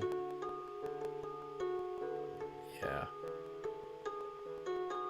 Yeah, no, I got this when it publicly released, so they probably left that. Anyway, hundreds of masters have come and gone. Or hundreds of masters have come and gone over the many centuries we've kept our vigil. Good and evil, kind and ruthless, heretical and pious. One must wonder then, after witnessing that, the pride come and go. Is this a master or lover of justice? Does he look to his charge, the sweet-sounding darling, and believe that his own kindness brings justice to this unrepentant realm? If a courthouse is rotten to its core, and only dispatches the innocent to the foulest of torments, wouldn't you say that perverting its decrees might be the finest act one might perform? Or is that master a fierce punisher of hubris, an imaginative renegade, skeptical of the laws and so-called authority which sentences austerity unto this wretched land? Then, he might dream of overturning this whole sordid charade, not realizing that his revolt is the greatest fairness of them all.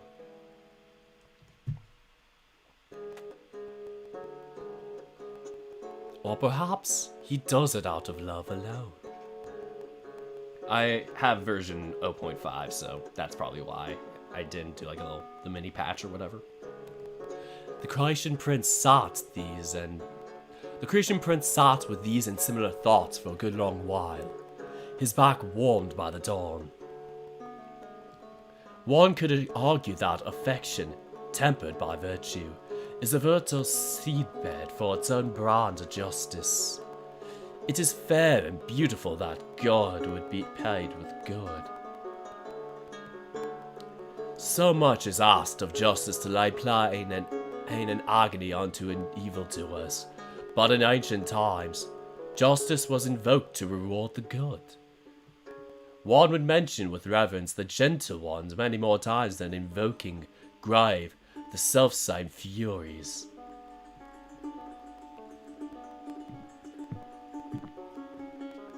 Perhaps the good, fine master knows where this is going, even as he still slumbers, caught with a fitful dream or two.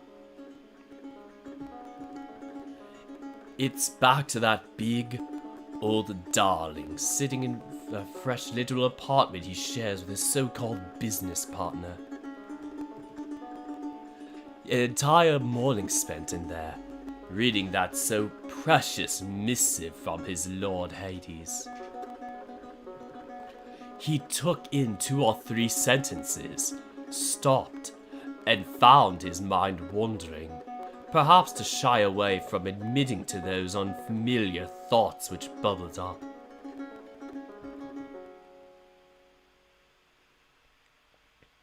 Morning became afternoon. Outside his sanctuary, the hotel came alive. Afternoon padded with lazy ease towards that appointed, anticipated time. He rose and paced about, thinking of the staff preparing the hotel's grand reopening, then sat back down to take in more of the latter. Perhaps he should have been looking forward to this crowning as the one of two kings of this realm. But his focus kept returning to that one single thing. The delicate, almost effeminate calligraphy upon that page.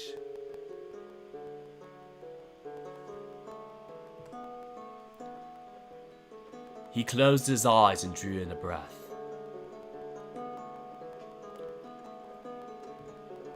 How odd is it that such a little thing, just the smallest of details in those old letters, held the power to send his ancient mind back in time?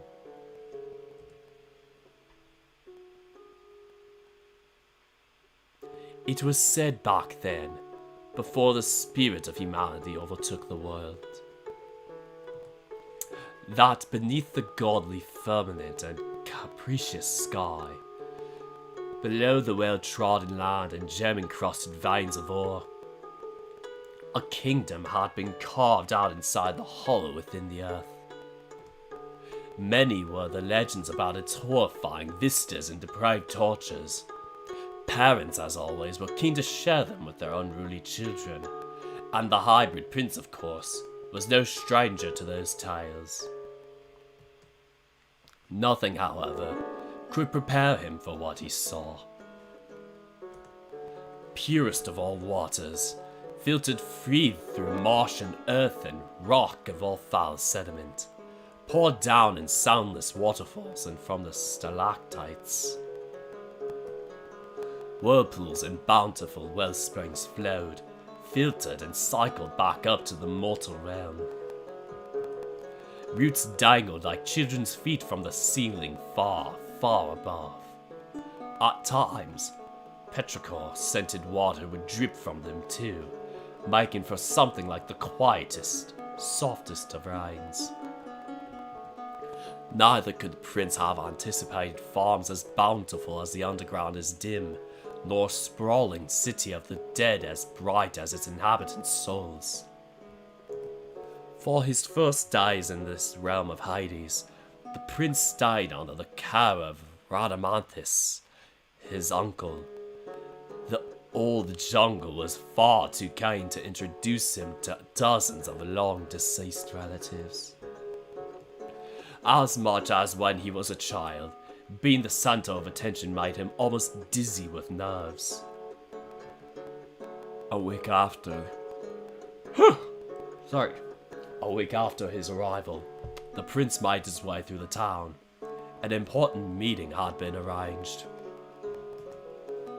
Each street corner graced him with new and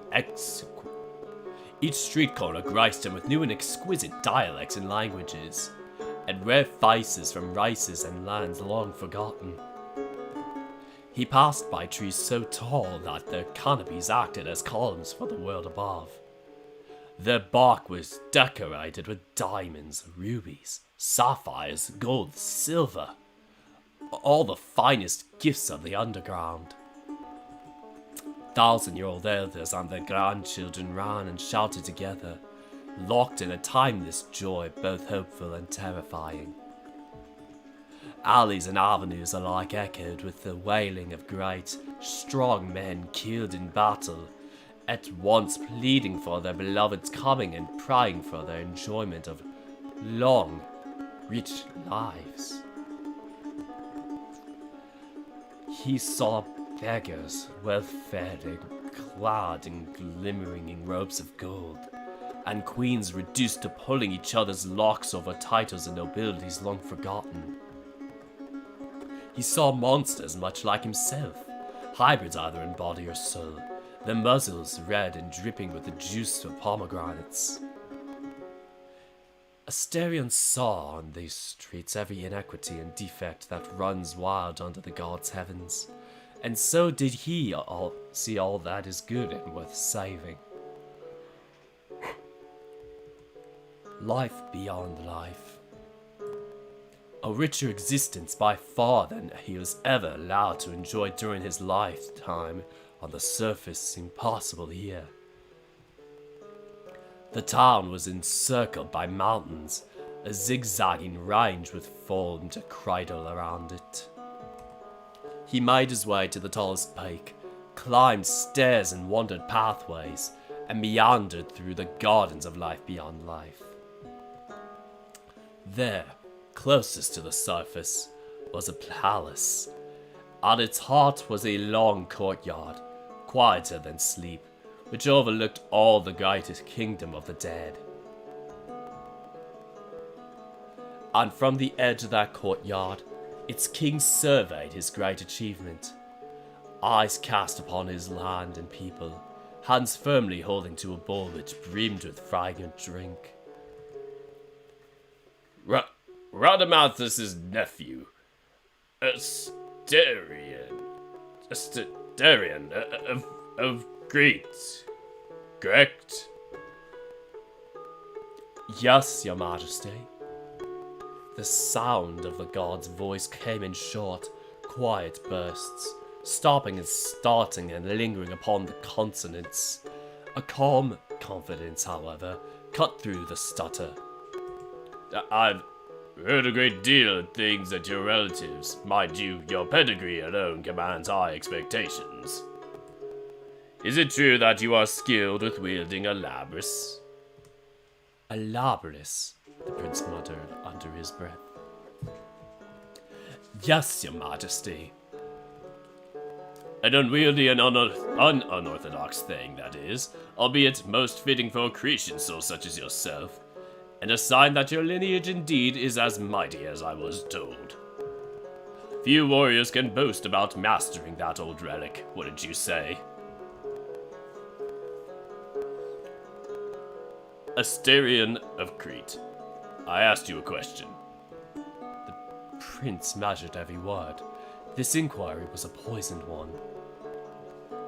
Pardon me, Lord Hades. In truth, I can boast nothing. It would be impious of me. Why? I mastered no relic, your majesty. Lord Hades' lips moved not, but the subtlest smile came to his eyes. So it would seem that you are as skilled with the artifact as you are with words and laws. Much like your relatives. The prince's shoulders slouched forward. Yet again he dodged a trap. You would make a fine bureaucrat. I could use a head skilled with wordsmithing. And it would be quite an opulent position for the standards of the Asphodel. And yet my headphones just turned off. And yet your uncle has told me that you wish to join the guard. His gaze went back to his kingdom, to the sprawling city and, far beyond, the mountain range which cradled it. Border Patrol, a simple yet crucial position in the hierarchy of the underworld. Lord Hades took a sip of his drink. From afar, Asterion caught just a whiff of its scent. The purest, most fragrant of all aromas. The living must be kept out until their appointed time of arrival comes. Bodies of flesh and bone are ill-equipped for this land. And the dead too. All of them must remain here. The newly dead dream of returning to this world of the living. Little do they know that a disembodied soul will, in less than a day, lose both form and mind upon the surface. For the gods of all, the subjects, of each realm must remain in their rightful homes. Do you understand the importance of this mission? Yes, Lord Hades. He looked He looked at Asterion, the hybrid man standing with stiff posture and bovine head lowered in reverential deference. The only sound between them was their soft pattering of chantic rain upon the courtyard's roof. You shall speak frankly to me now, without fear or shame. Radamanthus told me you have already taken a liking to the underworld. Is that so? Yes, Your Majesty, my time here has been brief, but I like it quite already. Not to disrespect Lady Hestia or the duty I held to her, but the life of a commoner in the underworld has afforded me more freedom and plenty than my life as a prince ever did. I see. Tell me, then, if given the chance to return to the world of the living, would you take it? I would not, Your Majesty. How rare. Perhaps you will come to love my realm, then. The prince at last dared to meet the gaze of the otherworld's king. Lord Hades' eyes were as heavy and solemn as polished marble. His brow furrowed like gentle, slopping veins of awe. I am aware of your history, Asterion of Crete. King Minos' nobility granted you no privilege. One could argue it was a great yoke than it was ever a gift. And your heritage, Pasiphae, daughter of the sun, Poseidon himself, and King Minos, descendant of Zeus. You could have been a demigod with a pedigree in this refined, or at the very least a great holy man or advisor. But it seems that all your greatness brought you no pleasure or glory. And then there is that matter of which we cannot speak. He took a sip from his bowl and let it rest in his mouth, nursing every bit of disgrace it might bring him. In that moment, to Asterion, the god of the underworld seemed small and tired as he enjoyed that single pleasure. Hades' own head hung low as he brought down the bowl, as if he had fallen asleep, but his voice rang out nonetheless. But your past matters not in my court. Both nobility and commoners are the same to me. Sons and daughters of Olympus find themselves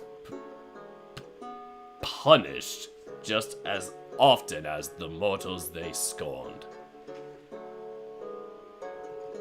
Your flaws, your family's disgrace, all the pomp and glory of your lineage. Your trial wiped it all clean. If you will serve me, all that matters is that you choose to do it in your own free will. And if the time is so merciful, out of love for this world. Hades finished his drink and placed the bowl on his lap, uptight, cradled by his legs. Drop. Droplets of light still glimmered at the bottom of it. This land is peaceful, its people kind. You will see that it is quite unlike what mortals tell in their tales. Before I inherited this realm from their old order, my brothers and I overturned. The souls of mortals were fated to turn stagnant and malevolent. My brothers wished for glory and worship, while I chose to stay here, to offer a true home and a resting place to those who once toiled upon the earth. Despite what my detractors would say, the underworld's purpose is to be a home. So here you will find dignity and a place of belonging. If fortune allows, happiness too. From a basket by his side, the guard pulled a folded piece of cloth. The prince could see even from afar that it was a rich fabric, for even in the underworld's dimness it shimmered with life. Asterion of Crete. Is it your wish to join the underworld's guard? The prince's voice rang clear and true, from all the tragedy he had carried in life. Yes, my lord. Then swear you may now to uphold the underworld's mission, to do all in your power to make this realm into a home for those lost souls reaped from the mortal realm.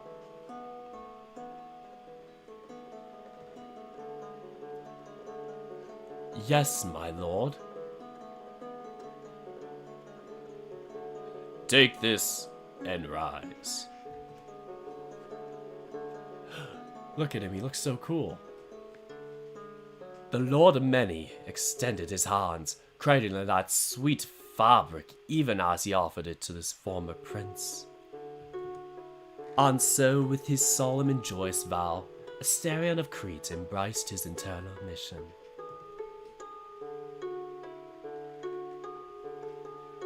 Alright, back to reality. The Minotaur caressed the letter, appreciating every minute, hill and valley left by his old lord's calligraphy. His eyes, meanwhile, latched onto the intricate signature at the bottom. All under the employ of the underworld's monarch were taught to recognize it, to respect it, and to identify any attempt at its forgery.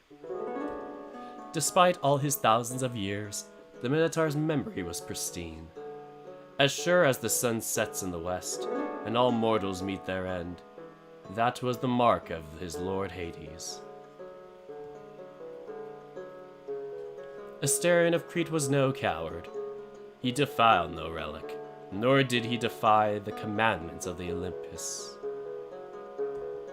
The starry-eyed prince didn't betray his family, nor his country, and neither did he subvert the natural order. That thrice cursed trial which sentenced him to captivity in this realm was illegitimate. Asterion expected hummingbirds to rise up and peck at him, or for a ring of fire to envelop his throat or strangle the thought right out of him, but none of it came. All he had was silence that shuffled his hooves, until an idea snuck into his mind and out from his lips. I am innocent. It sounded like a lie. By the 12, he expected to be struck down right then for his hubris. But punishment never came. All that followed was a silence most kind, and a sudden warmth spreading outwards from his chest. I am not guilty. Then what must I be? Before any poisoned seeds could take any root, the prince rose and ran to his wardrobe, a longing set of eyes, hands into a blaze. Are we gonna get to change his clothes? No. It should be there. That old friend, darker than the underworld itself. One of the few things that came with him to this realm. He knew it as soon as his fingers touched it. The texture of that old cloak, fit only for a true and loyal servant of Lord Hades, never for a disgraced prisoner. He caressed it, unleashing a torrent of memories. The Minotaur's heart wrenched within his chest, and his face twisted into a snarl as the hurt became unbearable. All he could do was to hug it, and swallow the knot in his throat.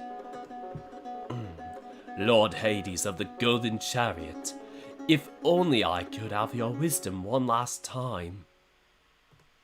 Should I? Can I?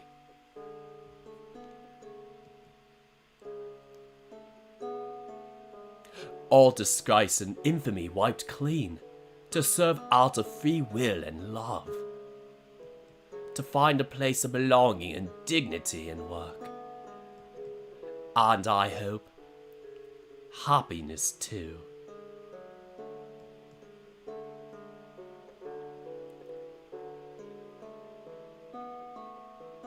Like an eagle with its wings outstretched, the cloak cut through the air and settled upon the prince's step-wide back.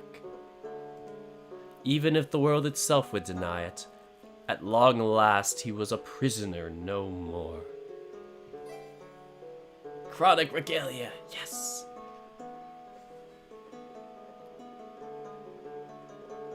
Lord Hades, noble Adonius.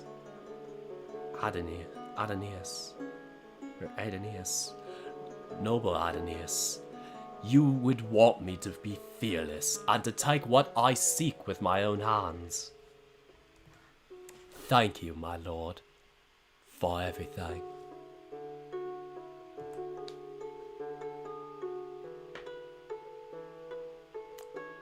Meanwhile, they came, wanderers no more. From across the salt knobs and desert, they spotted the red horns tearing the sky asunder and the hotel's walls jutting from the landscape. The peacock tightened his grip on the steering wheel. He could see his inheritance already. The Minotaur, meanwhile, looked into the mirror in the sun visor. His snout so large in the tiny car, legs cramped and unable to fidget about his nerves, out his nervousness. He tidied his fur, then stopped. Looking presentable was never his thing. At long last, Oscar draws a breath. At long last, Asterion draws a breath. It has only been a handful of minutes since there was a knock on the door, and in came Dirk. Hi, everybody! The Minotaur had continued to look into the mirror, as if his clothes would change on their own, if he didn't keep track of them. What pride he felt over the cloak and the pair of regal horns framing his head, large enough to command respect, not so much as to become clumsy liabilities. He'd brushed his fur so that not a strand sticks out now. All is perfect symmetry. He felt he had to make more certain, however. Behind him, draped in gold and crimson from the dying light of the dusk filtering in through the window, the good man looks down at his agenda. The evening schedule outlined down to the minute, all broken down into little blocks. The hotel's grand reopening, and its renaming. Minotaur Hotel. The man lifts his gaze to the step-wide-backed, sea-foam-haired, pristine-horned prince, who returns it through the mirror. Now that's a nice look. That cloak seems tailored for you. It was. I have always kept it for a very special occasion. Asterion's smile shines like the sun as it rises over the horizon from the sea, and his ears sway like a laurel wreath in his breeze. He readjusts his legs, and in doing so his hooves give out sweet-sounding noises and sweet-sounding notes. If one were to strain their ears, they could hear a wide-hearted rumbling within the prince's chest. But he, poor thing, cannot be aware of his own grace, for his eyes see only you. For the man who is beautiful to see, but the good man will at once also beautiful be. Another one of your original poems? I could only wish it was. This one belongs to Sappho of Lesbos, the 10th muse, as she was called. But I make her words mine. You are good, Dirk, and the most handsome man I ever had the privilege of seeing. Oh my god, what are you, perpy? You're only trying to get into my good graces, flatterer. Is this some ploy to get me in the mood to renovate another section of the hotel? Now that is one fine idea. Sadly, I was not astute enough to think that far ahead. What a tragedy. I wasted my sweet-sounding niceties on being honest and sincere. The prince closes his eyes. One by one, the hummingbirds come to grace the back of his head.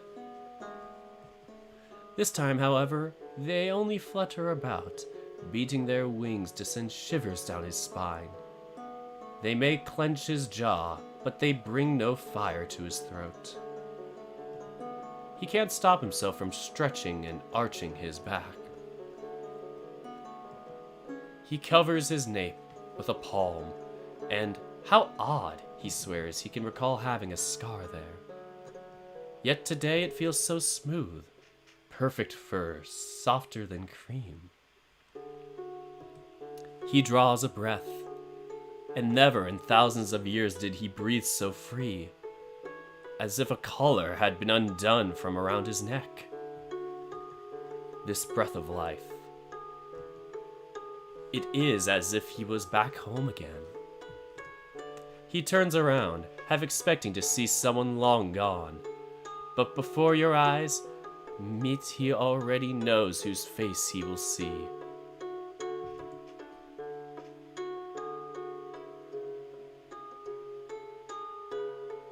You bring me so much nostalgia. Your attitude, your leadership, your kindness, even the way you speak. It all reminds me of my best friends, both my brother Androgeus and my bodyguard Frenius. The prince takes 2 steps towards you, bringing his smell of salt water and sunlight to your senses. But you are delightfully different, Dirk. When you put it like that, it could even make me bashful. I'm no such legendary hero. Are you sure? I'm a hero. Maybe the myths gave you the impression that one must be descended from a god, or fight some great and terrible monster, to be the stuff of legends. My brother was a great leader. So are you, of course, but his greatness was a gift from the gods. Yours, in contrast, is yours alone, handmade, whole-grown, wholly human. And Fradius, wise and crafty as he was, never had your wit and mastery. You make me feel alive, and in that sense, you remind me of him. But you are you, and as much as I love them, I cannot say I would prefer their company today. As much as he generally takes to lumbering and deliberate movements, the Minotaur finds his movements to be swift. Grabbing and embracing you in his arms is one of those moments. You haven't even the time to hug him back before he lets you go and continues speaking. You make an art out of friendship. I could not have asked for a better, a greater, a more beautiful and gracious partner. No, not master, no. I will give in this time. If partner or co-owner is what you would have me call you, tonight I will accept your suggestion. My suggestion? His ears flicker along with his laughter. Oh, yes. If we are truly equals, then your commands are no more than suggestions, correct? That is the price of freeing a man, I believe. I can live with that. as long as we're together in getting this hotel up and running. It was not enough that you healed my wounds. You had to dig deeper, and I never believed I was human. The very idea seemed absurd. But with you, I feel like nothing else could be true. Those transcripts you brought showed me that the gods did not abandon me. And what a weight you liberated me from. But whatever they said, that means little if you have you with me now. Whatever you say will be my truth. For now and forever, since you so clearly knew better from the beginning. So, what say you then, Dirk? Am I human, deserving of good and kindness, worthy of being your co-owner? Yes, 1,000, no, 1,000,000 times yes. That many, Exactly that number? As many as there are stars in the sky. And if you ever doubt for a single second, I'll be happy to remind you that many times, you, Asterion, are human. And my worthy co-owner. And my best and dearest friend. He groans and half moos at your words. He still smiles as he still smiles to hear them. Then, that is my truth, although this time I was already certain of it before asking. How can I ever repay you, you amazing man?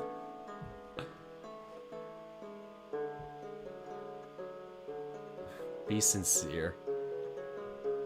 All you need to do is keep being your big, sweet, adorable self, buddy. Perfect. He snorts and ducks his head, as though dodging away from the compliment. However, the motion cannot hide the wide and tender smile upon his lips. I swear, sometimes your flattery is more torturous than anything your predecessors could dream up. It's not just flattery. It's true. And I mean for every single word. I know it. In my mind, there can be no doubt that all you say is from your honest heart. But...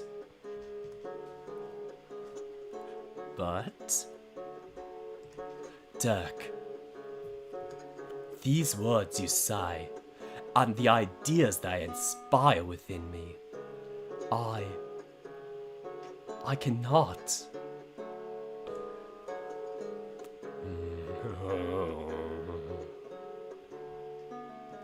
Asterion, it's okay.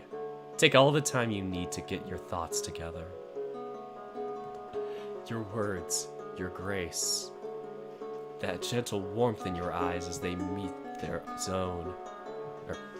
Your words, your grace, the gentle warmth in your eyes as they meet his own. The Minotaur almost loses his grasp on speech itself. But a deep breath in, tinged with just the faintest hint of your ever-comforting scent, he soothes the hummingbirds.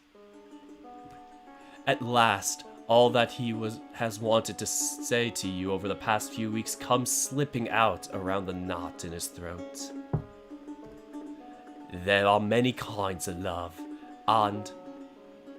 forgive me if it somehow sounds odd or overwrought, but...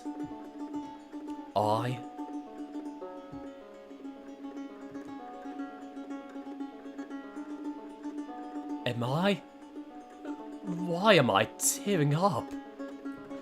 With both hands you wipe the tears from his eyes, even as more form anew to trickle over your fingers. Sometimes we cry when we're happy.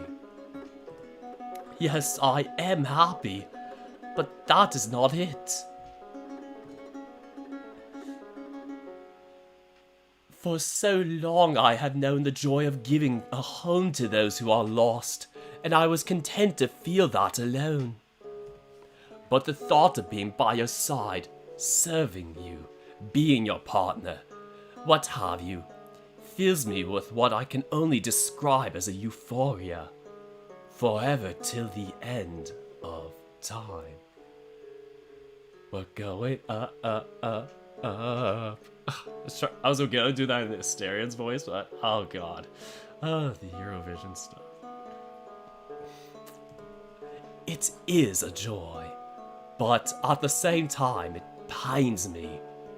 It feels so close to, I spit take, but so distant from what I want.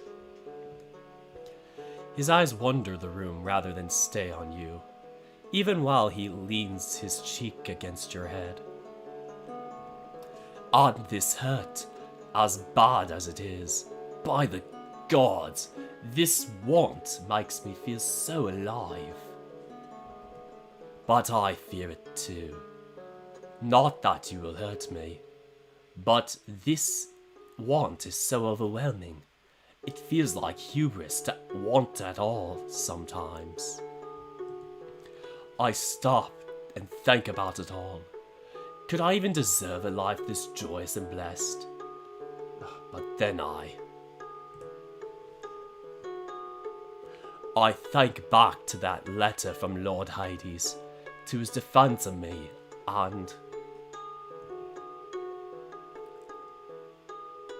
regardless of what Olympus decided for me, I chose to take this joy which I desire. But then I think of you, my lord. His tail twitches. Am I so afraid of saying or doing something untoward? And I have the sense within myself of being burned, and yet all I wish for is to draw closer, whenever I am with you, serving you. I cannot find it in myself to fear the gods, but I am so frightened of all this overwhelming me sometime soon. But you just... Sir, you ease the overwhelmedness while you add to it. He lets out a moo, not unlike a deep whimper. Sir, I know you do not like it, but I've never felt so happy to call a man sir as with you. All the your excellencies and your majesties in the world put together would still not be enough. And then at last, the knot which binds that final confession within his throat comes undone. I love you. Do you know that? Te amo. Te amo. Let him embrace. You raise your arms ever so slightly. Let the arc of a net as it's thrown into the sea. Asterian's breathing hitches. His palms burst into cold sweat. But my hands are sweating too. But before shame can drown bravery, his arm shoots out to hold your hand and entwine your fingers with his. His skin is coarse against yours, each knot of his knuckles thick and filled with strength. And yet his touch is soft, gentle, even familiar by now.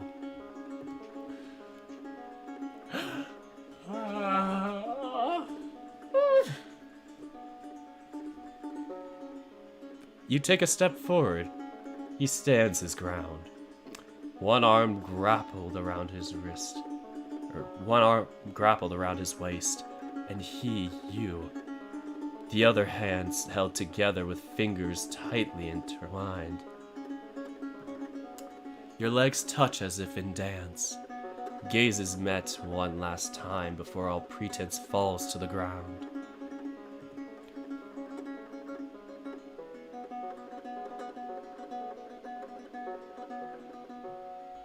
Asterian's bovine nose is wide and cold and wet.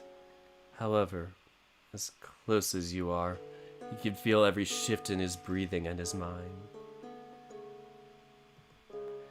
It settles as he falls in love with the warmth of your touch, grows quieter still as the shock dies down, then rises to squirming heights as the anticipation of what might come next becomes unbearable.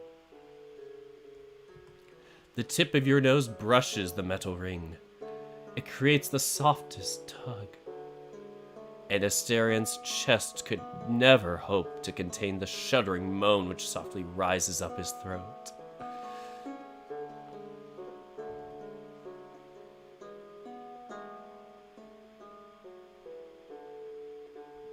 Lay a hand on his cheek. You let go from holding his hand as you run your fingers up his arm. One hand you lay upon his side, the other cradles his cheek. Asterian's head leans into the caress, like an asphodel under the bare breeze, before all weight falls from his shoulders. A hand of his own shoots up to cradle and claim your back, while the other cowers upon his cheek, not letting go, not for a moment, never. His legs falter, but in pressing your chest to his, you manage to hold his weight. And for a final moment, there is hesitation, just as your breath mingles with his.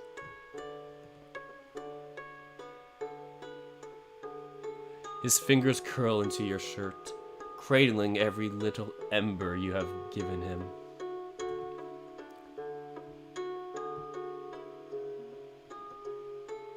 Your nose nudges his.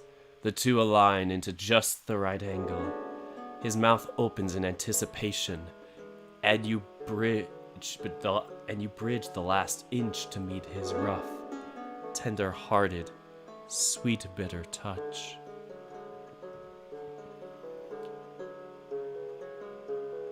Asterian's body takes on a will of its own.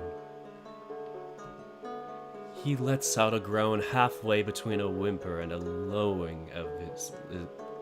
He lets out a groan halfway between a whimper and a lowing as his lips meet, and as your lips meet his.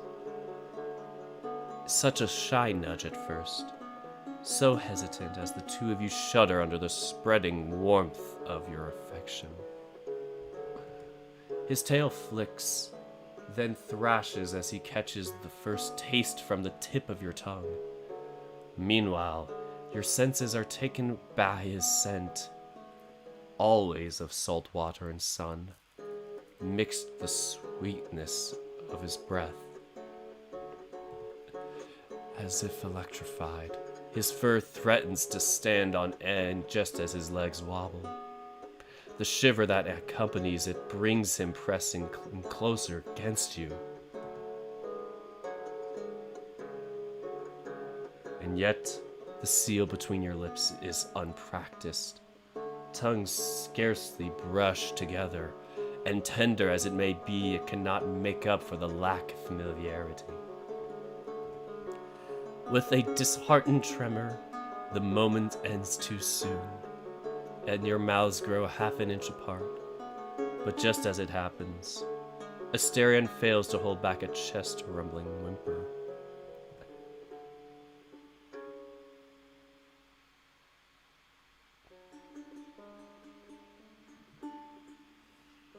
You lay your head on his chest, ear primed to hear his galloping heartbeat as it slows to a trot and, after a long minute of respite, a leisurely stroll. Asterian, meanwhile, brings a hand to your nape, pulling you even closer, making sure you feel every sway of his body, leaving no choice but to make your warmth one of his. Make your warmth one with his. Your eyes meet again, and this time, it's Asterian who nuzzles his mouth ever closer to yours.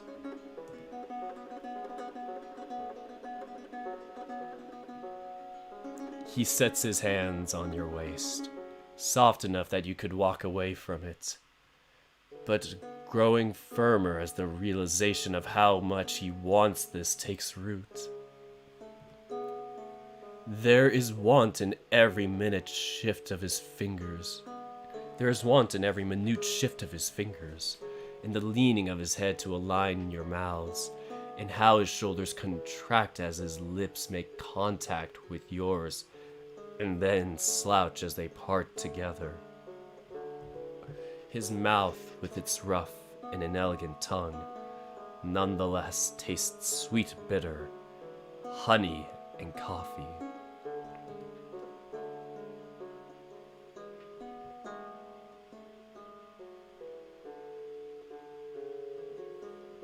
You hold Asterion close as anyone has ever been to a beloved's heart. As your breaths and tongues entwine, you gather the calf, gather the man, gather the friend unto himself. Amidst the tart warmth of his mouth, you notice his scent, his own scent of salt water. The wave-like breathing, the sunlit warmth. If you close your eyes, it would be easy to imagine yourself on a beach with sea foam lapping away at you. But this man and hero is greater than the sea. With doubts Asterion ever had about his body and misplacement in the natural order are pushed away by your tenderness, your eager embrace, by the unthinkable sincerity of your want. To be desired is, in a way, to be faced with the possibility of being loved. The two of you allow the kiss to linger as, inch by sweet burning inch, your bodies are wired together into that intimacy only lovers know.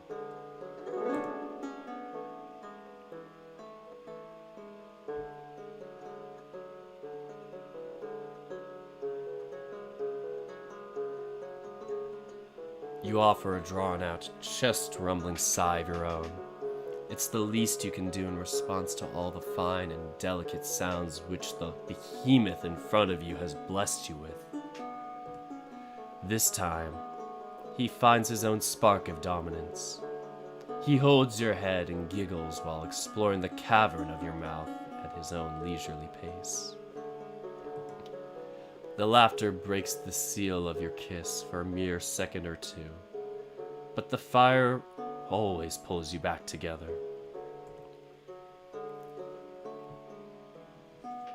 You rub your hands up his back. Upon reaching his neck, you rub your hands up his back. Upon reaching his neck, you ever so gently pull him down so he's at the same level as you. Awkward as the position may be for him, there is no protest. That is, until he grabs your waist in a full hug and lifts you to his level. No amount of wiggling your legs or gripping his sides will do. For a full minute, you are his to do with as he pleases.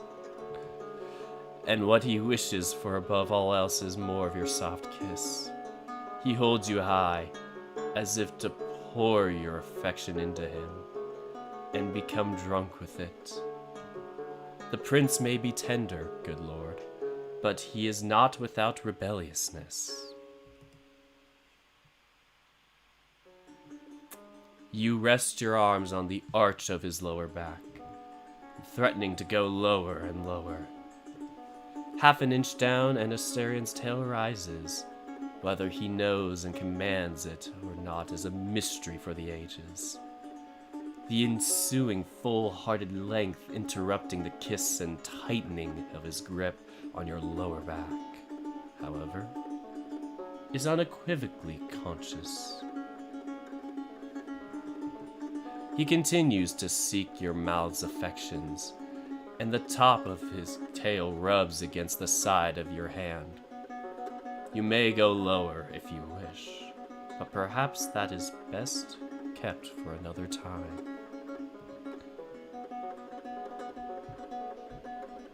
The proximity makes it difficult to maneuver your hand, but you manage to place it over Asterion's clothed belly. Undoing a single button of his dress shirt is easy, and the giggle that escapes his mouth would indicate it is welcome. His stomach has only a fine dusting of fuzz. It does nothing to hide the youthful softness of his skin. In fact, it invites you to graze your fingers over that warm, velvety expanse so he may sing out more of his childlike giggles. His defense is pulling you closer, until you have no space left to maneuver that hand. So his laughter does not keep your mouths apart for long.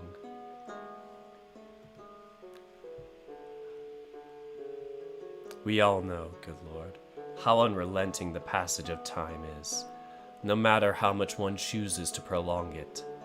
A joy such as this lasts only for a short while. It is for the best. A lover's touch would lose its sweetness were it to last forever. In fact, the source of its allure is in how, no matter how much one tries, there will always be a gap separating even the most giving of lovers. So seal your lips, good Lord, and feel the rawness left by the absence of your darling's tongue. Here comes the final moment of tenderness, my king. Look into his knowing eyes and make it count.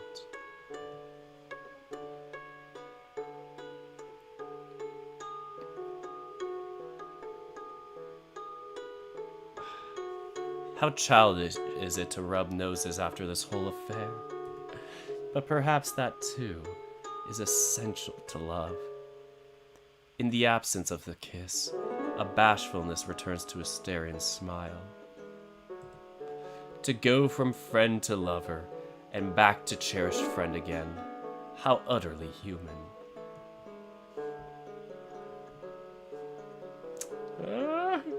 You scratch his right ear, and in turn he leans into your touch. Then you give attention to the left, and he goes altogether softer on you, almost torn between which hand to lean upon. Perhaps there is some feline heritage in this ox.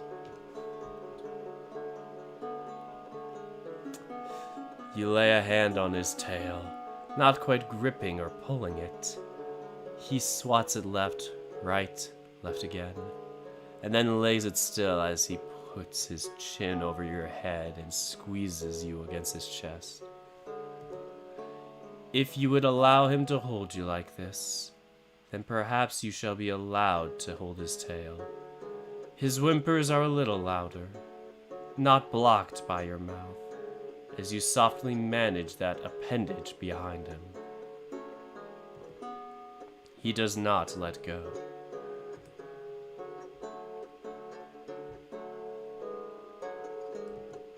The scent of salt water and sun, mixed with the bitter spice of a man, divinity, chaos, and humanity. It is not as the 10th muse said, the beautiful man is beautiful to see, but the good man will at once also beautiful be. Perhaps one should add that, from the good man and in all his parts, only beauty can be. You cling to him, and him to you, wanting, needing, desiring. The quiet moment between you and Asterion is only broken, or perhaps merely caressed, by the softest of breaths. And then,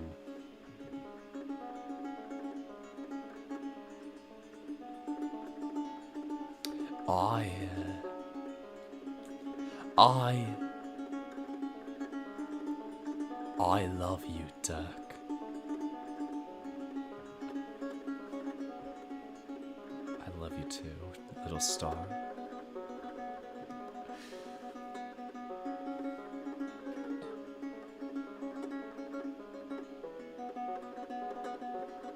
A velvety silence blankets the hotel's hallways, interrupted only by the sweet-sounding song of hooves. Their beat is long and lazy, like the gentle back and forth and back again of foamy waves kissing sandy beaches. But each note is interspersed with a flicking of the ears, a swaying of the tail, full lungfuls of air drawn in and out, and some lingering grumbles of memory. The darling lumbers through these familiar passages, but how odd it all feels, his surroundings somehow smaller and cramped, although it may only be his step-wide back splayed out in old glory. Through gritted teeth he mutters words he cannot appreciate. What have I done? An hour or so, long enough for the rosy half-light from the windows to fade into satin dusk, has passed since he has last seen his master, his partner, his Dirk. The lordly man had left their secret home in the hotel's heart, wishing to ensure that preparations for that night's celebration were on track. He wanted everything to be perfect for their announcement. The truth of their co-ownership branded over the ancient falsehood of servitude with their festive rite. All for the Minotaur, for Dirk's best friend, for his... Oh, how the sweet burning fire consumed Asterian's very being at the thought. However, when he'd been invited along to check in with the friends they'd employed, and the guests they had welcomed, and to make sure all would be as it should, Asterion had demurred. Again the hummingbirds had payed across the back of his neck, tugging upon each strand of fur. Again the tremors had shaken him to the core. Again he needed time to think, to ruminate, to allow himself to. With that same tender gentleness which had unlocked and cast aside the captive prince's chains, Dirk had given him that time, gracious and generous. He would take care of things, and when Asterion was ready, all the darling would need to do was to come down and join them. And so Asterion wanders the hotel's hallways, away from the commotion, thinking, ruminating, allowing himself to dream of what might come next. As I kissed Agathon, my soul swelled to my lips, where it hangs, pitiful, hoping to leap across. I never thought that I would. How soft his maneuvering left and right, up and down stairs, in and out. His legs feel fresh and just so right, as if the idea that they could end in anything but whose is unthinkable. His eyes, darting from marble floor to open doors, feel quicker and wiser.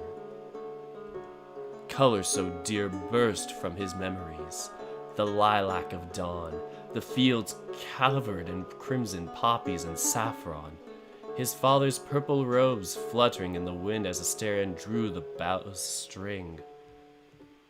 The air cold and crisp on his wet nose, his hooves half sunk into the loamy soil. The feathered arrow caressed between his right index and middle fingers as they bore the string's tension. His hands so unlike the rude things they are today, riddled and knotted knuckles and dried tendons, tearing apart at the seams. He had a semblance of grace once. The prince nurses these memories, but cannot stop himself from asking, "What have I done?" Those words, however, come in a voice both well known and unfamiliar. Well known, its grave ringing had been heard before, the syllables themselves feeling as though rolled out of his own mouth. But unfamiliar, they are dulled, drowned out, or perhaps a numbness has taken over his senses. What have I done? He stops.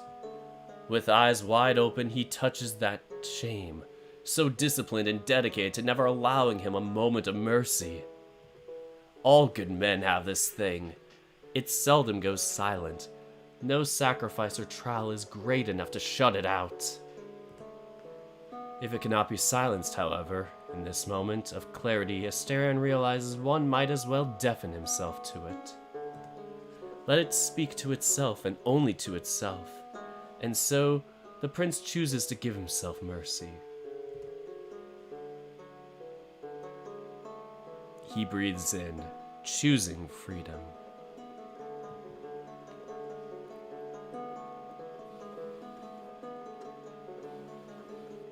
But disgrace strikes. His meditation is interrupted by foul technology ringing, clamoring from his pocket. It's a message from his friend, the evangelist who has been messaging him for weeks now. Dominikos.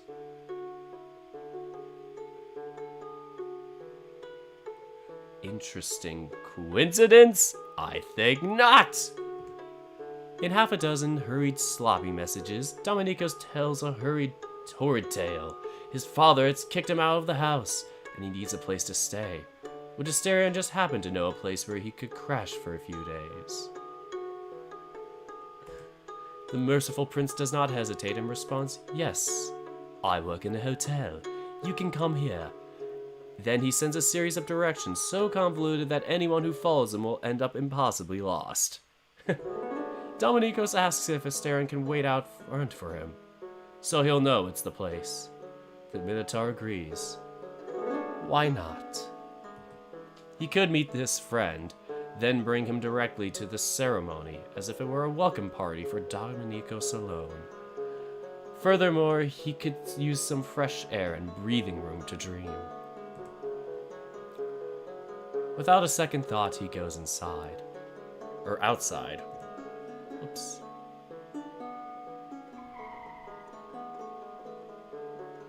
This is it, boy. The dreaded moment you've been waiting for. His little hands curled around the steering wheel, teary-eyed, just boiling over. And the faithful companion, his mind riddled with all sorts of questions about fathers, and a terrible sinking feeling that something is wrong all the way down to the depths of this world. Wrong on each and every layer of rock and earth, except for maybe an inch-thin slice of rightfulness which there is at the surface. The peacock unlocks the car's doors, but neither he nor his charge move. The Panoptes swallows the knot in his throat and ponders the value of his own words. The shame and cringe of baring one's heart, and what benefit it may bring to another. His father had always been scarce with praise and affection. Hadn't that left a gap within him? So this time, he chooses to speak. I couldn't believe I couldn't have done this without you. Thanks, Oscar. You're welcome, boss. Glad I could earn my keep. The Panoptes squeezes the charm. He cannot imagine how the boy did it, but it must have been the charm. He somehow had opened the way to the hotel. When we first met, I sure as hell didn't count on you delving into rats. But I gotta say, you're a fine pupil. And if this little stunt you pulled is in any indication, you'll make for a fine occultist. If it means anything, as your mentor, I'm proud of you. And as your boss, count me impressed. Thanks, boss. You know, hearing this sort of stuff coming from a cunt like you means a lot. Yeah, right. I'm stingy like that, so you know I mean it. So, I know you don't like flashy shit, but I saw some cool-looking rites in that spellbook of yours. You think you could? Aw, hell, you earned it. Sure, I'll teach you a trick or two. Now, you ready? Always was. They open the doors, and the light leaks out into the endless night. Their shadows cross the parking lot, striding with a pride as great as the tragedy which awaits them.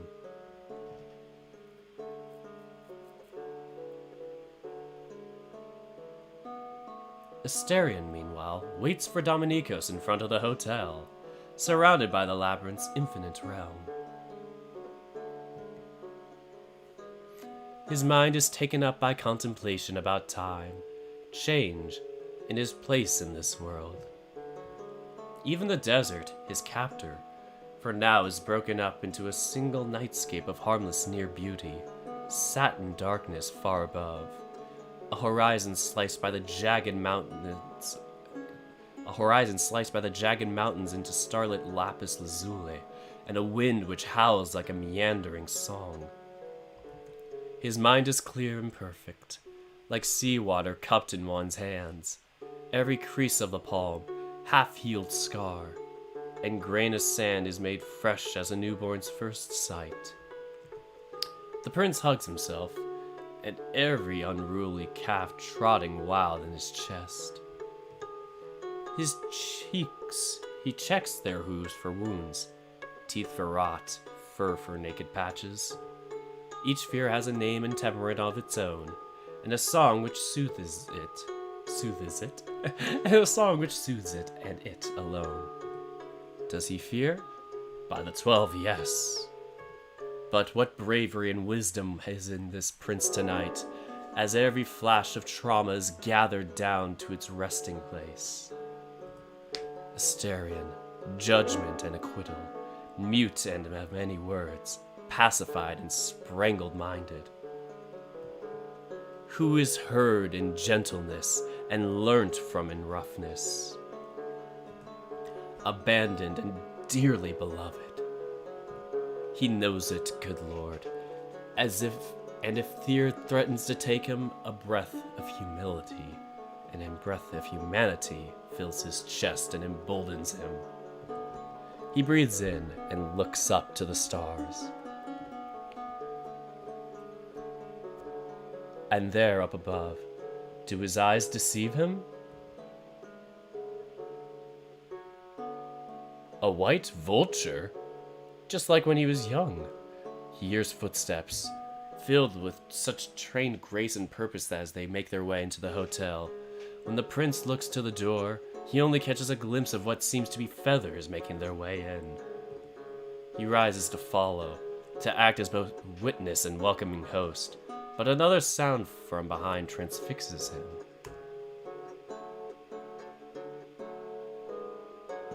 Like the ringing of one's voice returning in echoes from the depths of the old hotel, like another man's heartbeat compared to one's own. So familiar and yet irrevocably strange, the off-tempo melody of who's dancing to a lopsided rhythm. From the slit in the star-spangled horizon he comes, the drop of blood.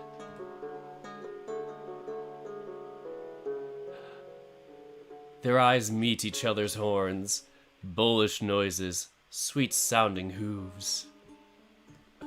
The two draw their breaths. Between them there is only the silence and inadequacy, as if they stood by an elder on their deathbed.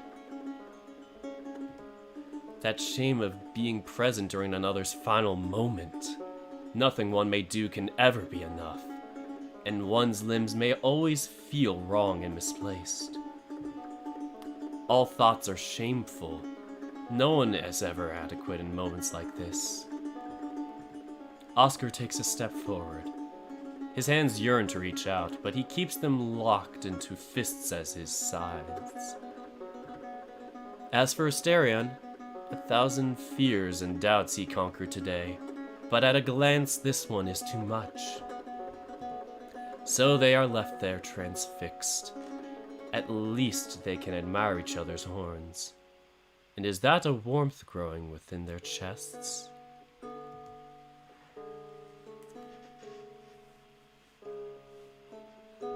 The boy musters his courage first. Hi. But as soon as the word leaves his lips, he already regrets it. What a mediocre introduction. so unlike all the times he dreamed of this moment. He tries again, and this time with a dash of pomp. Greetings, sir. The prince hugs a liar that isn't there. The boy takes a step back. The two draw their breaths. Hello. Unlike Oscar, Asterion has no use for pomp. And what thoughts run wild in this mind grow quiet when he catches a faint scent of seaweed and salt water coming from the young man. Memories burst forth, a sea foam clinging to his hooves, much like he did his oldest brother's hand, with Adragios carrying a basket of seashells in the other. At last that does it. Asterion forgets his own imprisonment and all the evil laid upon him. He holds his dignity once more. And with it comes the sweet-sounding voice of a prince. If my vision does not deceive me, then what a blessed night I have been given. In all my years, never have I ever seen another like me.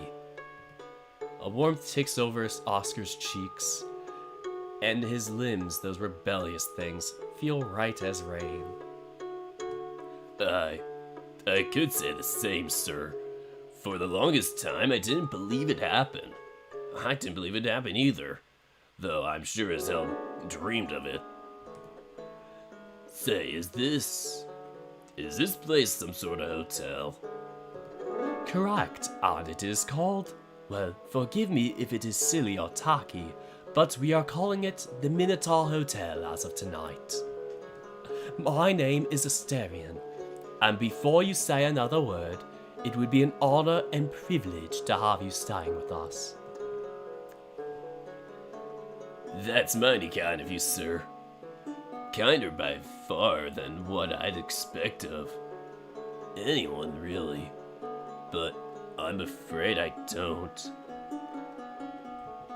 Asterion smiles, almost laughs as the boy meanders down that avenue. That ocean avenue!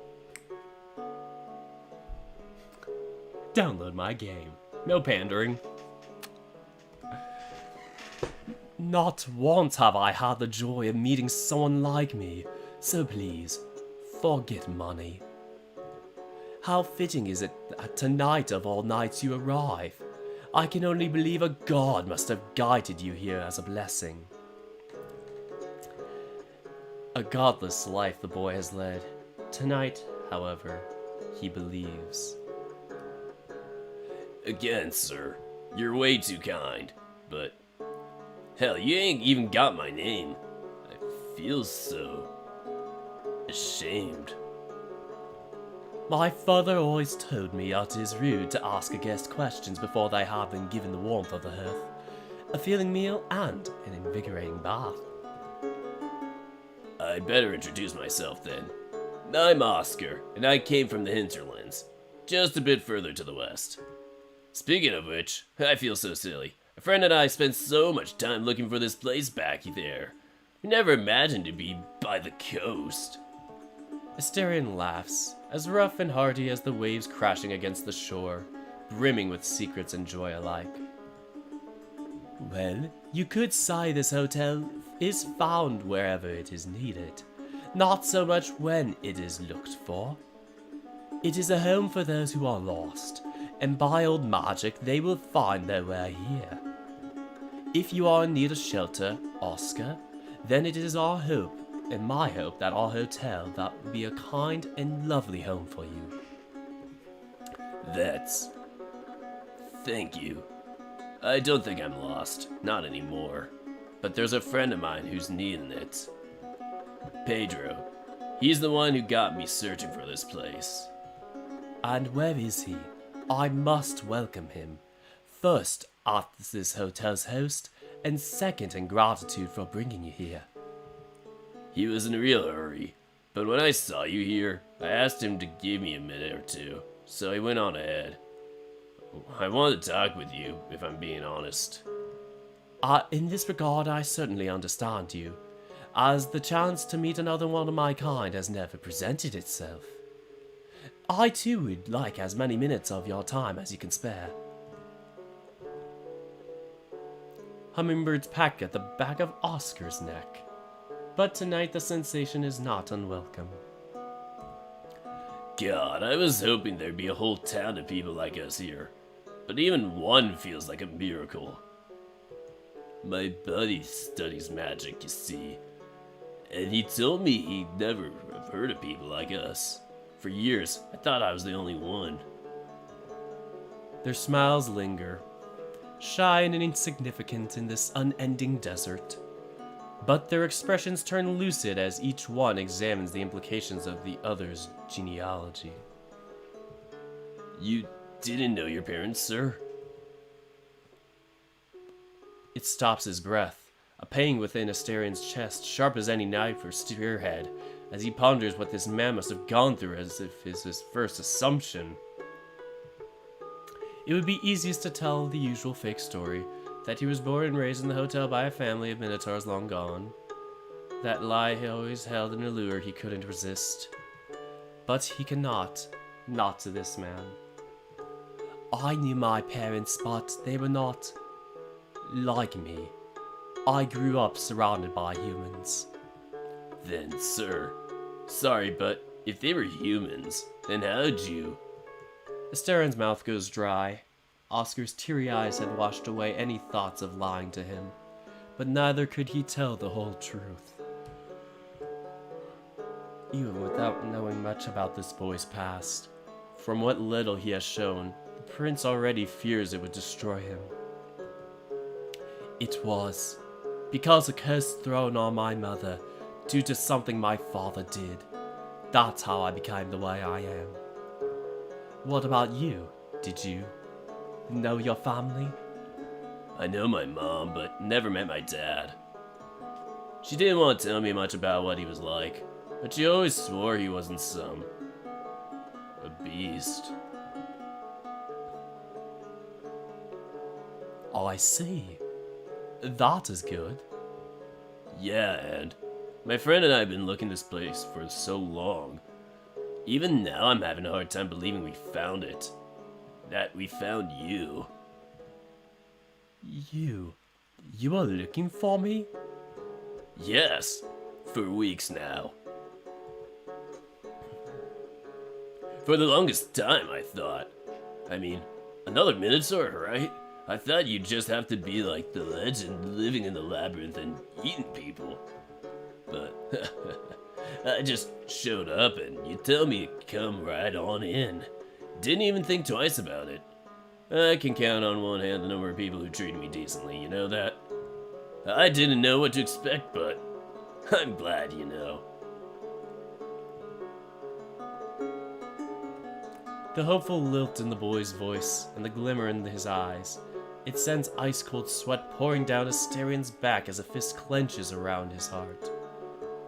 The young bull has become at once more elated and more nervous with each passing exchange with which he has found, who he thinks he has finally found. Oscar shifts from hoof to hoof, caught between surging forward and pulling back, caught between voicing the thoughts of the gallop within his mind and allowing the silence to grow stagnant. A half or quarter syllable crawls up his throat more than a handful of times before he can steel his nerves.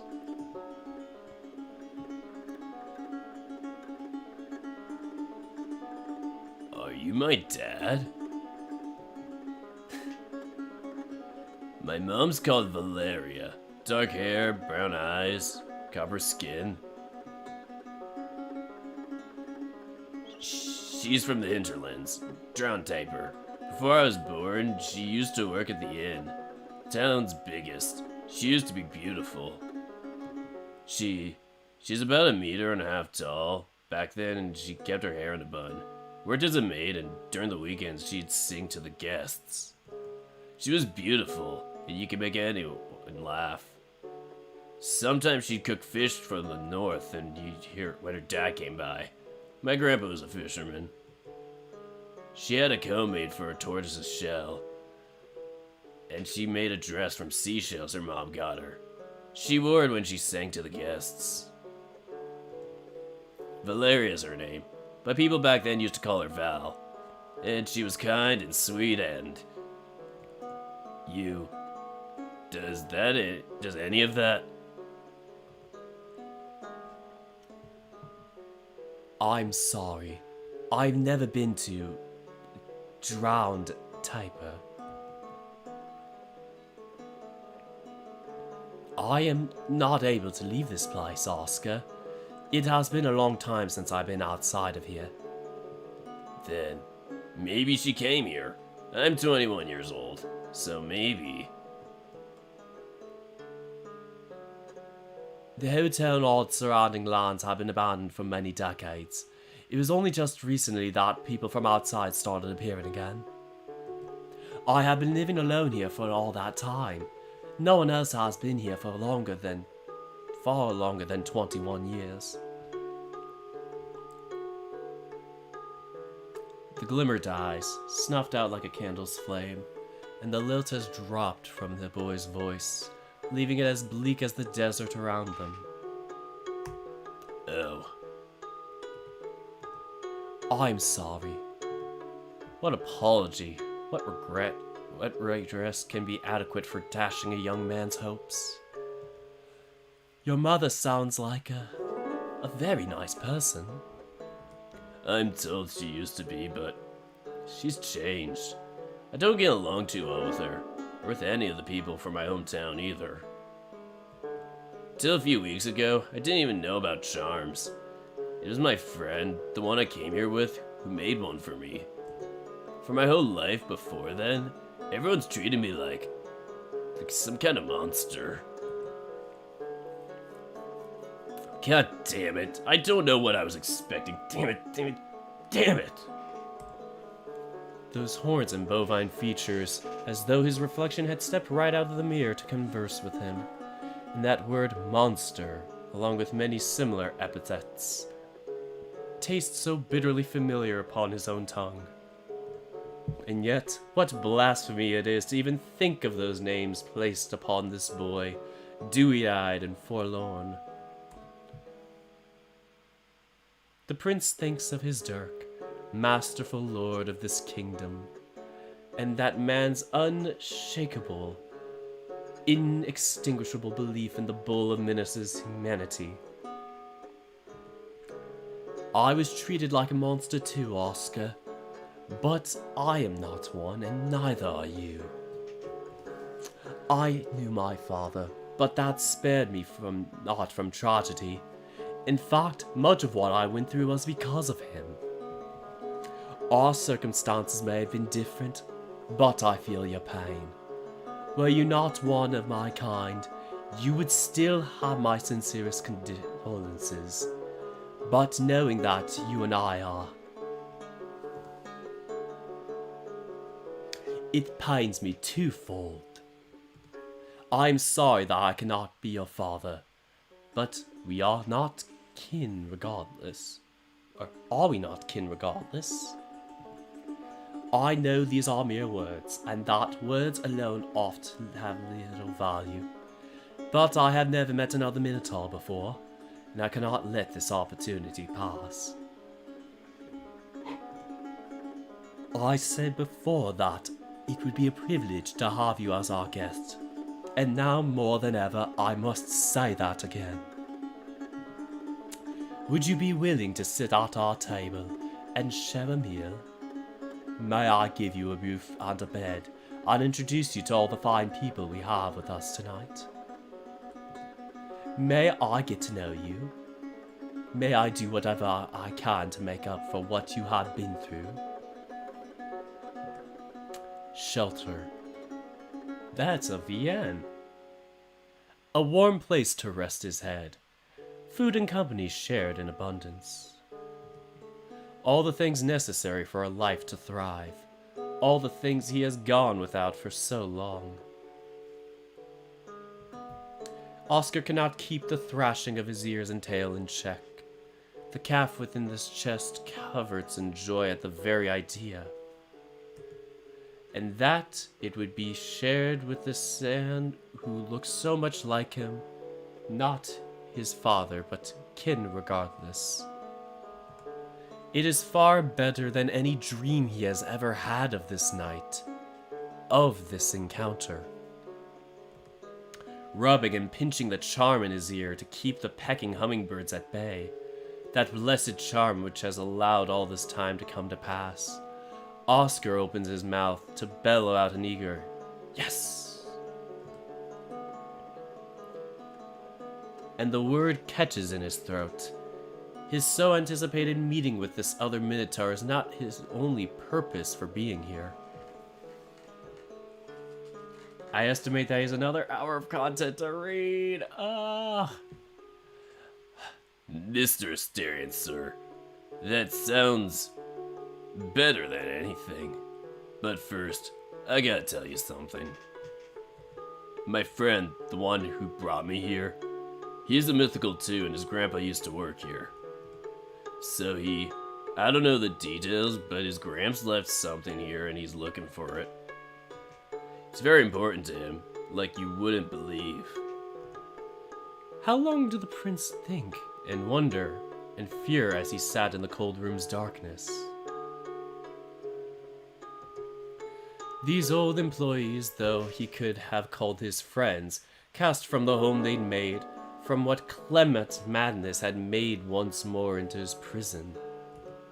And now, this night has brought to him not only this other Minotaur, but an echo from that dim and distant past as well. Your friend is related to someone who worked here? Yes. What was his name? Can you tell me? I don't know the whole story, but his gramps went by the name of P. Just a letter. But that was a long time ago, before World War II, I reckon.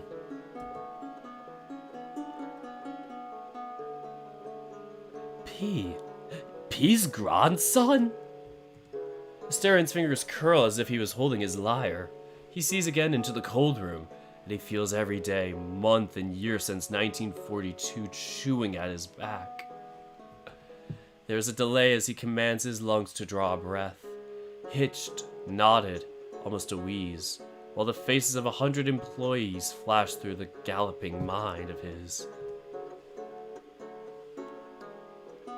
He almost goes cold, but that old regalia of Lord Hades' guard, his fresh title as co-owner of the hotel, the kiss sweet burning and wild which still lingers in his lips, it all pulls him back to wakefulness.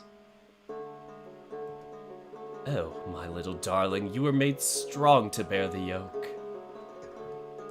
P's grandson. You know him?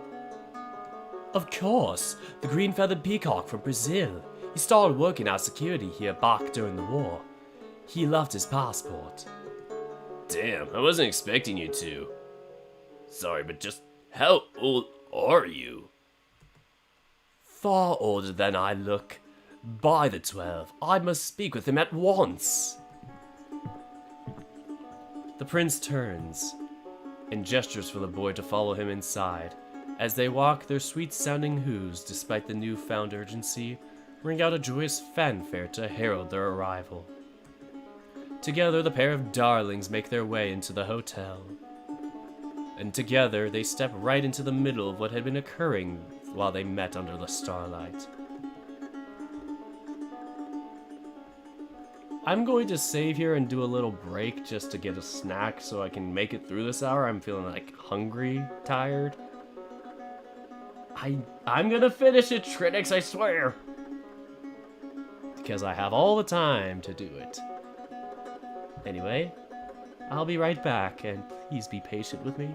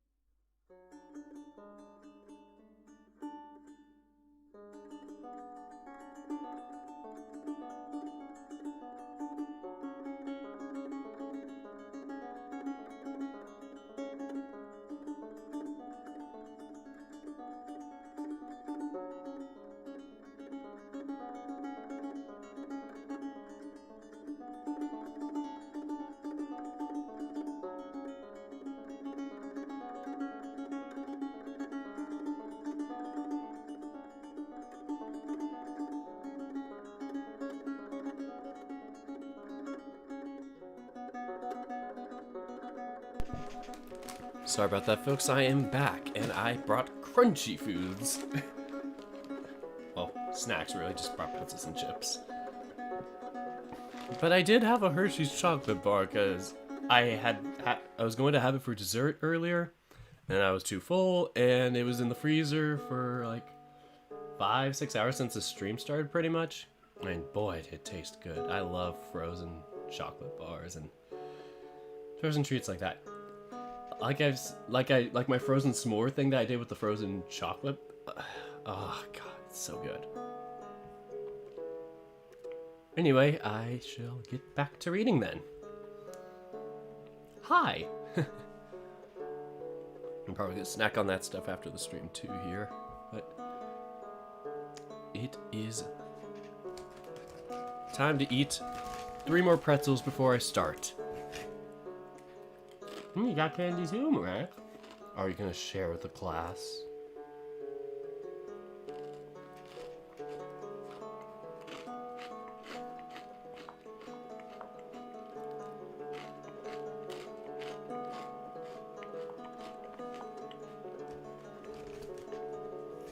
Alright, this ain't gonna be an ASMR. I'm gonna continue.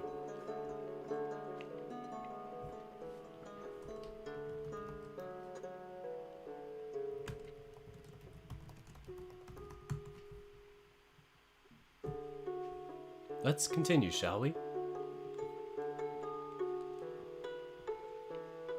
The old stories, good master, have a habit of repeating themselves.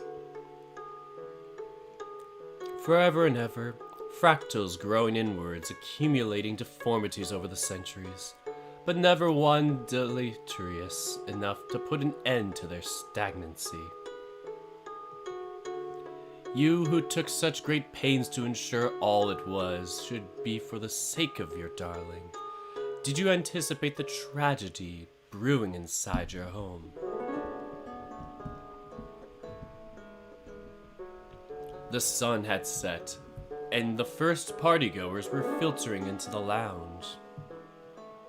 The food had been prepared, the wine had been set out.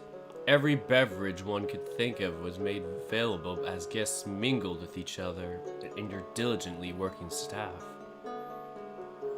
As the party lacked its the guest of honor, or all the party lacked was the guest of honor.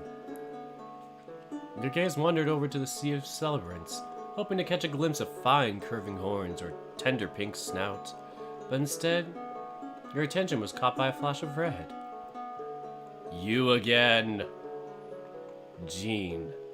He was standing in the midst of the crowd, holding up. Oh gosh. Sorry, I just think I pulled the hair by accident. I was hurt. He was standing amongst the midst of the crowd, holding a cup of darkest coffee in his shaky hand. A word is warranted, wouldn't you say? He has graced the home you and your darling have built, with many fine compatriots, and now your graces your celebration with his presence. And so you step forward, dodging through a tangle of bustling bodies. But for a mere fraction of a second, the man is out of your sight as a guest crosses your path, and when you look again, he's gone. Jean? You call out, but no answer comes. He's not behind the counter, nor around the restrooms, and no one in the vicinity remembers seeing where he went. Could it be your mind playing tricks on you, good lord? Most certainly not. The fiend left behind a puddle of dark coffee where he'd been standing. As you crouch to examine it, you hear a thunderous rumbling. Robert! What are you doing? Dirk. Robert, it's good to see you. Say, did you happen to see Jean around here? I did, yes. He was here just a few minutes ago. But if you are looking for him, I'm sorry to say that I didn't catch where he went. That aside, I must burden you with an important matter. What is it? A guest ran up to me a short while ago, an elderly woman to be precise. I had talked with her a few times before. She is a rather difficult person who seems disturbed by a mental condition of some kind. She's given me many a verbal lashing, and she has taken an issue with my appearance. But tonight there is something very, very odd about her. When she ran up to me just now, she was crying because she saw a snake inside the hotel. You mean like a garden snake or something?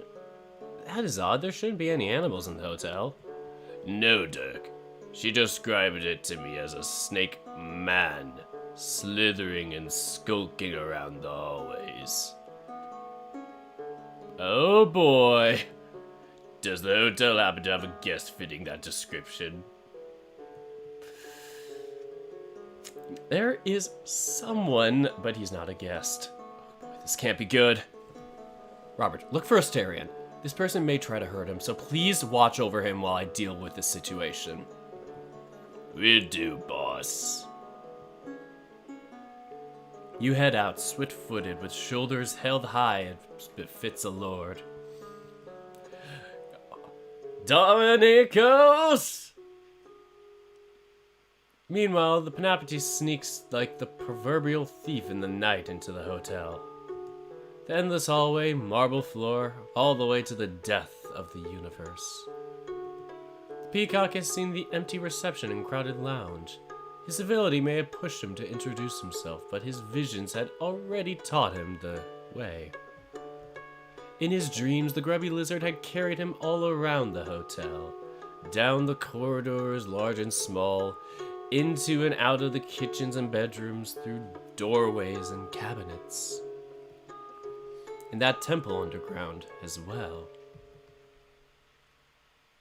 Just earlier in the day, he'd seen one of the lizards leaving the door open and exiting through this hallway. He knows his path already, down the endless stretch, marble floor, all the way to the death of the universe. There's no stealth or secrecy in him, just the raw heart beating out of his chest as he counts the seconds before the door reveals itself. And that's when... Argos! Nikos!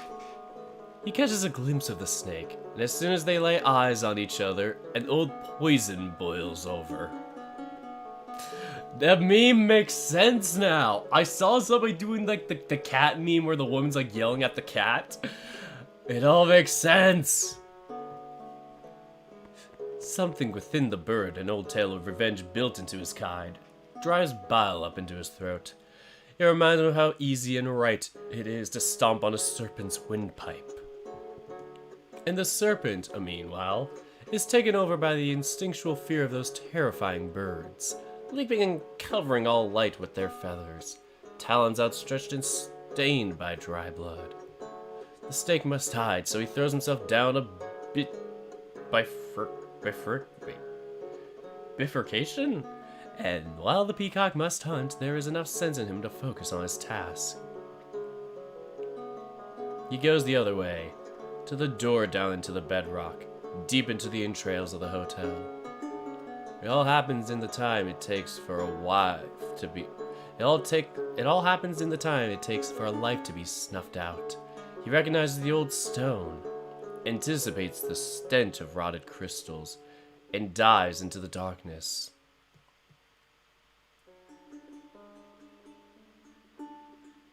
He sees it, sees himself coming down the hallway, and there it is. His inheritance. What a simple thing.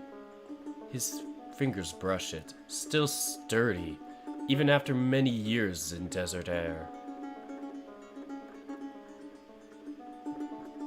Sitting almost politely in this Stygian depth, happily replaced into its vase by the small reptile who had wanted to hoard it. The Panoptes could almost be grateful to the little bandit for returning it to his rightful place. He takes his inheritance and holds it close to his breast. Hello again, Grandpa.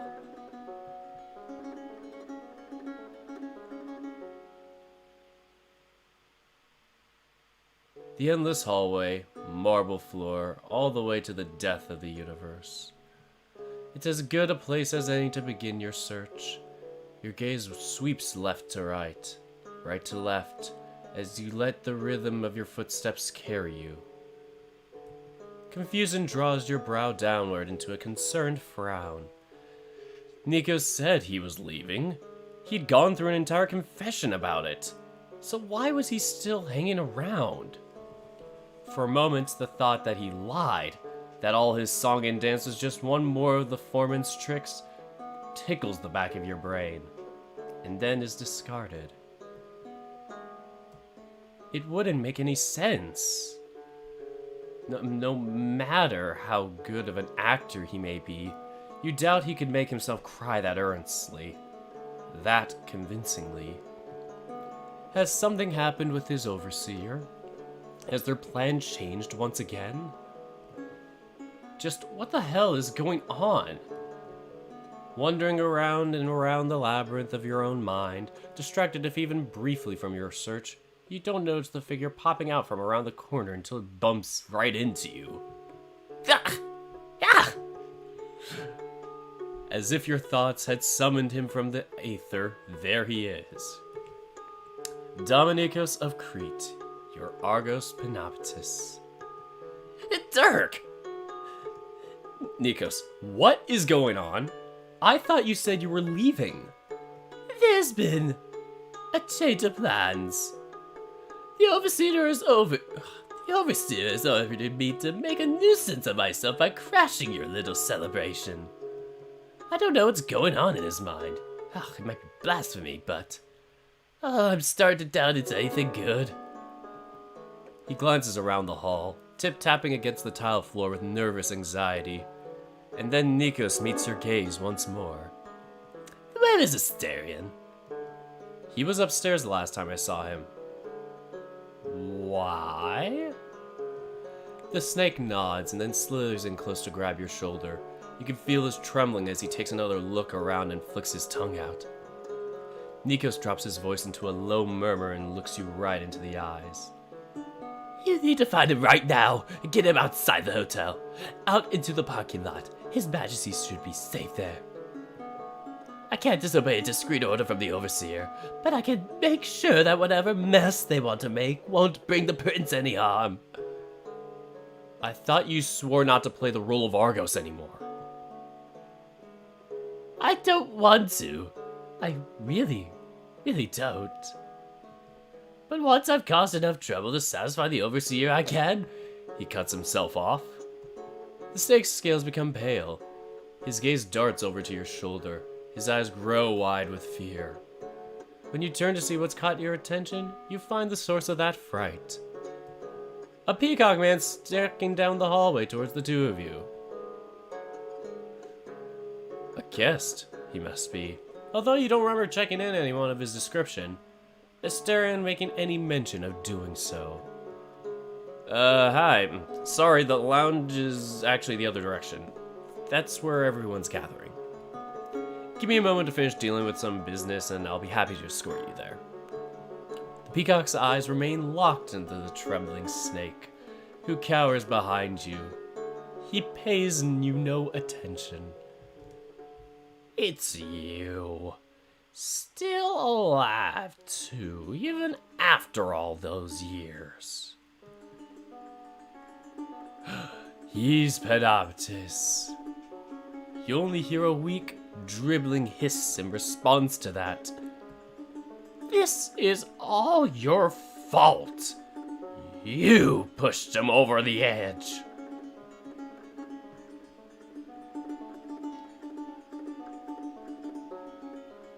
What are you talking about? Excuse me, but what are you talking about? What do you think? I'm talking about all the bullshit this motherfucker has been pulling. I saw it all. Everything that happened decades ago. That snake is responsible for the bastard going off the rails and kicking everyone out.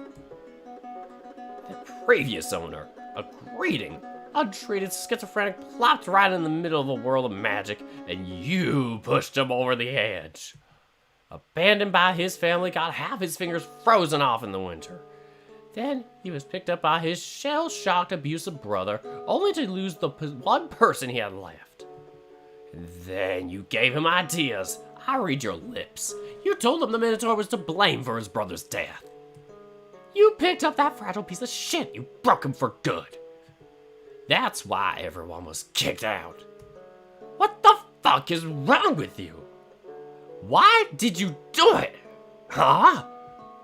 Please, it wasn't me. No, I see right through you. The same Minotaur, the same snake, the same goddamn lies. You took everything from us. Our home, my family, my future. All because of you. And now you're here to do it all over again, aren't you?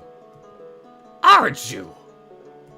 The peacock takes another step closer, approaching, ready to bring whatever vengeance brews within his mind down upon the snake.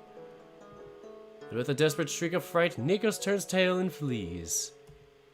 Oh no, you don't! Get back here, you little shit! He moves to give chase, attempting to dart around you as you do your best to stop him in his tracks. You draw in a breath. The faintest hint of some floral miasma clinging to the bird's feathers teases your senses. Okay, wait just a minute. You get the fuck out of my way! He wrenches your arm free from your grip, and then proceeds to follow the retreating snake's path out towards the reception. What can you do but follow, good master? You surely can't allow these interlopers... Another D&D reference! Throwback to my first D&D episode I ever did. That was my first ever campaign, and then this one person that we were fighting against called us the interlopers. Good times. It's on my second channel if you want to check it out. Dirk's Dorky Things. What you can do, or what can you do but follow, good master? You surely can't allow these interlopers to ruin the festivities. Nika slithers around the desk, eyes searching with wild desperation for a place to hide from his pursuer. Regret for even attempting this infiltration surely burns like bile within his throat. And then he turns, and once more slams face first into something, or rather, someone. Bonk! They stare at one another for a breathless moment. The man looks the intruder up and down, brow furrowed and lips curved at the corners, while the snake's eyes grow wide. So then, clod-hopping anonymous, where's the profit from your cleverness? Wait, please.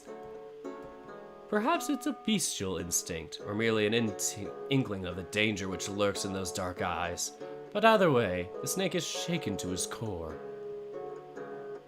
He whirls around, quick as a whip, but the man is faster. A hand closes around the snake's shoulder, gripping like a vice, and then wrenches around him to shove him to the tile floor. Ugh! Someone come quick! I found the snake! Here, he's out here. Hurry! The shouting draws pounding footsteps and murmuring voices.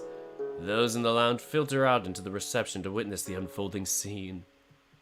A booted friend presses against the snake's chest, pinning him in place.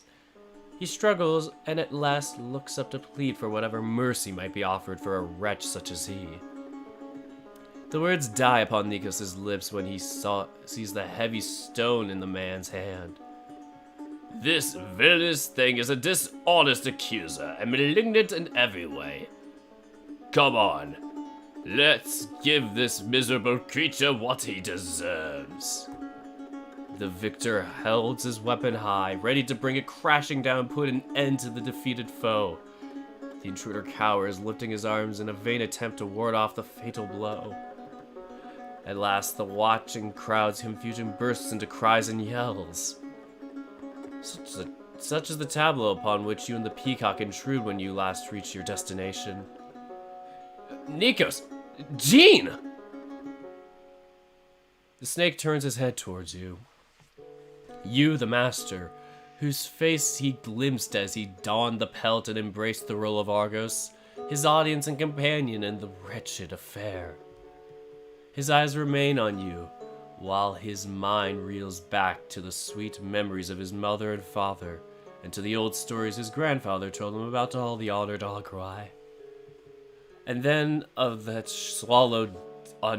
is swallowed down, along with all that he has done, his ruinous part in his play, the grief he has wrought, and with all the weight of the snakes who had come before him, all the tales of mortals who meddled in affairs alongside the gods. What a fool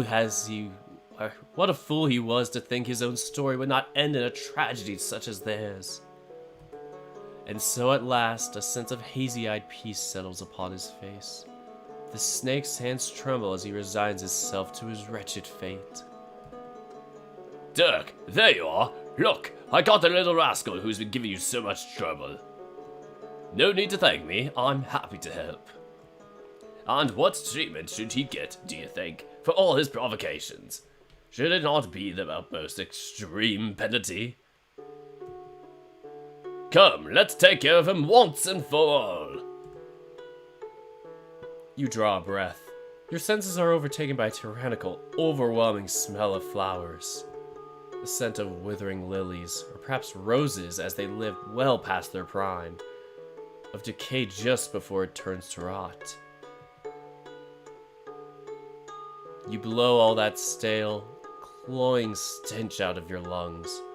This farce has gone on far long enough. A pressure builds in your chest. Fury beyond humanity boils up within you. Your every action is filled with the might of a king. A single step forward, hand raised to reach out towards the assailant and his victim, is enough to draw Jean's attention back to you. The man's mouth hangs open, as though he's muttering a name under his breath, just as you drown out all the sound in the hotel with your command. Release my subject now. Dutiful and ever faithful to its lord and master, the labyrinth brings your will to pass. The snake disappears from beneath the man's foot, and then a thud and a shriek is heard from amongst the riveted crowd. Jean's eyes fill with surprise, disappointment, betrayal. But then they drift towards a point just over your shoulder, and the smell of decaying flowers becomes like an oil sticking to your throat.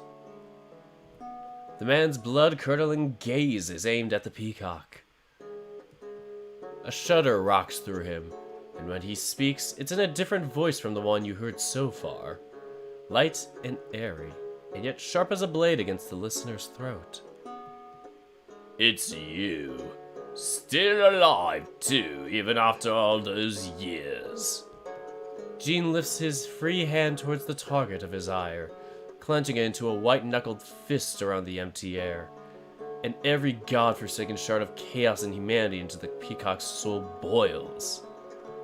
His throat closes in a pained wheeze, as though that hand had closed around it in a vice-tight grip. His legs buckle underneath him, but he does not, cannot collapse. All of his eyes are aimed at the looming assailant. The hunter takes a step forward for his new, far better prey. Another. Unlike Nikos, however, the peacock does not make peace with his fate. Even as his strength fails, he fights off the approaching presence. His shoes scrabble against the tile. His own reaching hands claw at his throat, and with every movement the stench which hangs in the air becomes more terrifying. Lilacs are roses, but underneath is the cold and rigid source of it, like the kind of sweetness that attracts flies, like the smell of a corpse drained of blood, like the wrongness left behind by an incomplete cremation. The front door opens, and yet another pair intrudes upon the tragedy, old and played out, cycling and spiraling around and around itself, being performed in the reception. What is going on here? Pedro! You look in the Minotaur. Minotaurs? The sight of another bovine-shaped man standing beside your darling changed only piles more madness upon the pandemonium, which surrounds you. However, the younger bull's cry of horror spurs you to action. Jean, just what do you think you are doing? The words glance off of the approaching man, like a blow deflected with a sturdy aegis. Even as you move to place yourself between him and the peacock, Jean's gaze, every iota of his sharpened focus, remains upon his intended victim. Something in the air crackles like bolts of heaven, like heaven-sent lightning. You can feel every single hair upon your outstretched arms stand on end at its touch. Stop this! What the hell is wrong with you? He gives no hint of having heard your voice. It's as if you aren't even there. Asterion moves behind you, offering his strength to aid the peacock in this struggle against whatever hold the delivery man stare has upon him. He grasps the bird by the shoulders, doing his best to pull the guest, the younger bull's Pedro, out his arm's way. But much like thrice-cursed Sisyphus, the Minotaur toils in vain. Then another shout rises from your audience.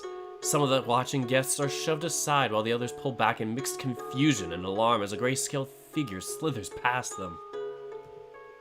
Lord Hermes, stop this madness! This wasn't part of the plan! We knew it! We got it right, baby! Oh, man. Wait a minute. This is the bad place.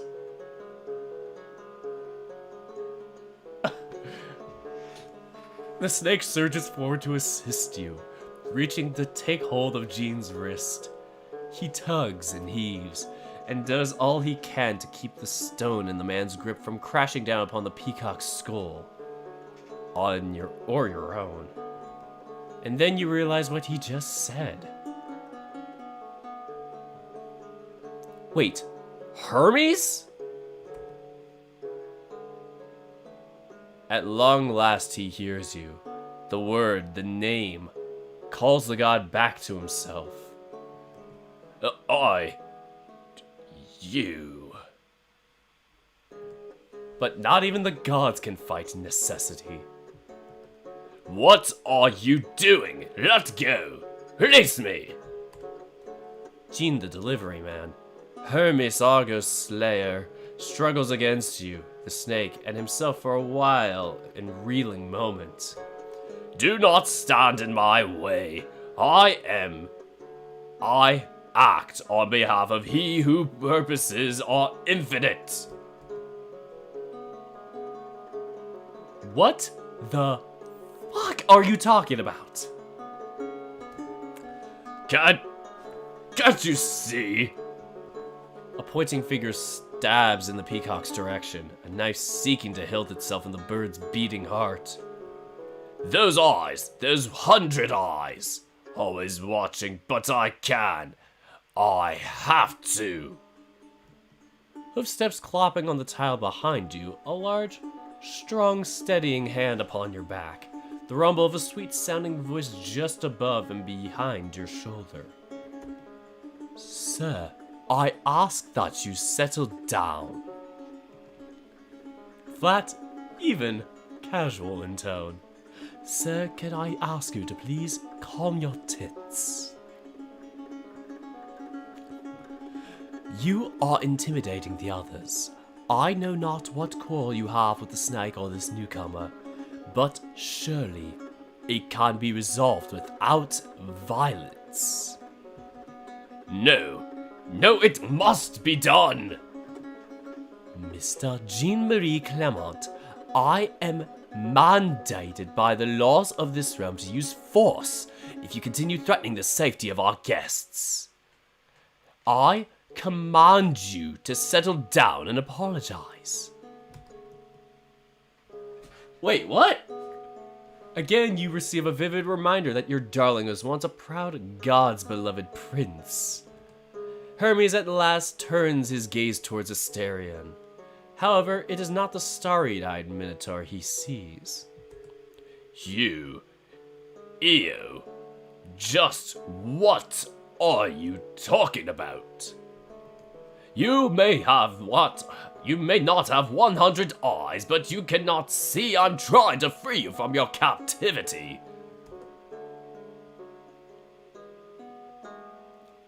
This man is delirious. We must take him to the infirmary. What? Hold on just a moment. What in the ever-living hell is happening? Argos, is this man really Hermes? You turn to address the snake. And as the two of you share a crucial few seconds of distraction, the apparent god breaks free of your hold.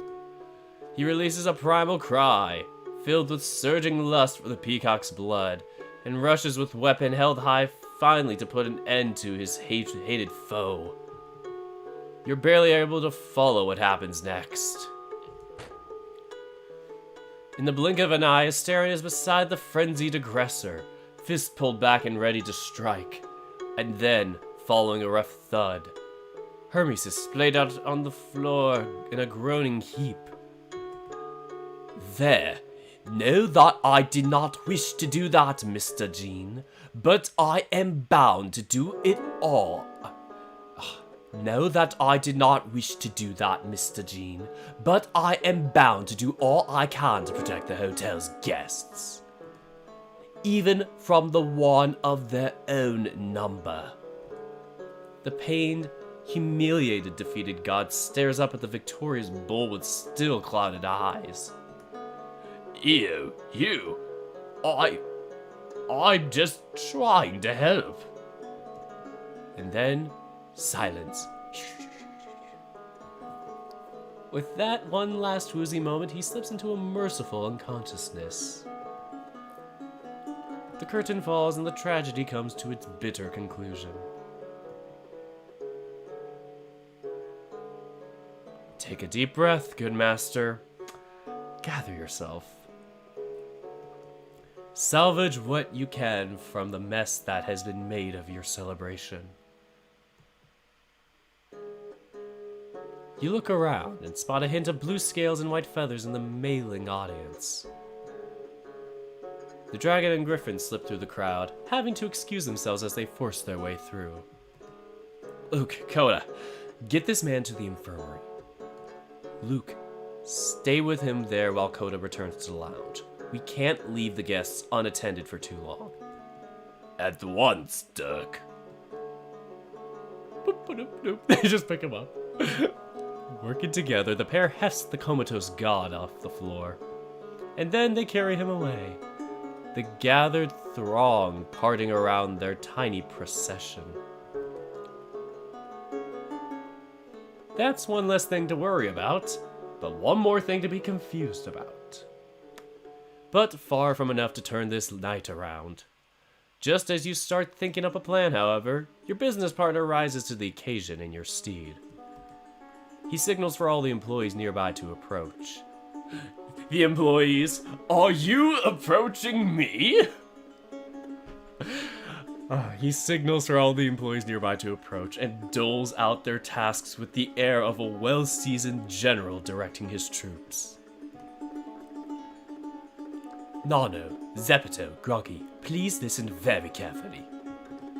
We have just witnessed a very complicated situation, and sometimes people can become very nervous after such an event. I want you to serve drinks and food. No alcohol for the next 15 minutes, however. If anyone feels ill, make sure they take a seat as soon as possible. Understood?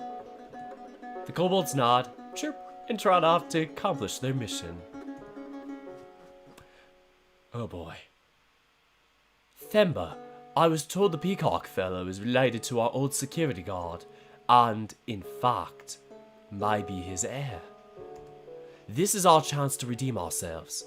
First, prepare our finest room for him and his friend. Then, retrieve his grandfather's passport from the safe. By tomorrow morning, I want all of P's belongings organized and a full report on what we owe his family. At once. Thank you, Themba. Very nice. Robert, please check if any other guests were injured, and then check the rest of the floor for anything out of place. I would prefer not to have any more surprises tonight. Very well. I'll leave no stone unturned. While the others set about their assignments, you began going around to calm down the guests. Some are close to panicking, but it is nothing a calm, logical approach cannot pacify.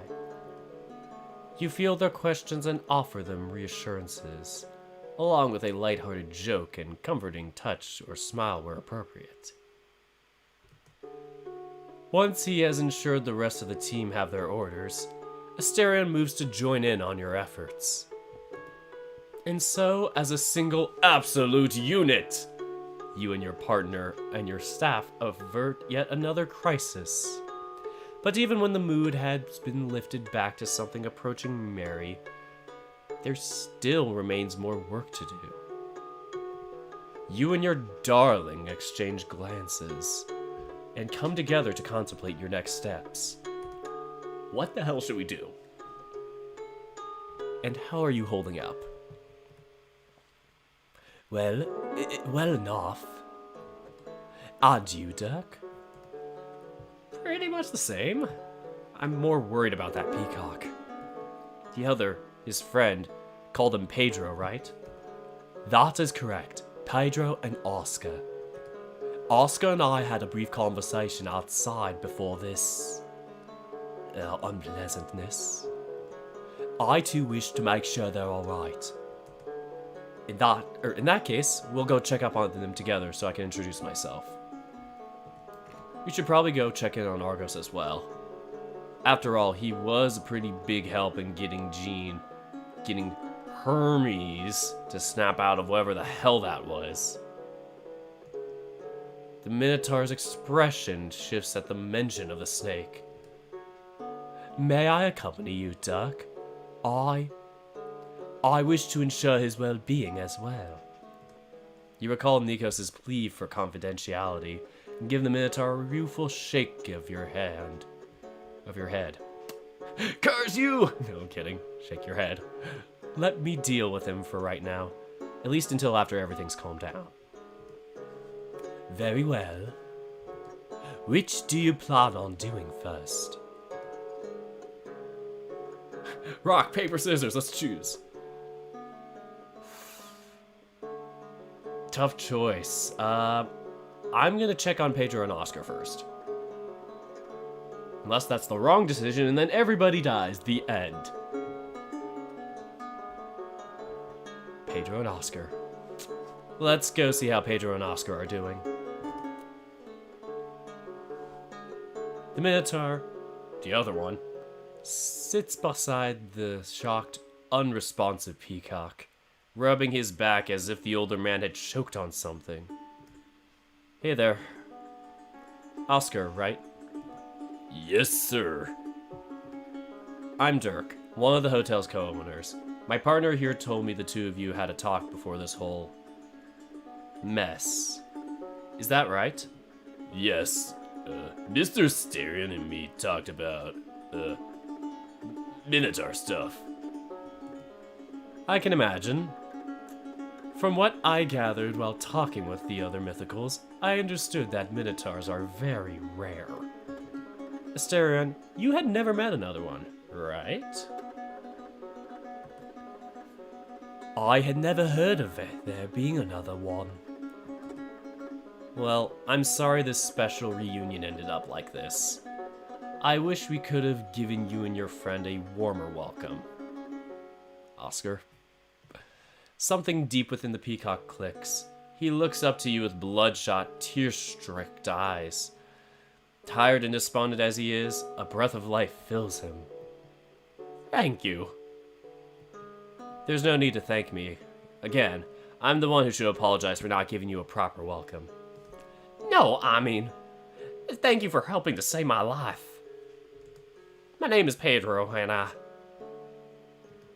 He picks up a feather, more scuffed than the ones in his tail, but still as vibrant, from where it rests beside him, and gazes into its unblinking eye.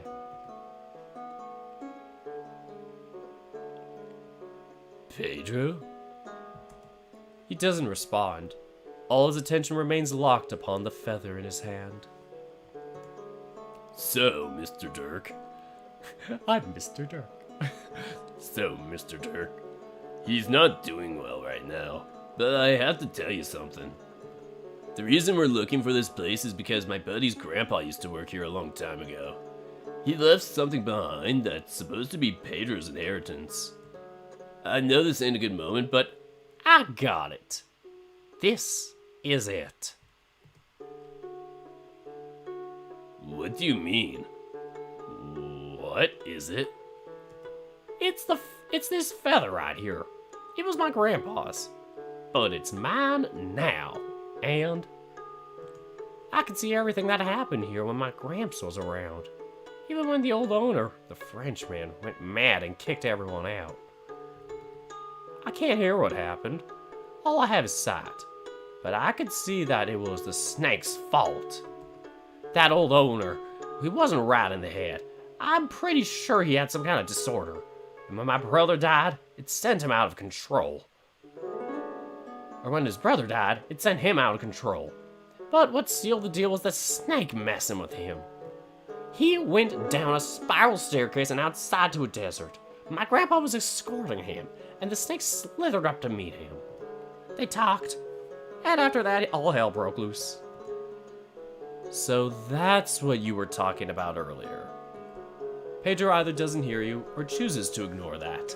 He turns towards his companion with light, a weak, flickering but warm ember, returning to his dulled gaze. Oscar, with that feather, Dad and Grandpa will be able to see what happened. They'll know Grandpa wasn't crazy. God, this is it. We'll be able to close this chapter of our lives. Hell, maybe Dad and I will be able to get along. You stare down at the feather clutched like a lifeline in the peacock's grasp.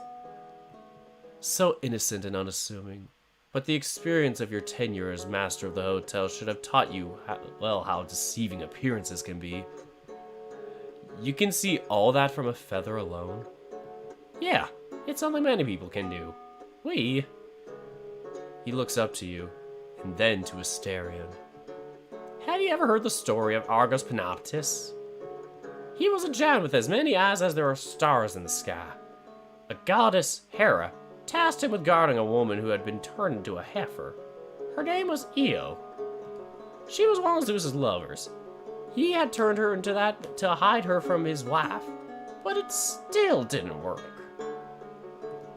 So Zeus sent his son Hermes to kill Argos and save Io.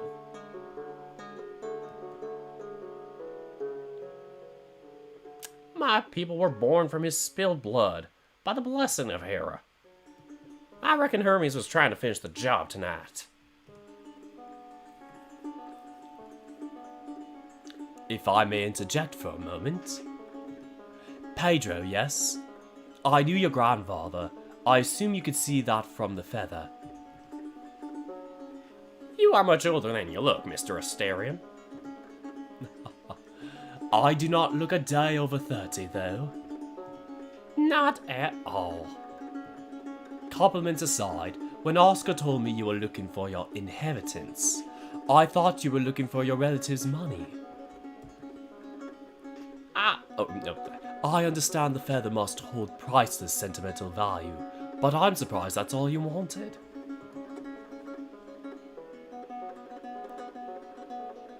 Money? Yes, everyone was removed or left in such a hurry. Most, if not all, left their savings here. He had a sizable amount saved in, well, diamonds. Also, there's an interest on top of it. I believe the hotel owes you a very hefty sum, and that is without taking into account any compensation for what happened. So, you see, I was a bit puzzled when I want the money too. Okay. Oh, marvelous. If you are staying here for the night, and it would be an honor to host an old employee's family, we could discuss this matter tomorrow.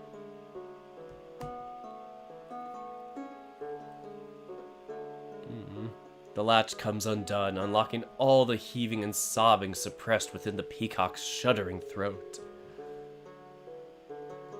Pedro turns in his seat and wraps his arms tight around Oscar. The young bull lets out a brief moo of surprise at the sudden surge of emotion from his companion. He pats the older man's back, shifting in the tight, clinging embrace. With a snort, he looks up to you, in Asterion. Red embarrassment burns inside his ears and on the tip of his snout. He's had a long day. Could you guys give us a minute? Of course. As soon as possible. We'll get you 2 keys for your rooms. Sounds good. Thanks.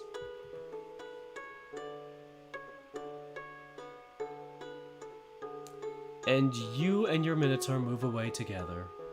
You give Asterion one last reassuring smile, and then you leave him behind to continue entertaining the other guests. Meanwhile, you go find where Nikos went. You find the snake coiled up in the out-of-the-way corner of the room with his coffee, far away from the other guests, who even now give him a wide berth. At your approach, he drops his gaze to the floor and fidgets his fingers against one another. Hey, Dirk. I want to thank you for earlier and say I'm sorry. I'm so sorry for everything. You hold up a hand, cutting off his apologies, and then set it upon his shoulder. Warm and firm, comforting and reassuring. Despite himself, the very tip of Nikos' tongue pokes from between his lips in response. You did try to warn me about what Lord Hermes, your overseer, I'm guessing was planning. The snake gulps, hesitates, and then finally nods to confirm your suspicions. If we hadn't been interrupted, we probably really could have gotten Asterion outside and worked together to keep this mess to a minimum. And I am grateful to you for that. When Hermes was having his episode, you could have just slithered off as soon as he let you go. But you didn't. You helped me to hold him back from killing the same guy who just attacked you earlier. And you helped me get him snapped out of it. I could just leave you. Not after you. You saved me from what he was about to do to me. You smile and give his thin, trembling shoulder a gentle squeeze. Like hell I was about to let this tricky bastard hurt my most loyal servant.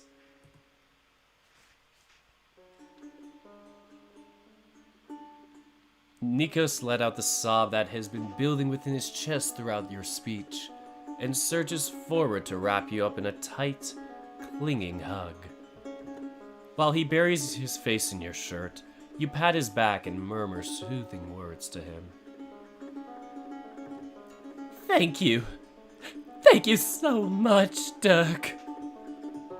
Your kindness it's far more than I deserve. The snake draws back and offers you a snot-nosed, watery-eyed, but genuine smile of his own. I'll make it up to you, I swear. He gives you one last squeeze, with both his arms in the supple coils of his tail, and then the embrace comes to an end. I'll tell you everything. You and Asterion both. And... He swallows down his fear, and then at last plunges ahead with his blasphemy. And fuck whatever Lord Hermes thinks about. And fuck what Lord Hermes thinks about it. You give him a nod of approval and clap him on the back. That's the spirit. Until then, you're welcome to stay here, for as long as you'd like. We can even get a proper room set up for you, so you won't have to go back out into the valley. Really? You? You'd allow me to stay? Well, of course. The hotel is meant to be a place of rest for anyone in need. And we don't turn away anyone. It's like the verse goes, "Blessed are the poor in spirit, for theirs is the kingdom of heaven." Bible time! No, I'm not gonna do it again. Amen. I knew it! You are the evangelist! So you really are the Dominicos who's been texting with Asterion. A man from Greece who wants to give him joy and happiness at the behest of a previous, very grateful guest. He slumps, defeated. Alright, you got me. I wished we could have been friends, so I just wanted to test the waters with him. As me, not Argos. But an evangelist? Really? Well, I have been telling you about my devotion to the gods all this time, right? I just left out exactly which god. You're gonna have to tell me about how all that works, considering. Later, though. For now, go get yourself a snack and some wine. Just ask one of the kobolds, the little lizard guys running around. Thank you. It's really appreciated. But, I don't really drink. Some more coffee, then? That sounds very good. Thank you, Dirk. You're welcome, Nikos. Estera and I will talk to you later. Alright. With that and one last pat between the shoulder blades, you send the snake off into the crowd. Your apparent rapport with him eases the tension in the other guests' faces. When he moves to join them, they offer Nikos a few shy greetings and tentative pleasantries. Warmth pulses in your chest, and you leave him for a moment in favor of seeking out your dear partner. You return to Asterion's side, bumping his shoulder with your own. He gives you a tender smile in return, and then the two of you slip out of the lounge together. There is yet one more person you need to check on. You and Asterion head toward the same infirmary to which you had taken after your first encounter in the cold room. The brightness of the lounge gives way to half-lit hallways, stretching shadows, and the increasingly distant sound of the party. As the silence grows, the air around you becomes velvety and intimate, and the distance between you and your darling narrows. Your forearm brushes his, then the backs of your hands touch and almost turn and entwine your fingers together. You exchange a glance, a smile, and lay your palm upon his back for the final seconds before reaching the infirmary's door. The two of you stop, face each other, and take a step closer. You tidy Asterion's dress shirt and adjust his clammies, then rub his cheeks to smooth the fur sticking out. I wasn't expecting our night to end like this. My plan was to give you a celebration to remember, with everyone seeing us together on the same level. It is alright. When hardship comes, the leaders must stand to face it. And how are you feeling? Is everything alright? Your darling lifts his gaze to the ceiling, as though seeking guidance in the unseen constellations far above. He ponders every word. I feel odd. On some level I understand I should be afraid and nervous, But I cannot find much space in my mind for now for uncertainty. We must resolve this situation. He lets out a soft huff. And I feel as though all these emotions will only hit me after we are past the worst of it. He licks his lips, opens his mouth, and leaves it there, hanging until an impulse pushes him to say it.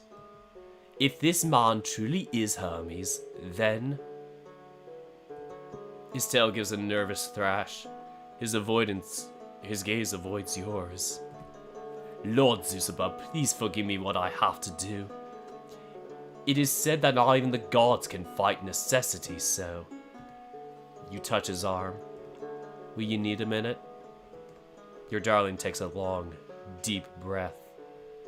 Holds it. Exhales slowly. He looks back to you. I will get through it, come what may. However, do you remember the transcripts you gave me? I could ascertain surely that at the very least, the testimony of Lord Hades was authentic. If we assume the others are legitimate as well then, thousands of years ago, Hermes, the son of Maia, was favorable to my cause. Perhaps that sentiment persists to this day. I know not what shall come, however. That is only a guess. But I know you and I are together in this. This time it's his turn to tidy your clothes. A beautiful man is beautiful to see, but a good man will at once also beautiful be. And you, my lord, are the finest in this entire realm. Perhaps even the wider world. You brush a finger under his chin. He giggles and looks away. But when his gaze returns, he's an inch closer. Still calling me Lord even after all of what happened today? I can have my fun however I please, can I not? Especially after all that has occurred. Before you can respond with another witty comeback, however, you hear some movement from inside the infirmary. Luke opens the door and pokes his head out. Finally, I almost thought you weren't coming. We were coordinating. Has he woken up? Yep, just now. Didn't wait a second before asking for a cup of joe, too.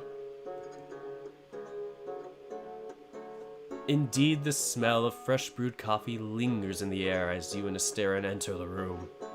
It's almost invigorating, given the circumstances. The sight you're presented with, however, is anything but. You find Hermes sitting up on the bed, his gaze aimed at the wall across from him.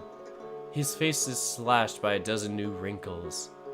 Suddenly, he seems years older. He's immobile, save for his hands holding the coffee mug. They're almost convulsing, spilling the piping hot liquid onto his arms and clothes. You and your darling exchange a glance to see who should speak first, but Hermes takes the opportunity himself. I am mortified. He makes an attempt at sipping his coffee, but all he accomplishes is spilling more of it on his sheets. Asterion watches the cup, barely hiding his disconcertment. The god's hands shake in a perfect rhythm, like a metronome, and he doesn't even flinch as the piping hot darkness drips down onto his skin. By my father's name, I owe you an apology, and an explanation. First, the former. I committed a grave misdeed by abusing your hospitality, and I deeply regret it. I am a son of Zeus, so you should have known far better. But once a thing has already been done, then only a fool. But once a thing has already been done, only then does the fool see it.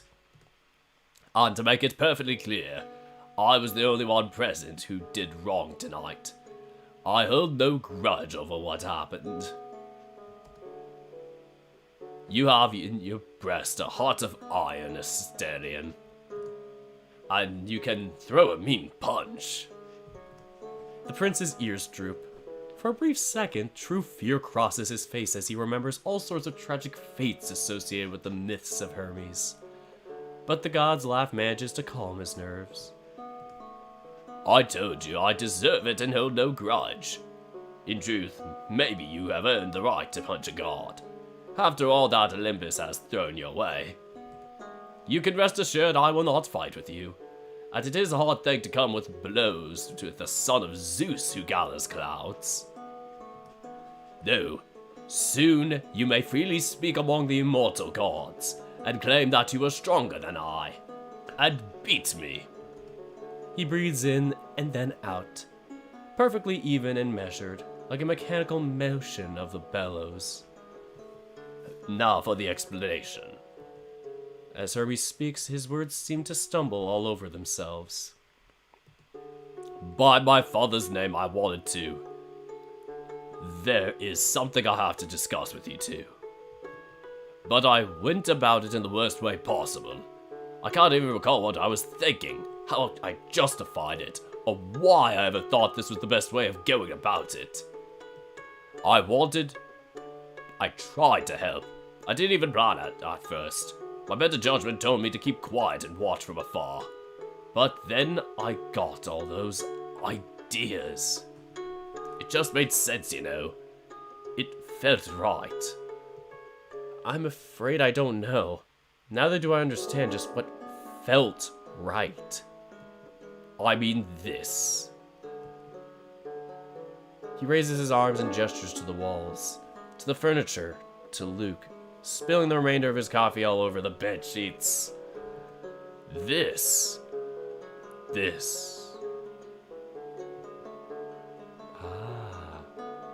What is the word? He cannot recall it, not in English nor in any language at all. As the realization of his predicament sets in, the god's face contorts into sorrowful horror. The hotel? A spark in the darkness, illumination. The fog recedes and the lines in his face grow a touch more shallow. Yes, that. I liked it. I always enjoyed the idea, which is why I kept quiet about it and never told any of the others. Only I could come here, you see. But the masters, they were tricky. I had no way of knowing if the screeching crow, that cursed brat Athena, still had her claws on them. Couldn't run any risks. They could snitch, and it'd all come crumbling down. So I kept my distance, doing the least I had to, and just let you, Asterion, do your thing. But then came Clement, and you know how that went. The old man, he was destroyed over it. For a few centuries now, he's been trying to make amends and tie up loose ends. So that mess shook up and ate away at him. But there was nothing we could do. We had to wait for Clement to die. And when he did, the deed reverted to the old man. So now you see what I'm getting at. The old man wants a definitive solution for Asterion's situation.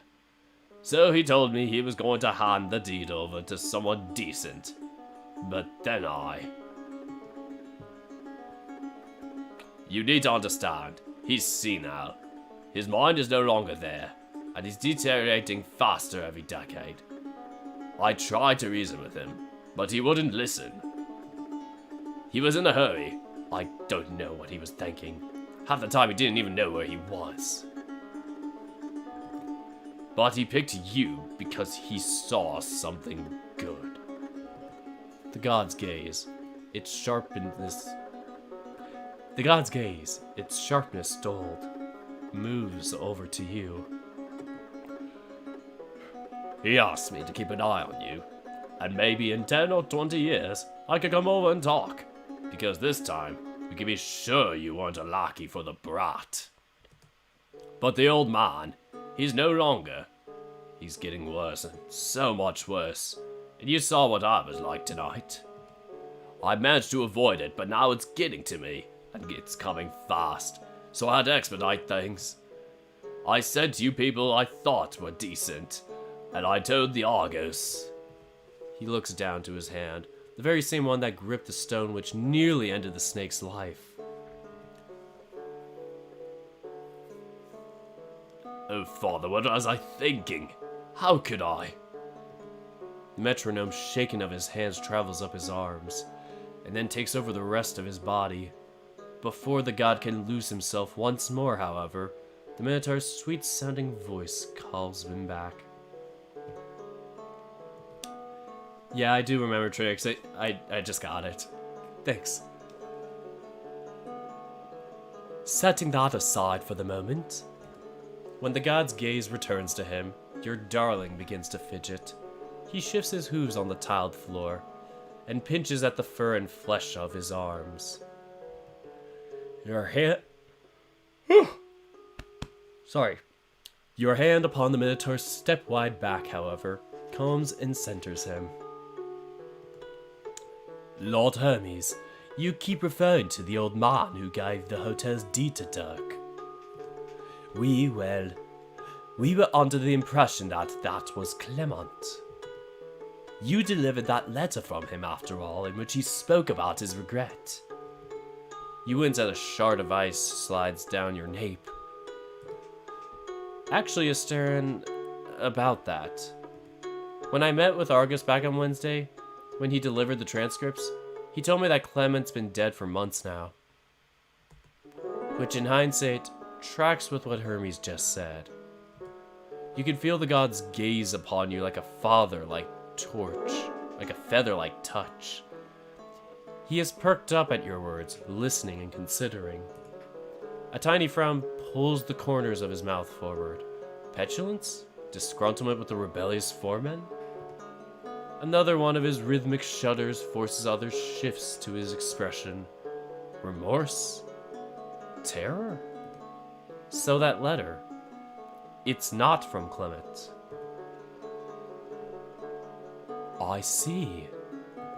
Tension gathers and then relaxes under your fingertips. I'm sorry. I wanted to tell you earlier, but with how hectic this week has been, all the preparations for tonight, I never found the chance. He looks down to you, and the gentle warmth of his eyes melts that shard of ice lingering between your shoulders. Do not be sorry, Dirk. I can only assume you are wary of Argos's trickery at that time, as I was with the veracity of the transcripts. So then, Lord Hermes. Sir, who is it from? And another of the Olympians, I suppose? Not Lord Hades. I would have recognized the handwriting. Indeed. Worried about him, are you? Another weak, burbling, uniform in length and tone, peal of laughter. Don't be. Uncle Hades and I have kept in touch. He was one of my more amiable employers too, after all. And he's been doing as well as can be expected. Oh. Good. That's good. As for the old man, well, as you probably guessed, he was one of those amongst the 12 who were in your favor. Then why'd you even say what came from Clement? Why'd you lie? I don't know. He seeks within himself and finds nothing. Where is he? The bellows pump faster and faster, working in vain to stave off the thickening fog. His face contorts in confusion, shame, bitter remorse. Frightful and unfamiliar to see one such as he. Oh, Father, what have I done? One last full-body shiver sends the mug trembling from his slackened grip. It bounces slightly, then settles upon the coffee-soaked sheets, which are still rumpled in the shape of the suddenly absent form. Like a light blinking out, Hermes is gone. Outside the infirmary, the festivities continue. Still a little muted, but as the wine flows and the thoughts drift away from the earlier disturbance, cheer returns to the hearts of the hotel's tenants. At least, to most of them. Silent and unnoticed, one of the guests edges away from the crowd. He watches the revelry for a long and lonely moment, and then turns away. The life and joy which fills the room is not for him. He slips like a shadow out of the lounge, out of the reception, out the hotel's front door. Oh. Nikos fills his lungs with the dry desert air, and then slithers over to lean against one of the porch's pillars. He peers out into the night, thinking, considering. What now? Though he cannot see it, the hotel, much like its master, has turned its back upon the place. He can feel it upon his scales, taste it upon the stirring wind with every flicker of his tongue. The valley, all that cursed and blood-soaked sand and stone, surrounds him.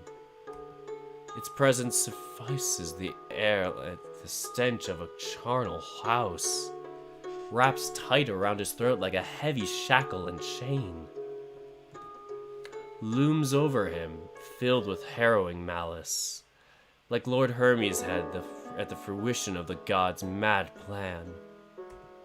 A shudder racks the snake's body along its entire coiled length. He scrubs at his eyes with a forearm, turning his mind away from those thoughts, and turning it instead towards the future. His future. What now? What will he do with his life now that the Arguai's purpose has been fulfilled? What will the elders, the rest of the village, his parents think? Will they greet him with pride, or cast him out as a shameful blight upon their principalities and cannons? What will happen to him, to all of them, now that their counselor of craft has no more use for the progeny of Cadmus? He lifts his gaze to the starry sky, to those 100,000 countless eyes which speckle the darkness with their light. Perhaps the snake hopes that one of them is looking down and smiling upon him, filled with forgiveness and love. Rocky as the start may have been, by the night's end all agreed that the celebration was unforgettable. The wine rekindled the guests' good spirits, the food kept everyone together.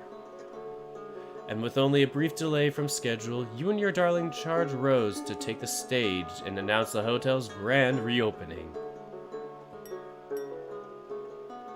Dear guests, I must thank you for honoring my partner and I with your company tonight. Seeing our home so full of life and joy, this is what we've been striving towards. It's been a long and difficult journey.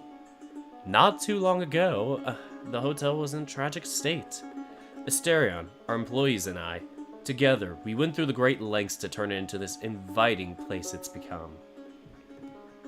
But if anyone deserves a special mention here, it is Asterion. He is the one who brought us together around our hotel's mission.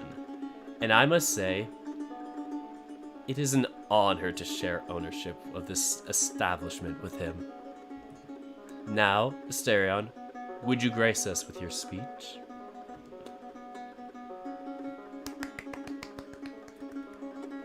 He stepped forward into the limelight, a smile upon his face, and after only a few brief seconds of fumbling and fidgeting, his sweet-sounding voice rang out. To have around us company so fine, it's this which makes a home of our hotel. The people who found their way here, more often than not, bear such grievous weight. Loss, sorrow, or perhaps emotions even darker. I know it is not much, but I hope that, even if for only a single night, we have managed to give you more than shelter. that you have found here a place of belonging. So, thank you for giving me a purpose, and thank you for sharing your lives with us. I hope you enjoy your stay with us at...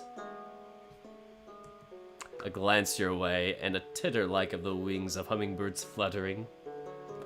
Must I really say it?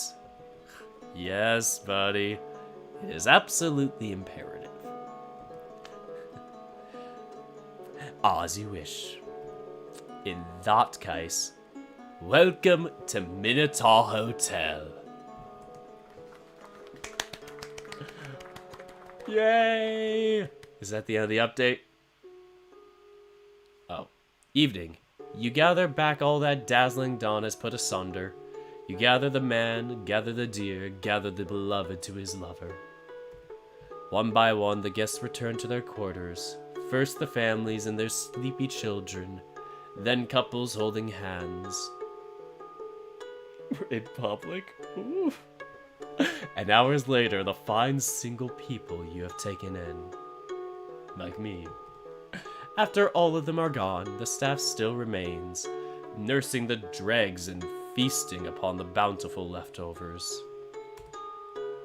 Meanwhile, you and Asterion, arms touching, pour the night's last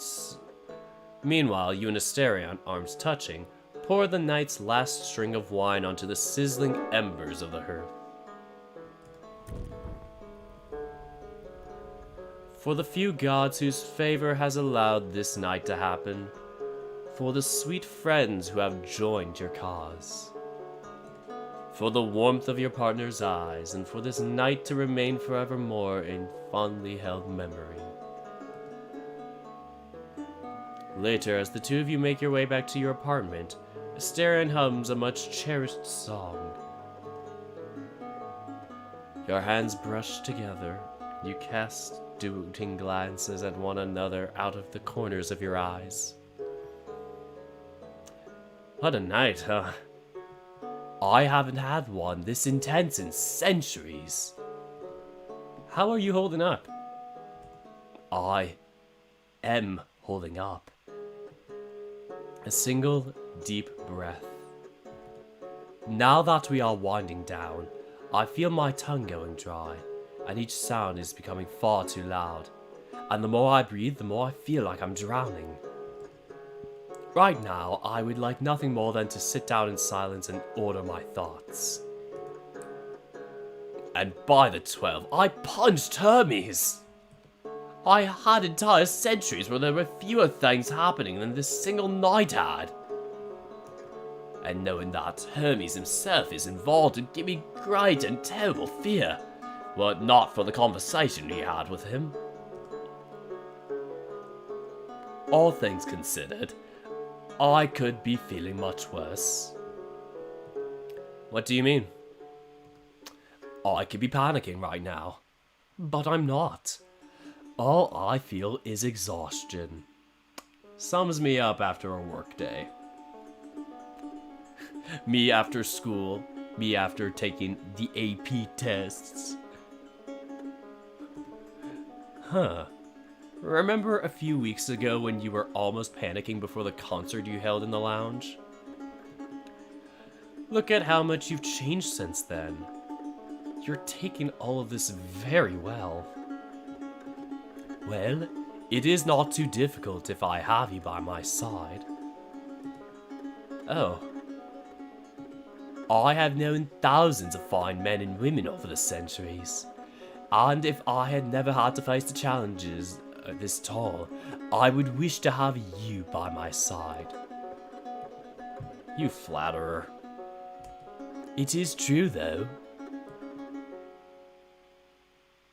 Your drink-warmed mind goes back to the earlier in the day. Your drink-warmed mind goes back to earlier in the day. Has it truly been only a handful of hours? Back to his embrace, to his scent in your nose and lungs, to his fur under your palms and his lips upon your own. And you can tell by the flushing of his face and ears that your Minotaur, your darling Asterion, is thinking similar thoughts. You are very special to the hotel and to me.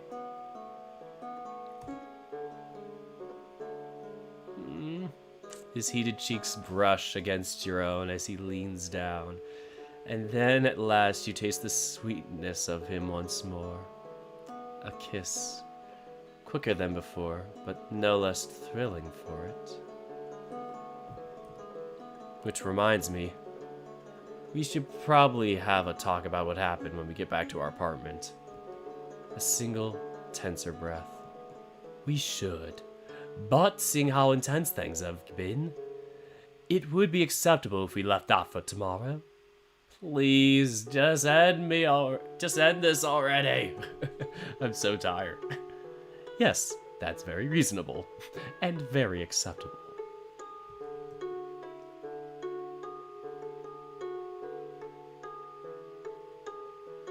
But before we go to our separate quarters, would it be alright if we just sit together on the couch for a while? I do want to wind down a bit, but I just do not want to be alone quite yet. His large, strong, clumsy, gentle hand stays closed around your own. When you reach up to cup his cheek, he rubs against it, your palm while meeting your gaze with his starry eyes. Yeah, I could go for that. It's like a key fitting into a lock, like a ship sliding into a safe harbor, like the joints of two beams fitting together in perfect uniformity, creating a stable framework for the home you've built together. You and Asterion settle on the couch, lounging with his arm around your torso while he holds you like a teddy bear. And you lean into the embrace, lying upon his warm, forgiving bulk. He leans into you as well, rubbing his chin on the top of your head while you set a gently supportive hand upon his back. And when your fingers reach up to caress one of his sleeking ears, your darling's throat rumbles with a moo of contentment. But mostly, there is stillness and silence. Your darling has earned it. You press in against him and allow him to gather himself after you both get cozy. That is how the two of you drift off to sleep. The even rhythm of every breath lulls you and your Minotaur into placid, restful slumber.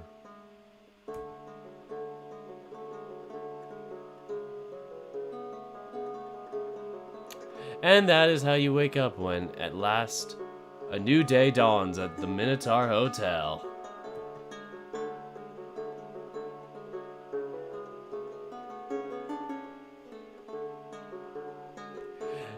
And that's it. Alright, let's save. So, 7:53:45. Yeah, I'm just gonna say 7:54. We did it! We finally made it to the end! It only took me just under 8 hours, but we somehow managed to do it. Oh, congratulations, you did it! Have some gay flags because I'm too tired and find it something else with more colors. I like it. I appreciate it. And that's it. We hope you enjoyed the game. Here's your current ranking. We use it to track how much your relationship with Asteria has progressed. So close. Gold Wolf. I got Gold Wolf.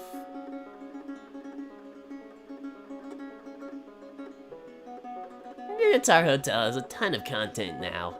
If you want to see everything, you'll have to do multiple playthroughs. Not on this channel, I hate. But do play it in your spare time, and I might do that in my spare time to check out other routes. This, yeah, it's a long and very interesting novel.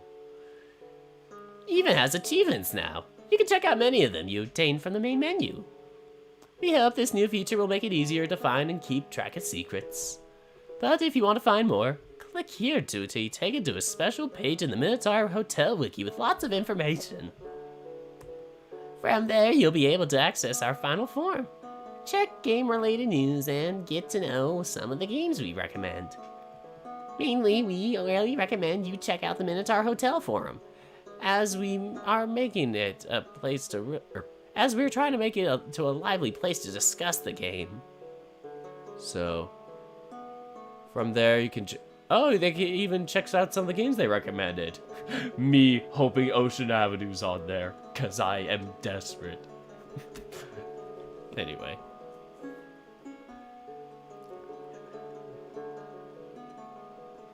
I'm gonna control... Oh, frick. That was not what I meant to do. Ah, frick. I want to be taken to that special link.